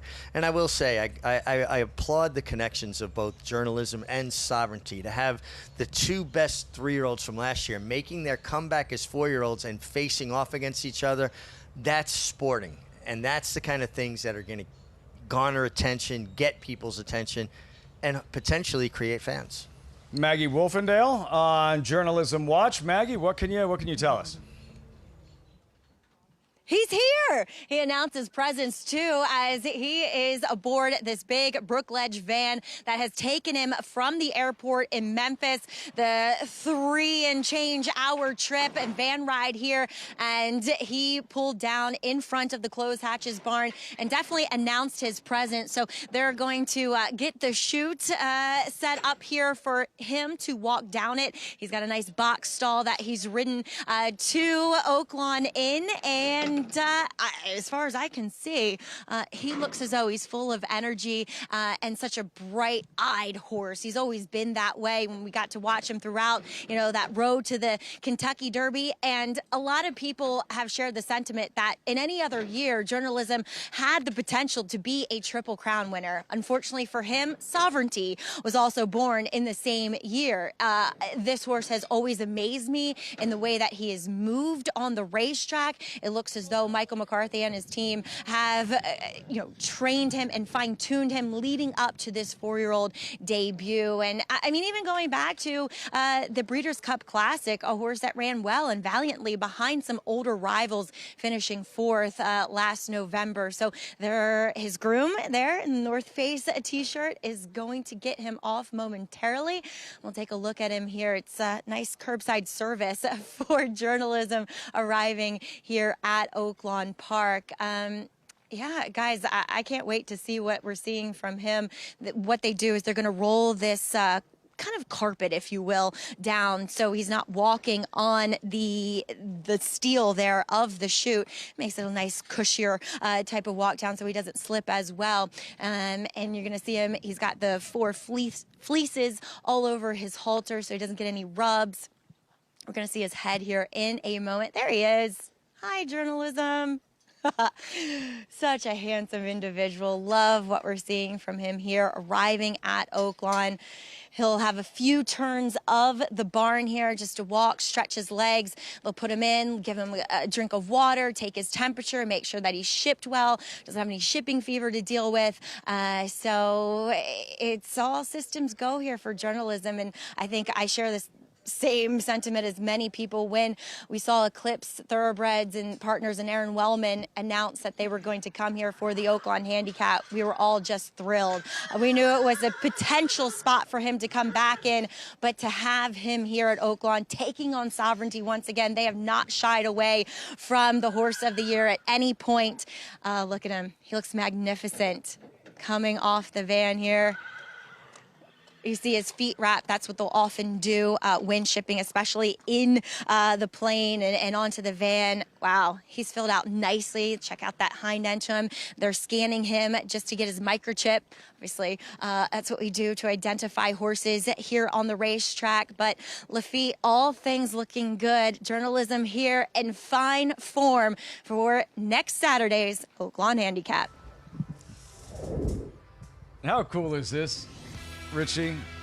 You have racing fans that would have sat glued on that image, on that opening for 45 minutes if they had to, just waiting those few seconds to see a rock star like that, journalism, get off the van, arrive here at Oaklawn Park where he'll get set for the Oaklawn Handicap next Saturday. And he exited the van like a rock star, right? He came out, kind of surveyed his kingdom, came down that ramp. Maggie talked about that carpeting they put down so he wouldn't slip, and just looked like, hey, I'm here. I own the joint. Now you're going to have to look over in a day or two when Sovereignty gets here and go, oh, there's my boy. I know him. I know him. Another shot at Sovereignty for journalism. There he is. Richie, can you, for the viewers watching, might not be as familiar and might not follow racing on a day-to-day basis, what are some of the biggest challenges when it comes to horses shipping and going from location to location in terms of getting them settled and for them to be prepared to do their job essentially in a few days? Yeah, I mean, some horses don't ship well. They fret, they get nervous. These horses have already proven, journalism, Sovereignty, that shipping's no problem. They've already shipped into the biggest venues, Churchill Downs, Saratoga, you name it. They've kind of been there and done that already. So, we talk about it a lot. Thoroughbred racehorses as athletes have to have physical ability, but they also have to have the mental capacity to handle things like shipping and, coming off a van and whole new surroundings and not kind of losing it. And you could see he's just smart, intelligent, checking everything out. Top class, a classic winner, and on the grounds here at Oaklawn Park, head-to-head with Sovereignty next Saturday in the $1.25 million Oaklawn Handicap. Back to the live racing and these Arkansas breds that have arrived in the paddock. Live look in the paddock. We check in with Megan Burgess. Nice to see a familiar face in journalism there, but we've got fillies and mares in this competitive allowance speed field, but I'll start with your outside runner in the 12, Lady Woo Pig, who I've had a little bit of a relationship with over the course of this Oaklawn Park meeting, and she is a cantankerous one. Man, has she described herself as a pretty bad actor, but I will say this, today she's a little less over the top. Her conditioner, Alan Milligan, is on her head there, 2 handlers, but she is certainly always tacked in the winner's circle. She is incredibly sharp. I will say this, she is kind of a lighter mouthed filly. Now, going back through her races, she kind of really established herself and her talent as a long shot in that race all the way back in January, where she almost got the better in an open first level allowance group against, again, open foes. So she's back in against state breds. And as I mentioned about her mouth, you can't be too tough on this filly. You really have to negotiate her in the right way and kind of get to know her a little bit. And you really have to also time her at the right time. So there are a couple of mental quirks that has to be checked off when it comes to Lady Woo Pig, but she does have the talent. She's an incredibly good looking individual. She's big, she's strong, she wants every bit of the route of ground. And I'm hoping if she can really put everything together, she'll come out with another strong run, as she's been fairly consistent through the course of this Oaklawn meet. But the number 10, Queen Mallard, has been a bad actor in the past. And I will say this of her, she's really improved. Now, she's not the biggest in terms of just overall scope and size when you're kind of comparing her to the likes of Lady Woo Pig, your current favorite, but she's really taken into herself a bit better. And I find, as you'll see with her form, when she's better in the mind, she certainly translates that to her performance on the racetrack. Now, she just handles herself in this paddock so much better than when she first came to me. Now, her dam was actually a pure sprinter, and she is a full sibling, though, to that Arkansas bred stakes winner 110 Stadium, also conditioned by Ron Moquette. So she is the one looking to stretch out in distance today, as her brother did successfully accomplish. I do find, though, she's going to have to answer the call of definitely the typical router and your favorite, Lafitte. All right, Megan, the Sunday feature coming up next. Riders up, post parade, and the 8th of 9 from Oaklawn Park, where the Preakness winner has arrived. Journalism in from the west, ready for Saturday's Oaklawn Handicap, a third head-to-head matchup with Sovereignty, with $1.25 million on the line next week.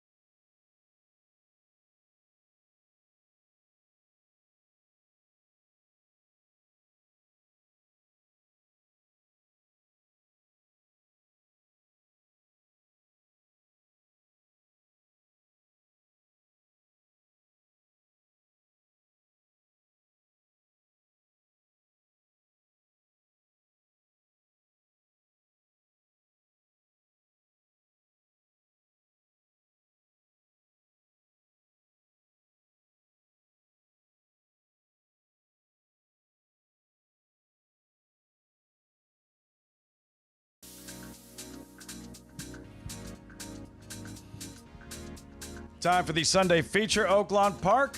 Welcome back. America's Day at the Races, brought to you in part by Hill and Dale at Alapa. That gorgeous shot, springtime in Hot Springs. A little overcast this afternoon, some rain earlier.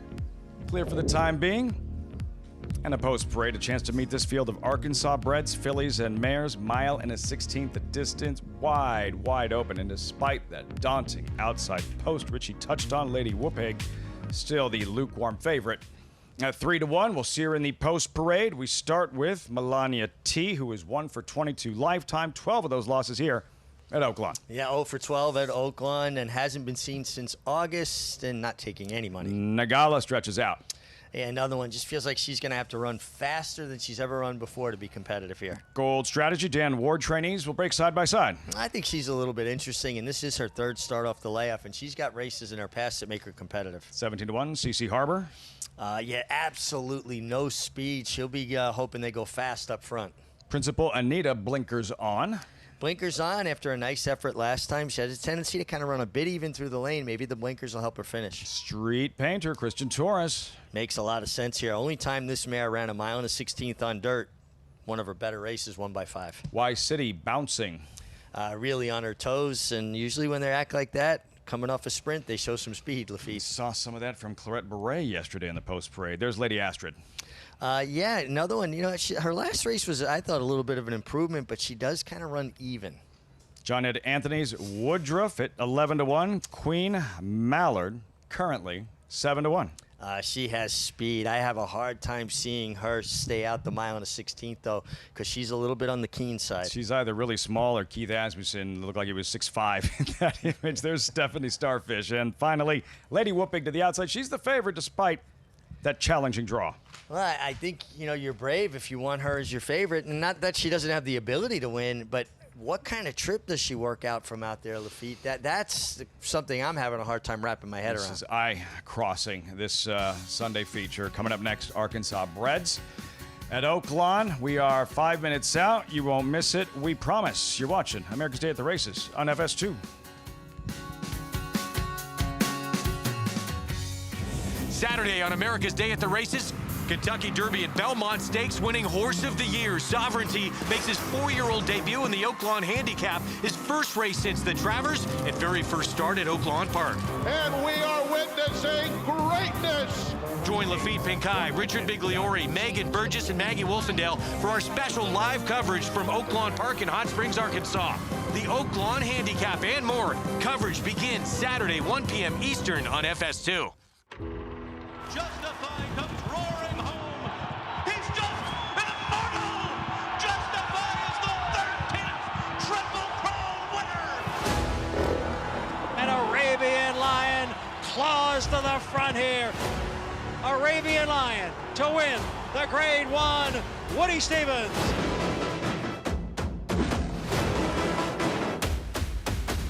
One minute, 21 and 3/5 seconds.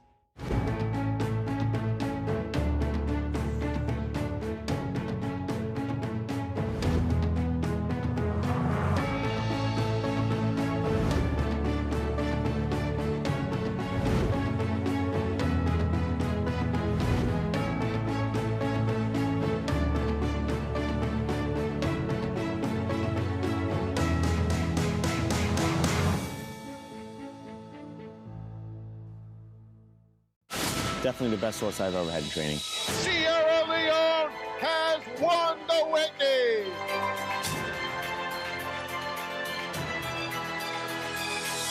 Sierra Leone, gun runner reaching for the wire. Sierra Leone does it in the Breeders' Cup Classic. Today was the day that he got it done. It was Sierra Leone.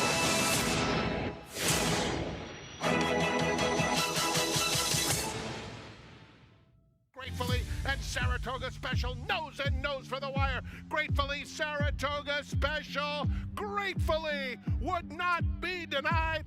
Welcome to Adelphi Racing Club's unparalleled partnership experience.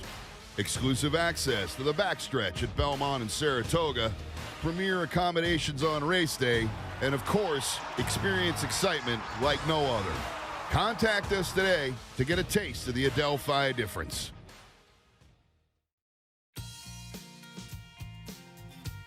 Back with you on our Fox Sports 2 coverage. Race 8 at Oaklawn. 2 minutes to post this mile and 16th Arkansas bred allowance optional claiming group. You're going to wind up where, Sarah?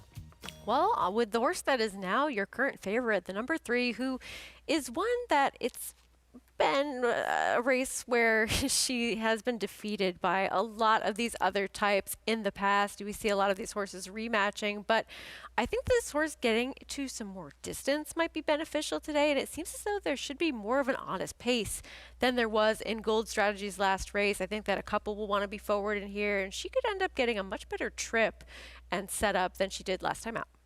For trainer Dan Ward, the 5-2 favorite right now. Let's go to Megan.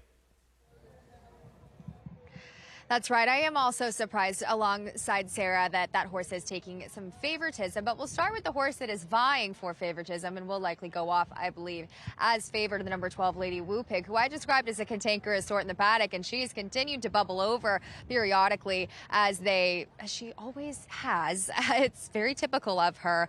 But I agree with Richie and the feet on the desk as far as what kind of trip does she make out from her wide draw. Well, to me, last time out, she was pinched, jostled at the start that day. She was under a hold, and she has the tendency to get a little bit keen. So I'm wondering if perhaps, though she will be wide, knowing she will lose a little bit of that ground, if she settles off of the speed to the outside and keeps her unencumbered and maybe perhaps not covered up by horses. Now, again, last time out, I wonder if this is a filly. You got to get out of her way. She was 3 wide. She kind of took contact into the stretch. You have to really ride this filly to get her to run her race.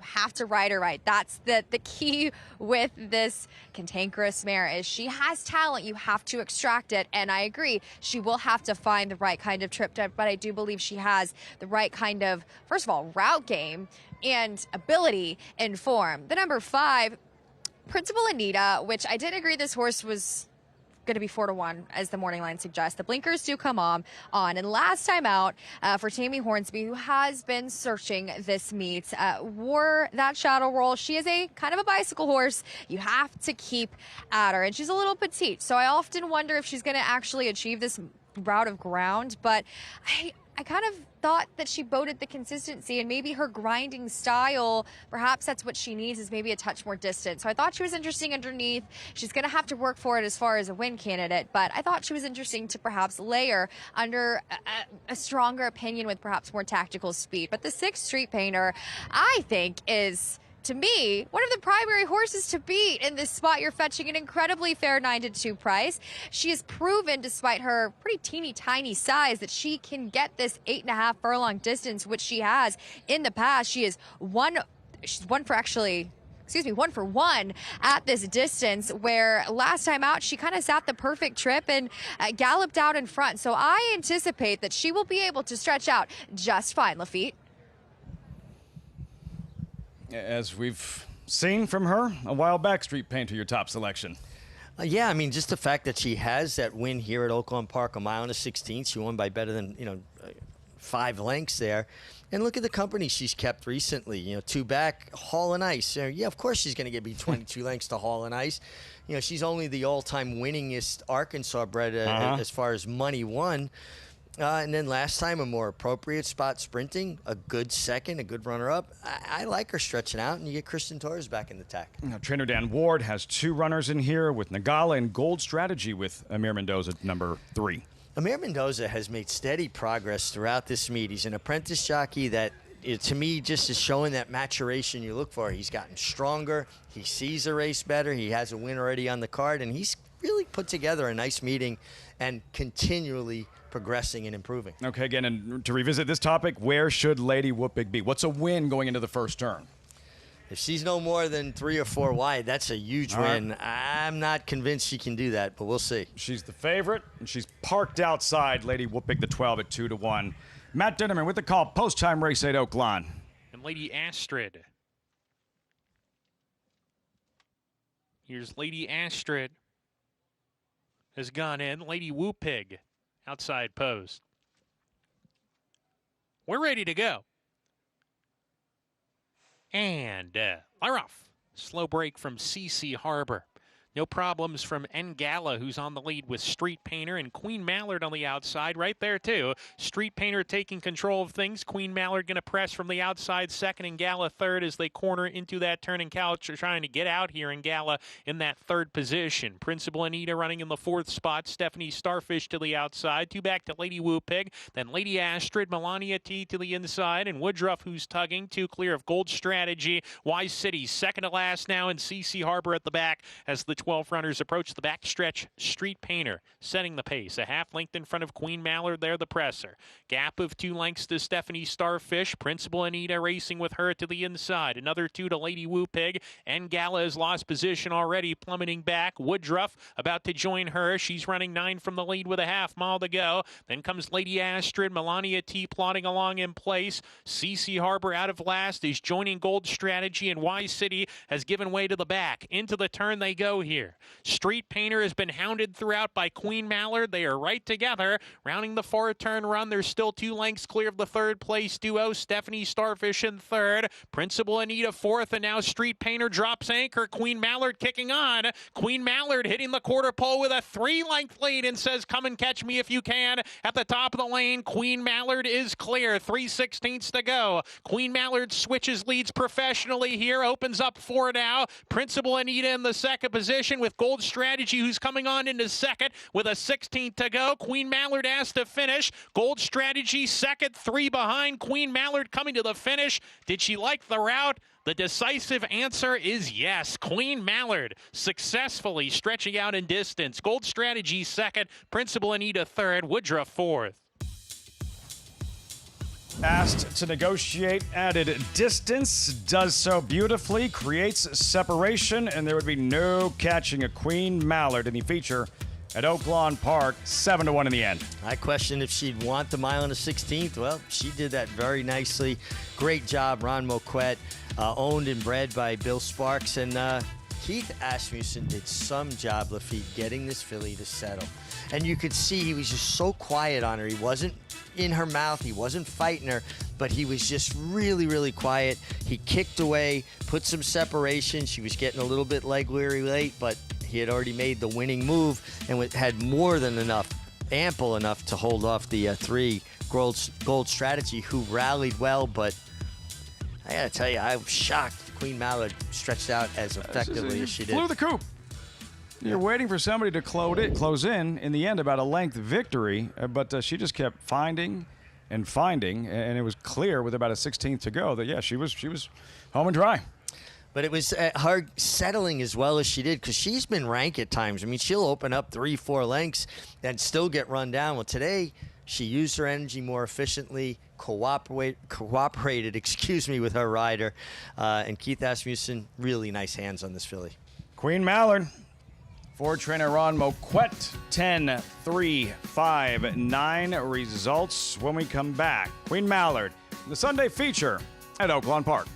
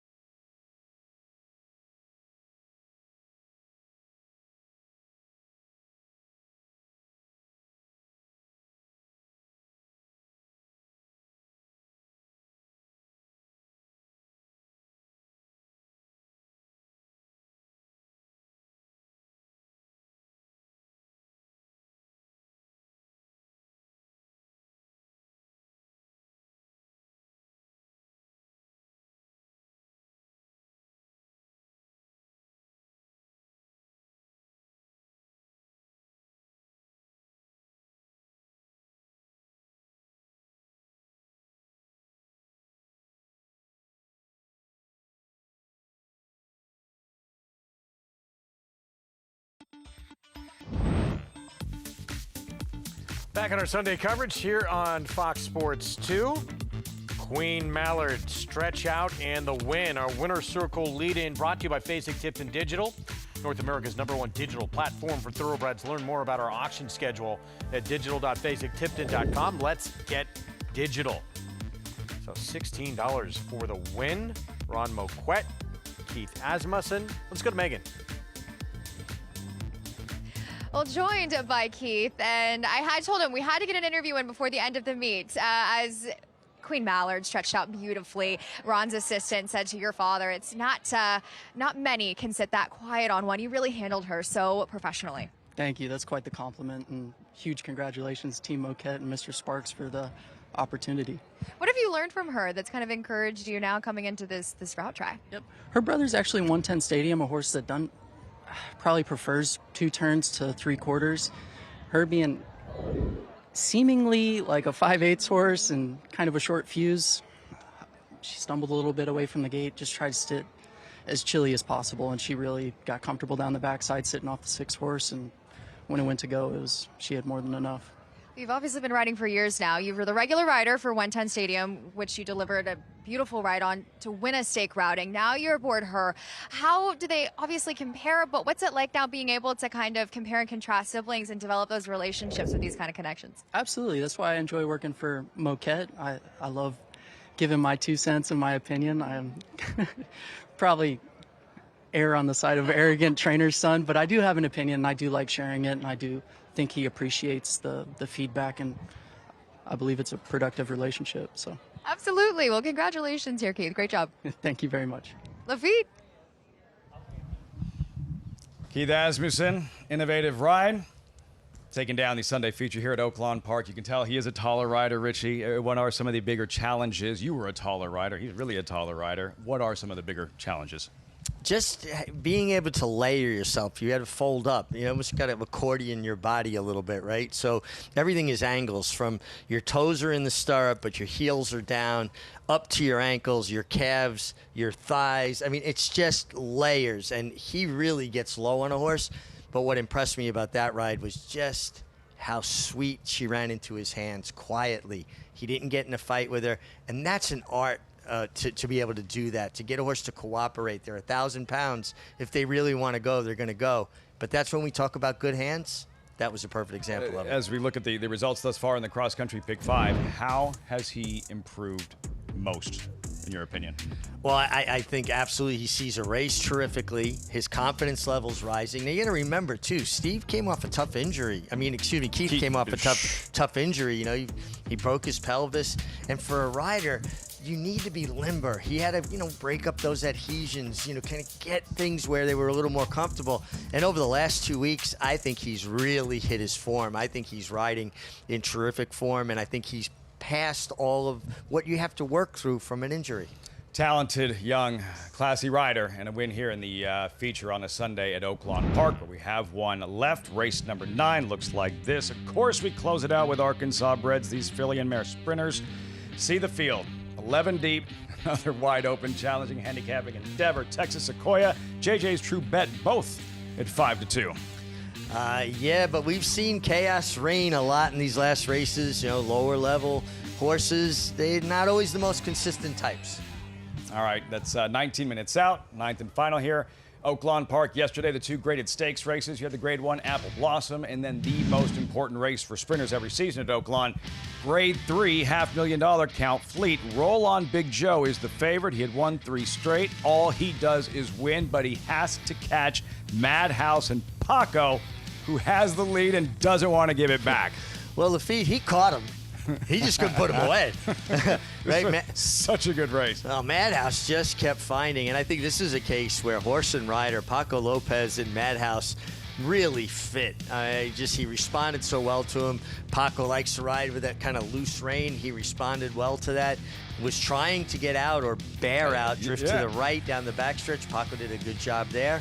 And when Roll on Big Joe came calling, he stuck his neck out and kept finding. Roll on Joe was going, it's a madhouse. You're not accustomed to seeing Roll on Big Joe not get there. You're waiting for him to finally put Madhouse away. Madhouse said no, slammed the door in his face. And for Paco Lopez, who unconventional, but horses just kind of run for him. Horses run for him, and there are riders over the years that don't do things conventionally or the way at least I was taught to do things. And I'm not saying that's right or wrong. He wins. I'm not going to knock his success, but it definitely a little different than the foundation I got. Gutsy effort, Greg, from a madhouse. The upset in yesterday's $500,000 count Fleet. Yeah, I don't think anyone would argue going into that race yesterday, Roland Big Joe's the best sprinter on the grounds out in Hot Springs. This was just a determined, gritty effort from a horse who's very dangerous on the front end. He is, and you know, hindsight handicapping is always 20/20, but this horse had run some fast races in the past. They were ambitious with him, a horse that was coming in from Canterbury off of a couple of easy wins as a heavy favorite to run well and finish first in that Gallant Bob last year at Parks. Then they got really ambitious. They tried the Breeders' Cup Sprint. It didn't work out. He didn't get the lead that day. But second off the layoff here, coming back this year, on the lead, this horse is dangerous and a career best 102 Beyer speed figure for him. Roland Big Joe is your favorite, runs yet another triple-digit Beyer. So he ran his race. I think that Madhouse was just one that when he's on the front end, he is dangerous and he's talented and often underestimated. Second start as a 4-year-old in the best race he's run in his career. Figure-wise, not even close, and maybe just getting better now is starting to grow into himself. So a new face and a new player in this sprint division. That was fun to watch. Madhouse is, Roland Big Joe, on even terms with him. As Mig mentioned, he's able to put him away and win by a half length, going away in the end. Impressive performance in that grade 3 count Fleet. We're going to take a timeout. Back with more. Nightcap still to come on this Sunday card at Hot Springs. And 2 new members of Arkansas's Sports Hall of Fame. The man who's the 4th generational leadership out in Hot Springs, the president. And of course, the man who changed the game, the late D. Wayne. More on that after a break.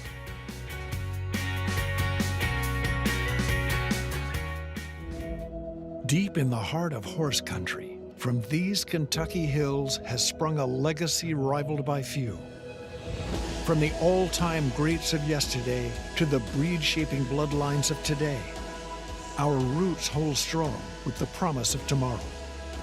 For over a century, our passion has guided us to where we stand and everything we stand for. Claiborne Farm, the tradition continues.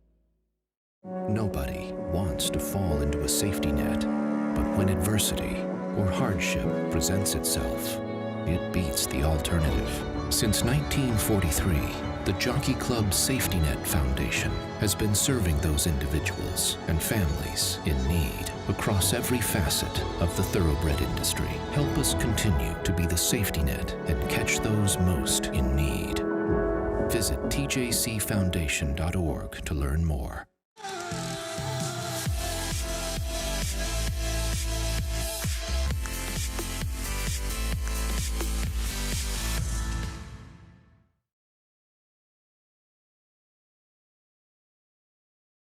The Belmont Stakes Racing Festival returns for the final time to historic Saratoga Racecourse. Don't miss the Belmont Festival at Saratoga. June 3rd through 7th. Secure your place in history at BelmontStakes.com.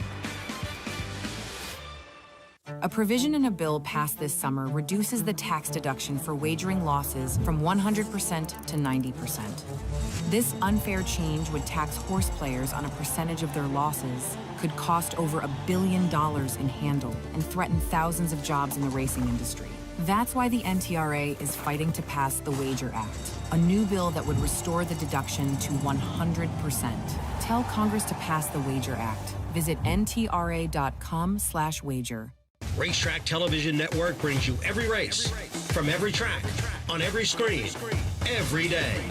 With monthly packages starting as low as $5, RTN gives you great value and access to more live HD streaming and race replays than anyone. Visit RTN.tv today to sign up and watch on almost any device, including Roku and Amazon Fire. RTN has packages that start at $5 per month.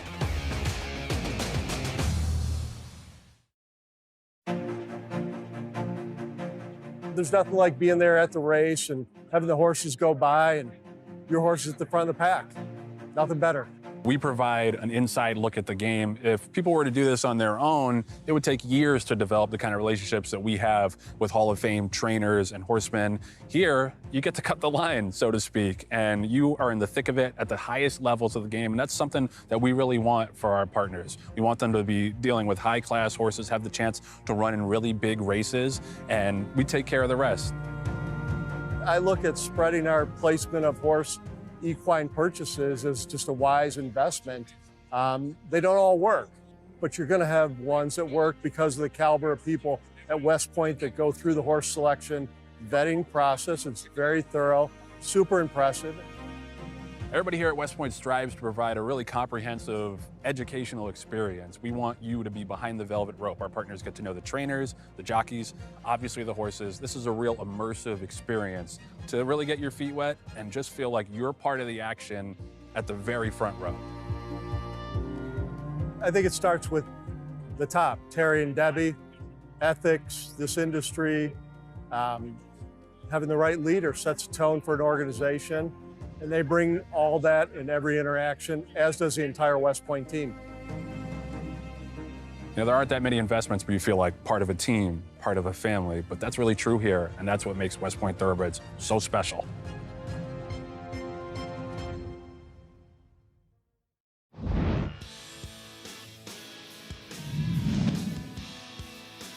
Will Take Charge, extreme outside, revolutionary looking for room and finding it in between them. They're a furlong from home.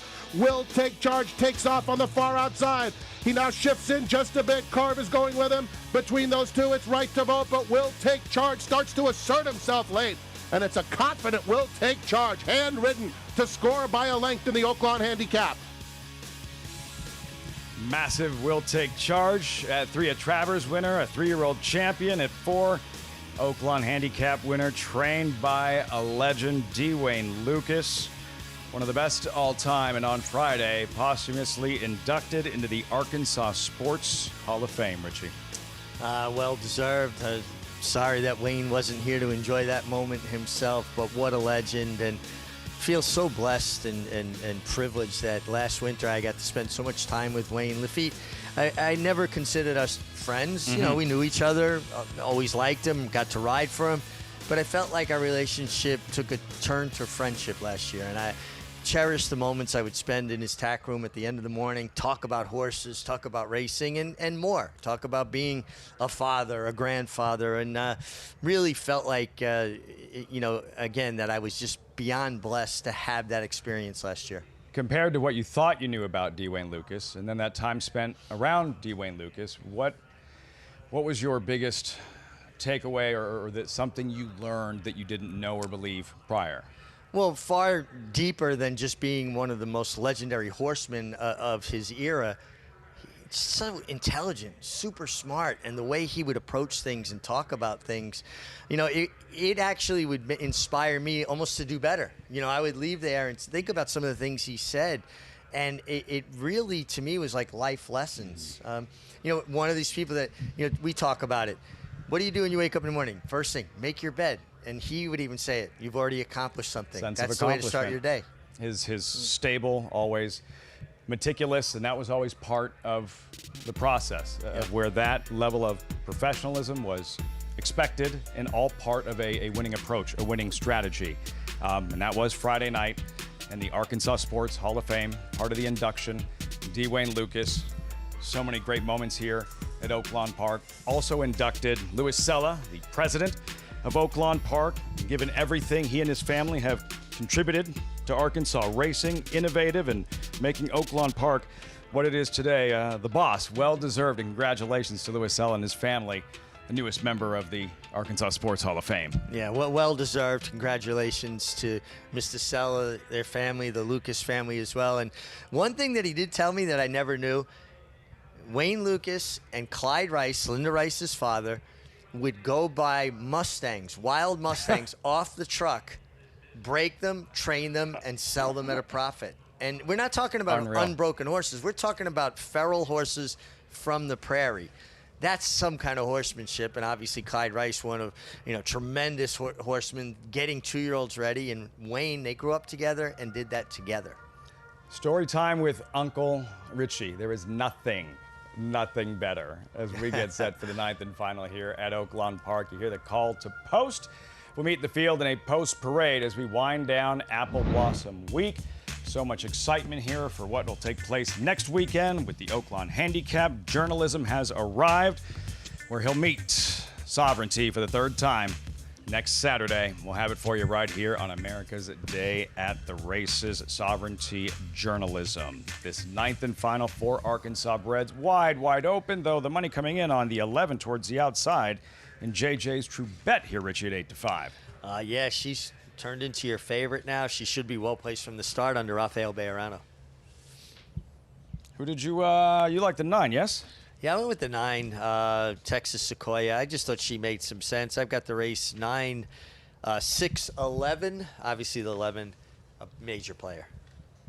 The track throughout the course of the weekend, I know on Thursday and Friday, it seemed like the kickback was something you were paying close attention to. How did things change over the next couple of days? I don't see it as difficult for horses today as it had been. There were two days here this week that it just felt to me horses could not get through that kickback. They had to get in the clear and get to a place where it wasn't pelting them in the face. Several starts yesterday, it felt, where the leader looked like they were in deep water late, challenger right at their flank, and could not get by. Madhouse was a perfect example of that with Roland Joe. Yesterday's Count Fleet, Apple Blossom, one of the biggest weekends every season at Oaklawn Park. Post parade for the nightcap. There's Call Sadie at 30-1. Yeah, Call Sadie's just going to have to run faster than she has in the past. Arelita, another outsider with Manuel Escobar. Well, lightly raced, so she's a little less exposed and improved speed last time. She's going to have to improve again. Morally Complex, 1 for 12 lifetime. Yeah, faced much better last time. As you can see, it Hall and Ice in there. This is more realistic. No Hall and Ice is in here. There's Charmant. Charmant definitely lends some pace to this affair as well. Sassy Lass at 25-1. Yeah, it's had a lot of tries. 1 for 22. Again, has to improve. Maximum to Excel and Louis Q. This is a player here. This horse is dropping in class, getting down to the lowest level. Remember, the last race was good against better. How are we saying this? That's me throwing you under the bus. Punk in S. Peregrine? Like I said, me throwing you under the bus. What did Honduras you throw me Passion. And you rolled it back over me, too. I can handle Honduras the Passion. The 9 head into Texas Sequoia, for that matter. I like Texas Sequoia. I think she's just well placed here, also dropping down to the 12-5 level. Kerm's croupier towards the outside with David Cabrera. Adding speed to this affair. Flash speed against better in the Rainbow Miss.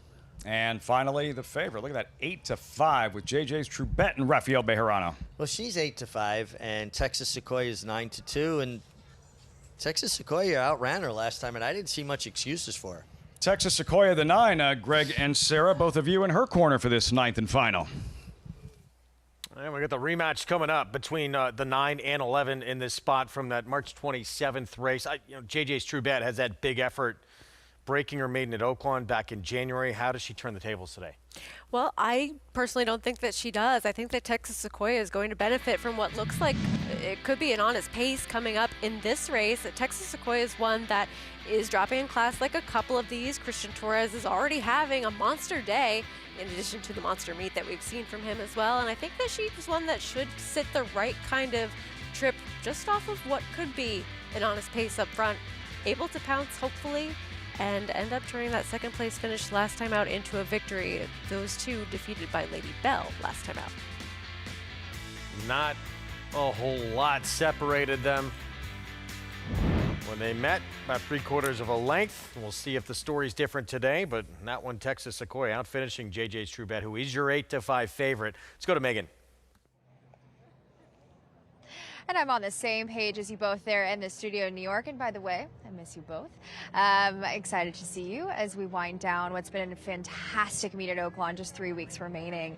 But a lot of action to come. I also landed on the 9, Texas Sequoia. Now, I've gotten to know some of these trainers that might not be the most familiar on the page, and that includes Brett Creighton. He does a great job, and he's an under the radar kind that it takes a minute. It does take him a minute to get his horses racing into their best form as far as just a fitness perspective. I've noticed that from, especially with this mare, that she's kind of had to build into her best fitness, and I finally feel like this is the time for her. She looks absolutely fantastic. She's got a lot of substance to her, a lot of good size. She looks fantastic. Last time out, she was gaining. She went 3 wide and had a chance, but ultimately, along with JJ's True Brett, could not overcome that winner and Lady Bell. But 2 back, she was actually bet down to favoritism against $25,000 9 winners of 2 lifetimes. So she's definitely taking a dip in tag today. And I agree with Sarah and Greg as far as the trip that she's going to get out with. I think there's going to be a fast pace signed on. There's a plethora of speed, it looks like, on paper. And that includes your favorite, the number 11, JJ's True Bet for Al Cates. And she was very sharp on the way in. I will say, I think it's just some of the noise on this little trackside pivot right here. I don't find, she is a sharp filly, but I think she just got a little perturbed by some of the noise. So she wasn't as, I will say, cantankerous, as there were 3 different fillies and mares that were tacked in the winner's circle. So it was definitely chaotic paddock, but she handled herself incredibly well. Now, she beat an okay field to kickstart the meet on New Year's Day, on January the 1st, where she was impressive, but she hasn't quite gotten back to that yet. And last time out, she was forwardly placed in tactical, and she kind of had the perfect trip. She found the seam inside, and she saved all the ground that day, whereas Texas Sequoia sat a little bit wider. So I think they're both going to be more tactically meant. She, of course, has to contend with a little bit further of that outside draw, but another horse that is going to be a part of the speed and does have a bit of an uphill batter, albeit is going to reward you with the price, is the 2 Pyrolita, who can forget a 58-1 winner, as she did last time out to break her maiden. Now she's going to be, again, facing winners for the first time. She's got a plethora of other speed, but she made a really nice physical impression on track. And I think that if she could maybe settle and be a bit more tactical, she'll be in the mix there as something to spice up your exactas, or however you're playing this race underneath. Megan, thanks so much. And look at the crowd here this afternoon. Big crowd over the weekend. Apple Blossom, and very cool outfit. A budding cowboy there. Look at that. He's looking sharp, man. I like it. He's going to sit right there until post time for the Oaklawn Handicap. he's going to make sure he's got his spot. He's been waiting and waiting. And the time he heard the journalism would arrive, there he is, a gorilla sighting. You follow Eclipse Thoroughbred Partners online, and every post on X, at the end, there's always a gorilla if it involves journalism. And the gorilla has arrived. The Preakness winner, runner-up in the Derby, runner-up in the Belmont, 5-2, Jose Ortiz to ride, Richie. Yeah, get Jose Ortiz here. I guess he has the one start with him in the Breeders' Cup Classic last year. And listen, don't sleep on White Barrio either. I mean, he's a horse that has speed in a race that's not a lot of speed, and he is a Breeders' Cup Classic winner in his own right. But this story truly is sovereignty and journalism. Does this remind you of anything? As soon as this was announced, okay, journalism's going to be here. He's going to face sovereignty. Does anything come to mind? Well, immediately for me, and the greatest rivalry I ever experienced was Affirmed and Aladar, and I was, a new lover of racing at that point, right? But watching them really captured my imagination, and now you get 2 horses that are so talented, so good, the 2 best 3-year-olds from last year, obviously Sovereignty, your horse of the year, but journalism danced every dance and showed up. And if Sovereignty stubs his toe, journalism, I think we're going to see a really good show on Saturday. I'm not ready to concede that Sovereignty's just the best horse. First start is 4-year-olds for both. For Eclipse Thoroughbred Partners and trainer Michael McCarthy, Aaron Wellman and partners at Eclipse. The decision we don't see it very often. Some of the best horses, and when they've been on the sideline and making a first start in a new year, not having raced in months, often the path of least resistance is chosen. Not here. And how exciting this is for racing fans everywhere to see a matchup that we typically would not see this early in the year.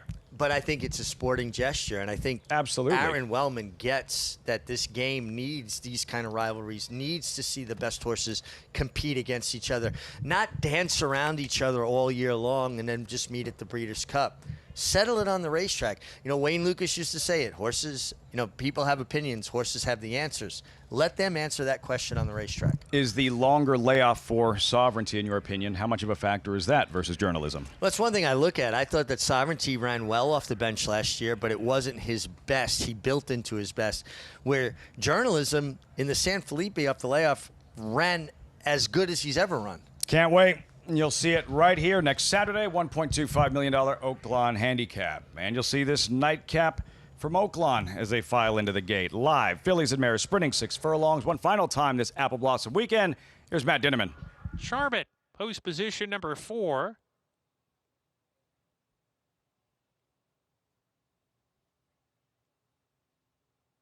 Karoom's Croupier. Sassy Lass, Maximum to Excel is loaded. JJ's Trubet to the outside. We're ready to go. And they're off in the nightcap. Miss Pumpkin's Peregrine off awkwardly from post position number 7. Good start out wide for Karoom's Croupier on the lead. JJ's Trubet happy to track right behind. Pyrulita dashing forward, claims second and comes to tackle that front runner. Karoom's Croupier. Karoom's Croupier up the back stretch, narrow lead on Pyrulita, who's down on the inside of her. JJ's Trubet, perfect position. Runs level second now, joining Pyrulita, and then Charmin, who has to take up just a little bit, joining Texas Sequoia level 4th. Gap of 3. Sassy last. Then a line of runners here. Morley Complex inside. It's Call Sadie. Sent upon. Maximum to Excel is trying to move here forward, and Miss Pumpkin's Peregrine dropping to the back as they round the far turn. JJ's Trubet comes calling for the lead, takes a head advantage here. Karoom's Croupier down on the inside of her as they come to the top of the stretch. JJ's Trubet the leader. Karoom's Croupier second. Texas Sequoia third on the outside. 1 furlong to go. JJ's Trubet scampers away, opens up 3. Now it's 4, and JJ's Trubet is running away from the competition. JJ's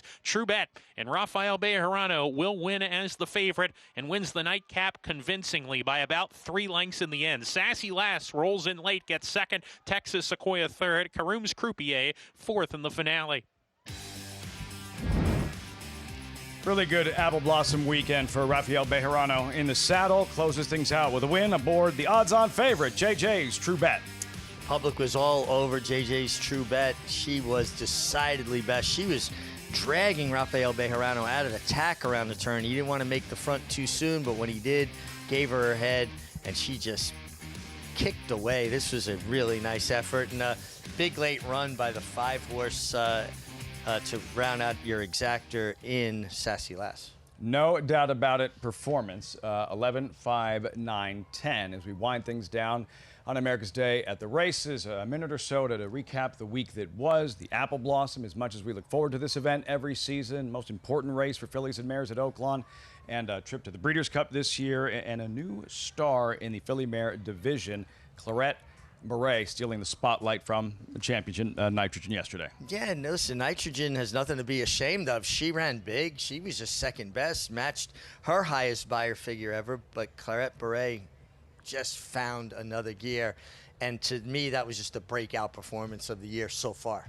And perhaps a mare that will follow and watch in races, some of the most important races for fillies and mares in the country, but i.e. the Personal Ensign, the Spinster, and eventually that Breeders' Cup Distaff. Well, that's a great thing. When you get to see them this early in the season, you anticipate getting to see them several more times through the year. And now we anticipate next weekend's Oaklawn Handicap featuring 2 superstars. Thanks so much for joining us this evening on America's Day at the Races, where we watched Naive Melody at Aqueduct, trained by Wesley Ward. Dylan Davis in the saddle in the Sunday feature at the Big A.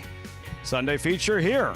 Queen Mallard, Keith Asmussen, got her to relax, shut things down. She stretched out and there would be no catching her. And look who arrived. Journalism made us wait before he stepped off the van. You know what you do when a star makes you wait? You wait. What'll he do in the Oaklawn Handicap, where he'll meet that colt, the superstar, reigning horse of the year, eating carrots in his stall for now, Sovereignty.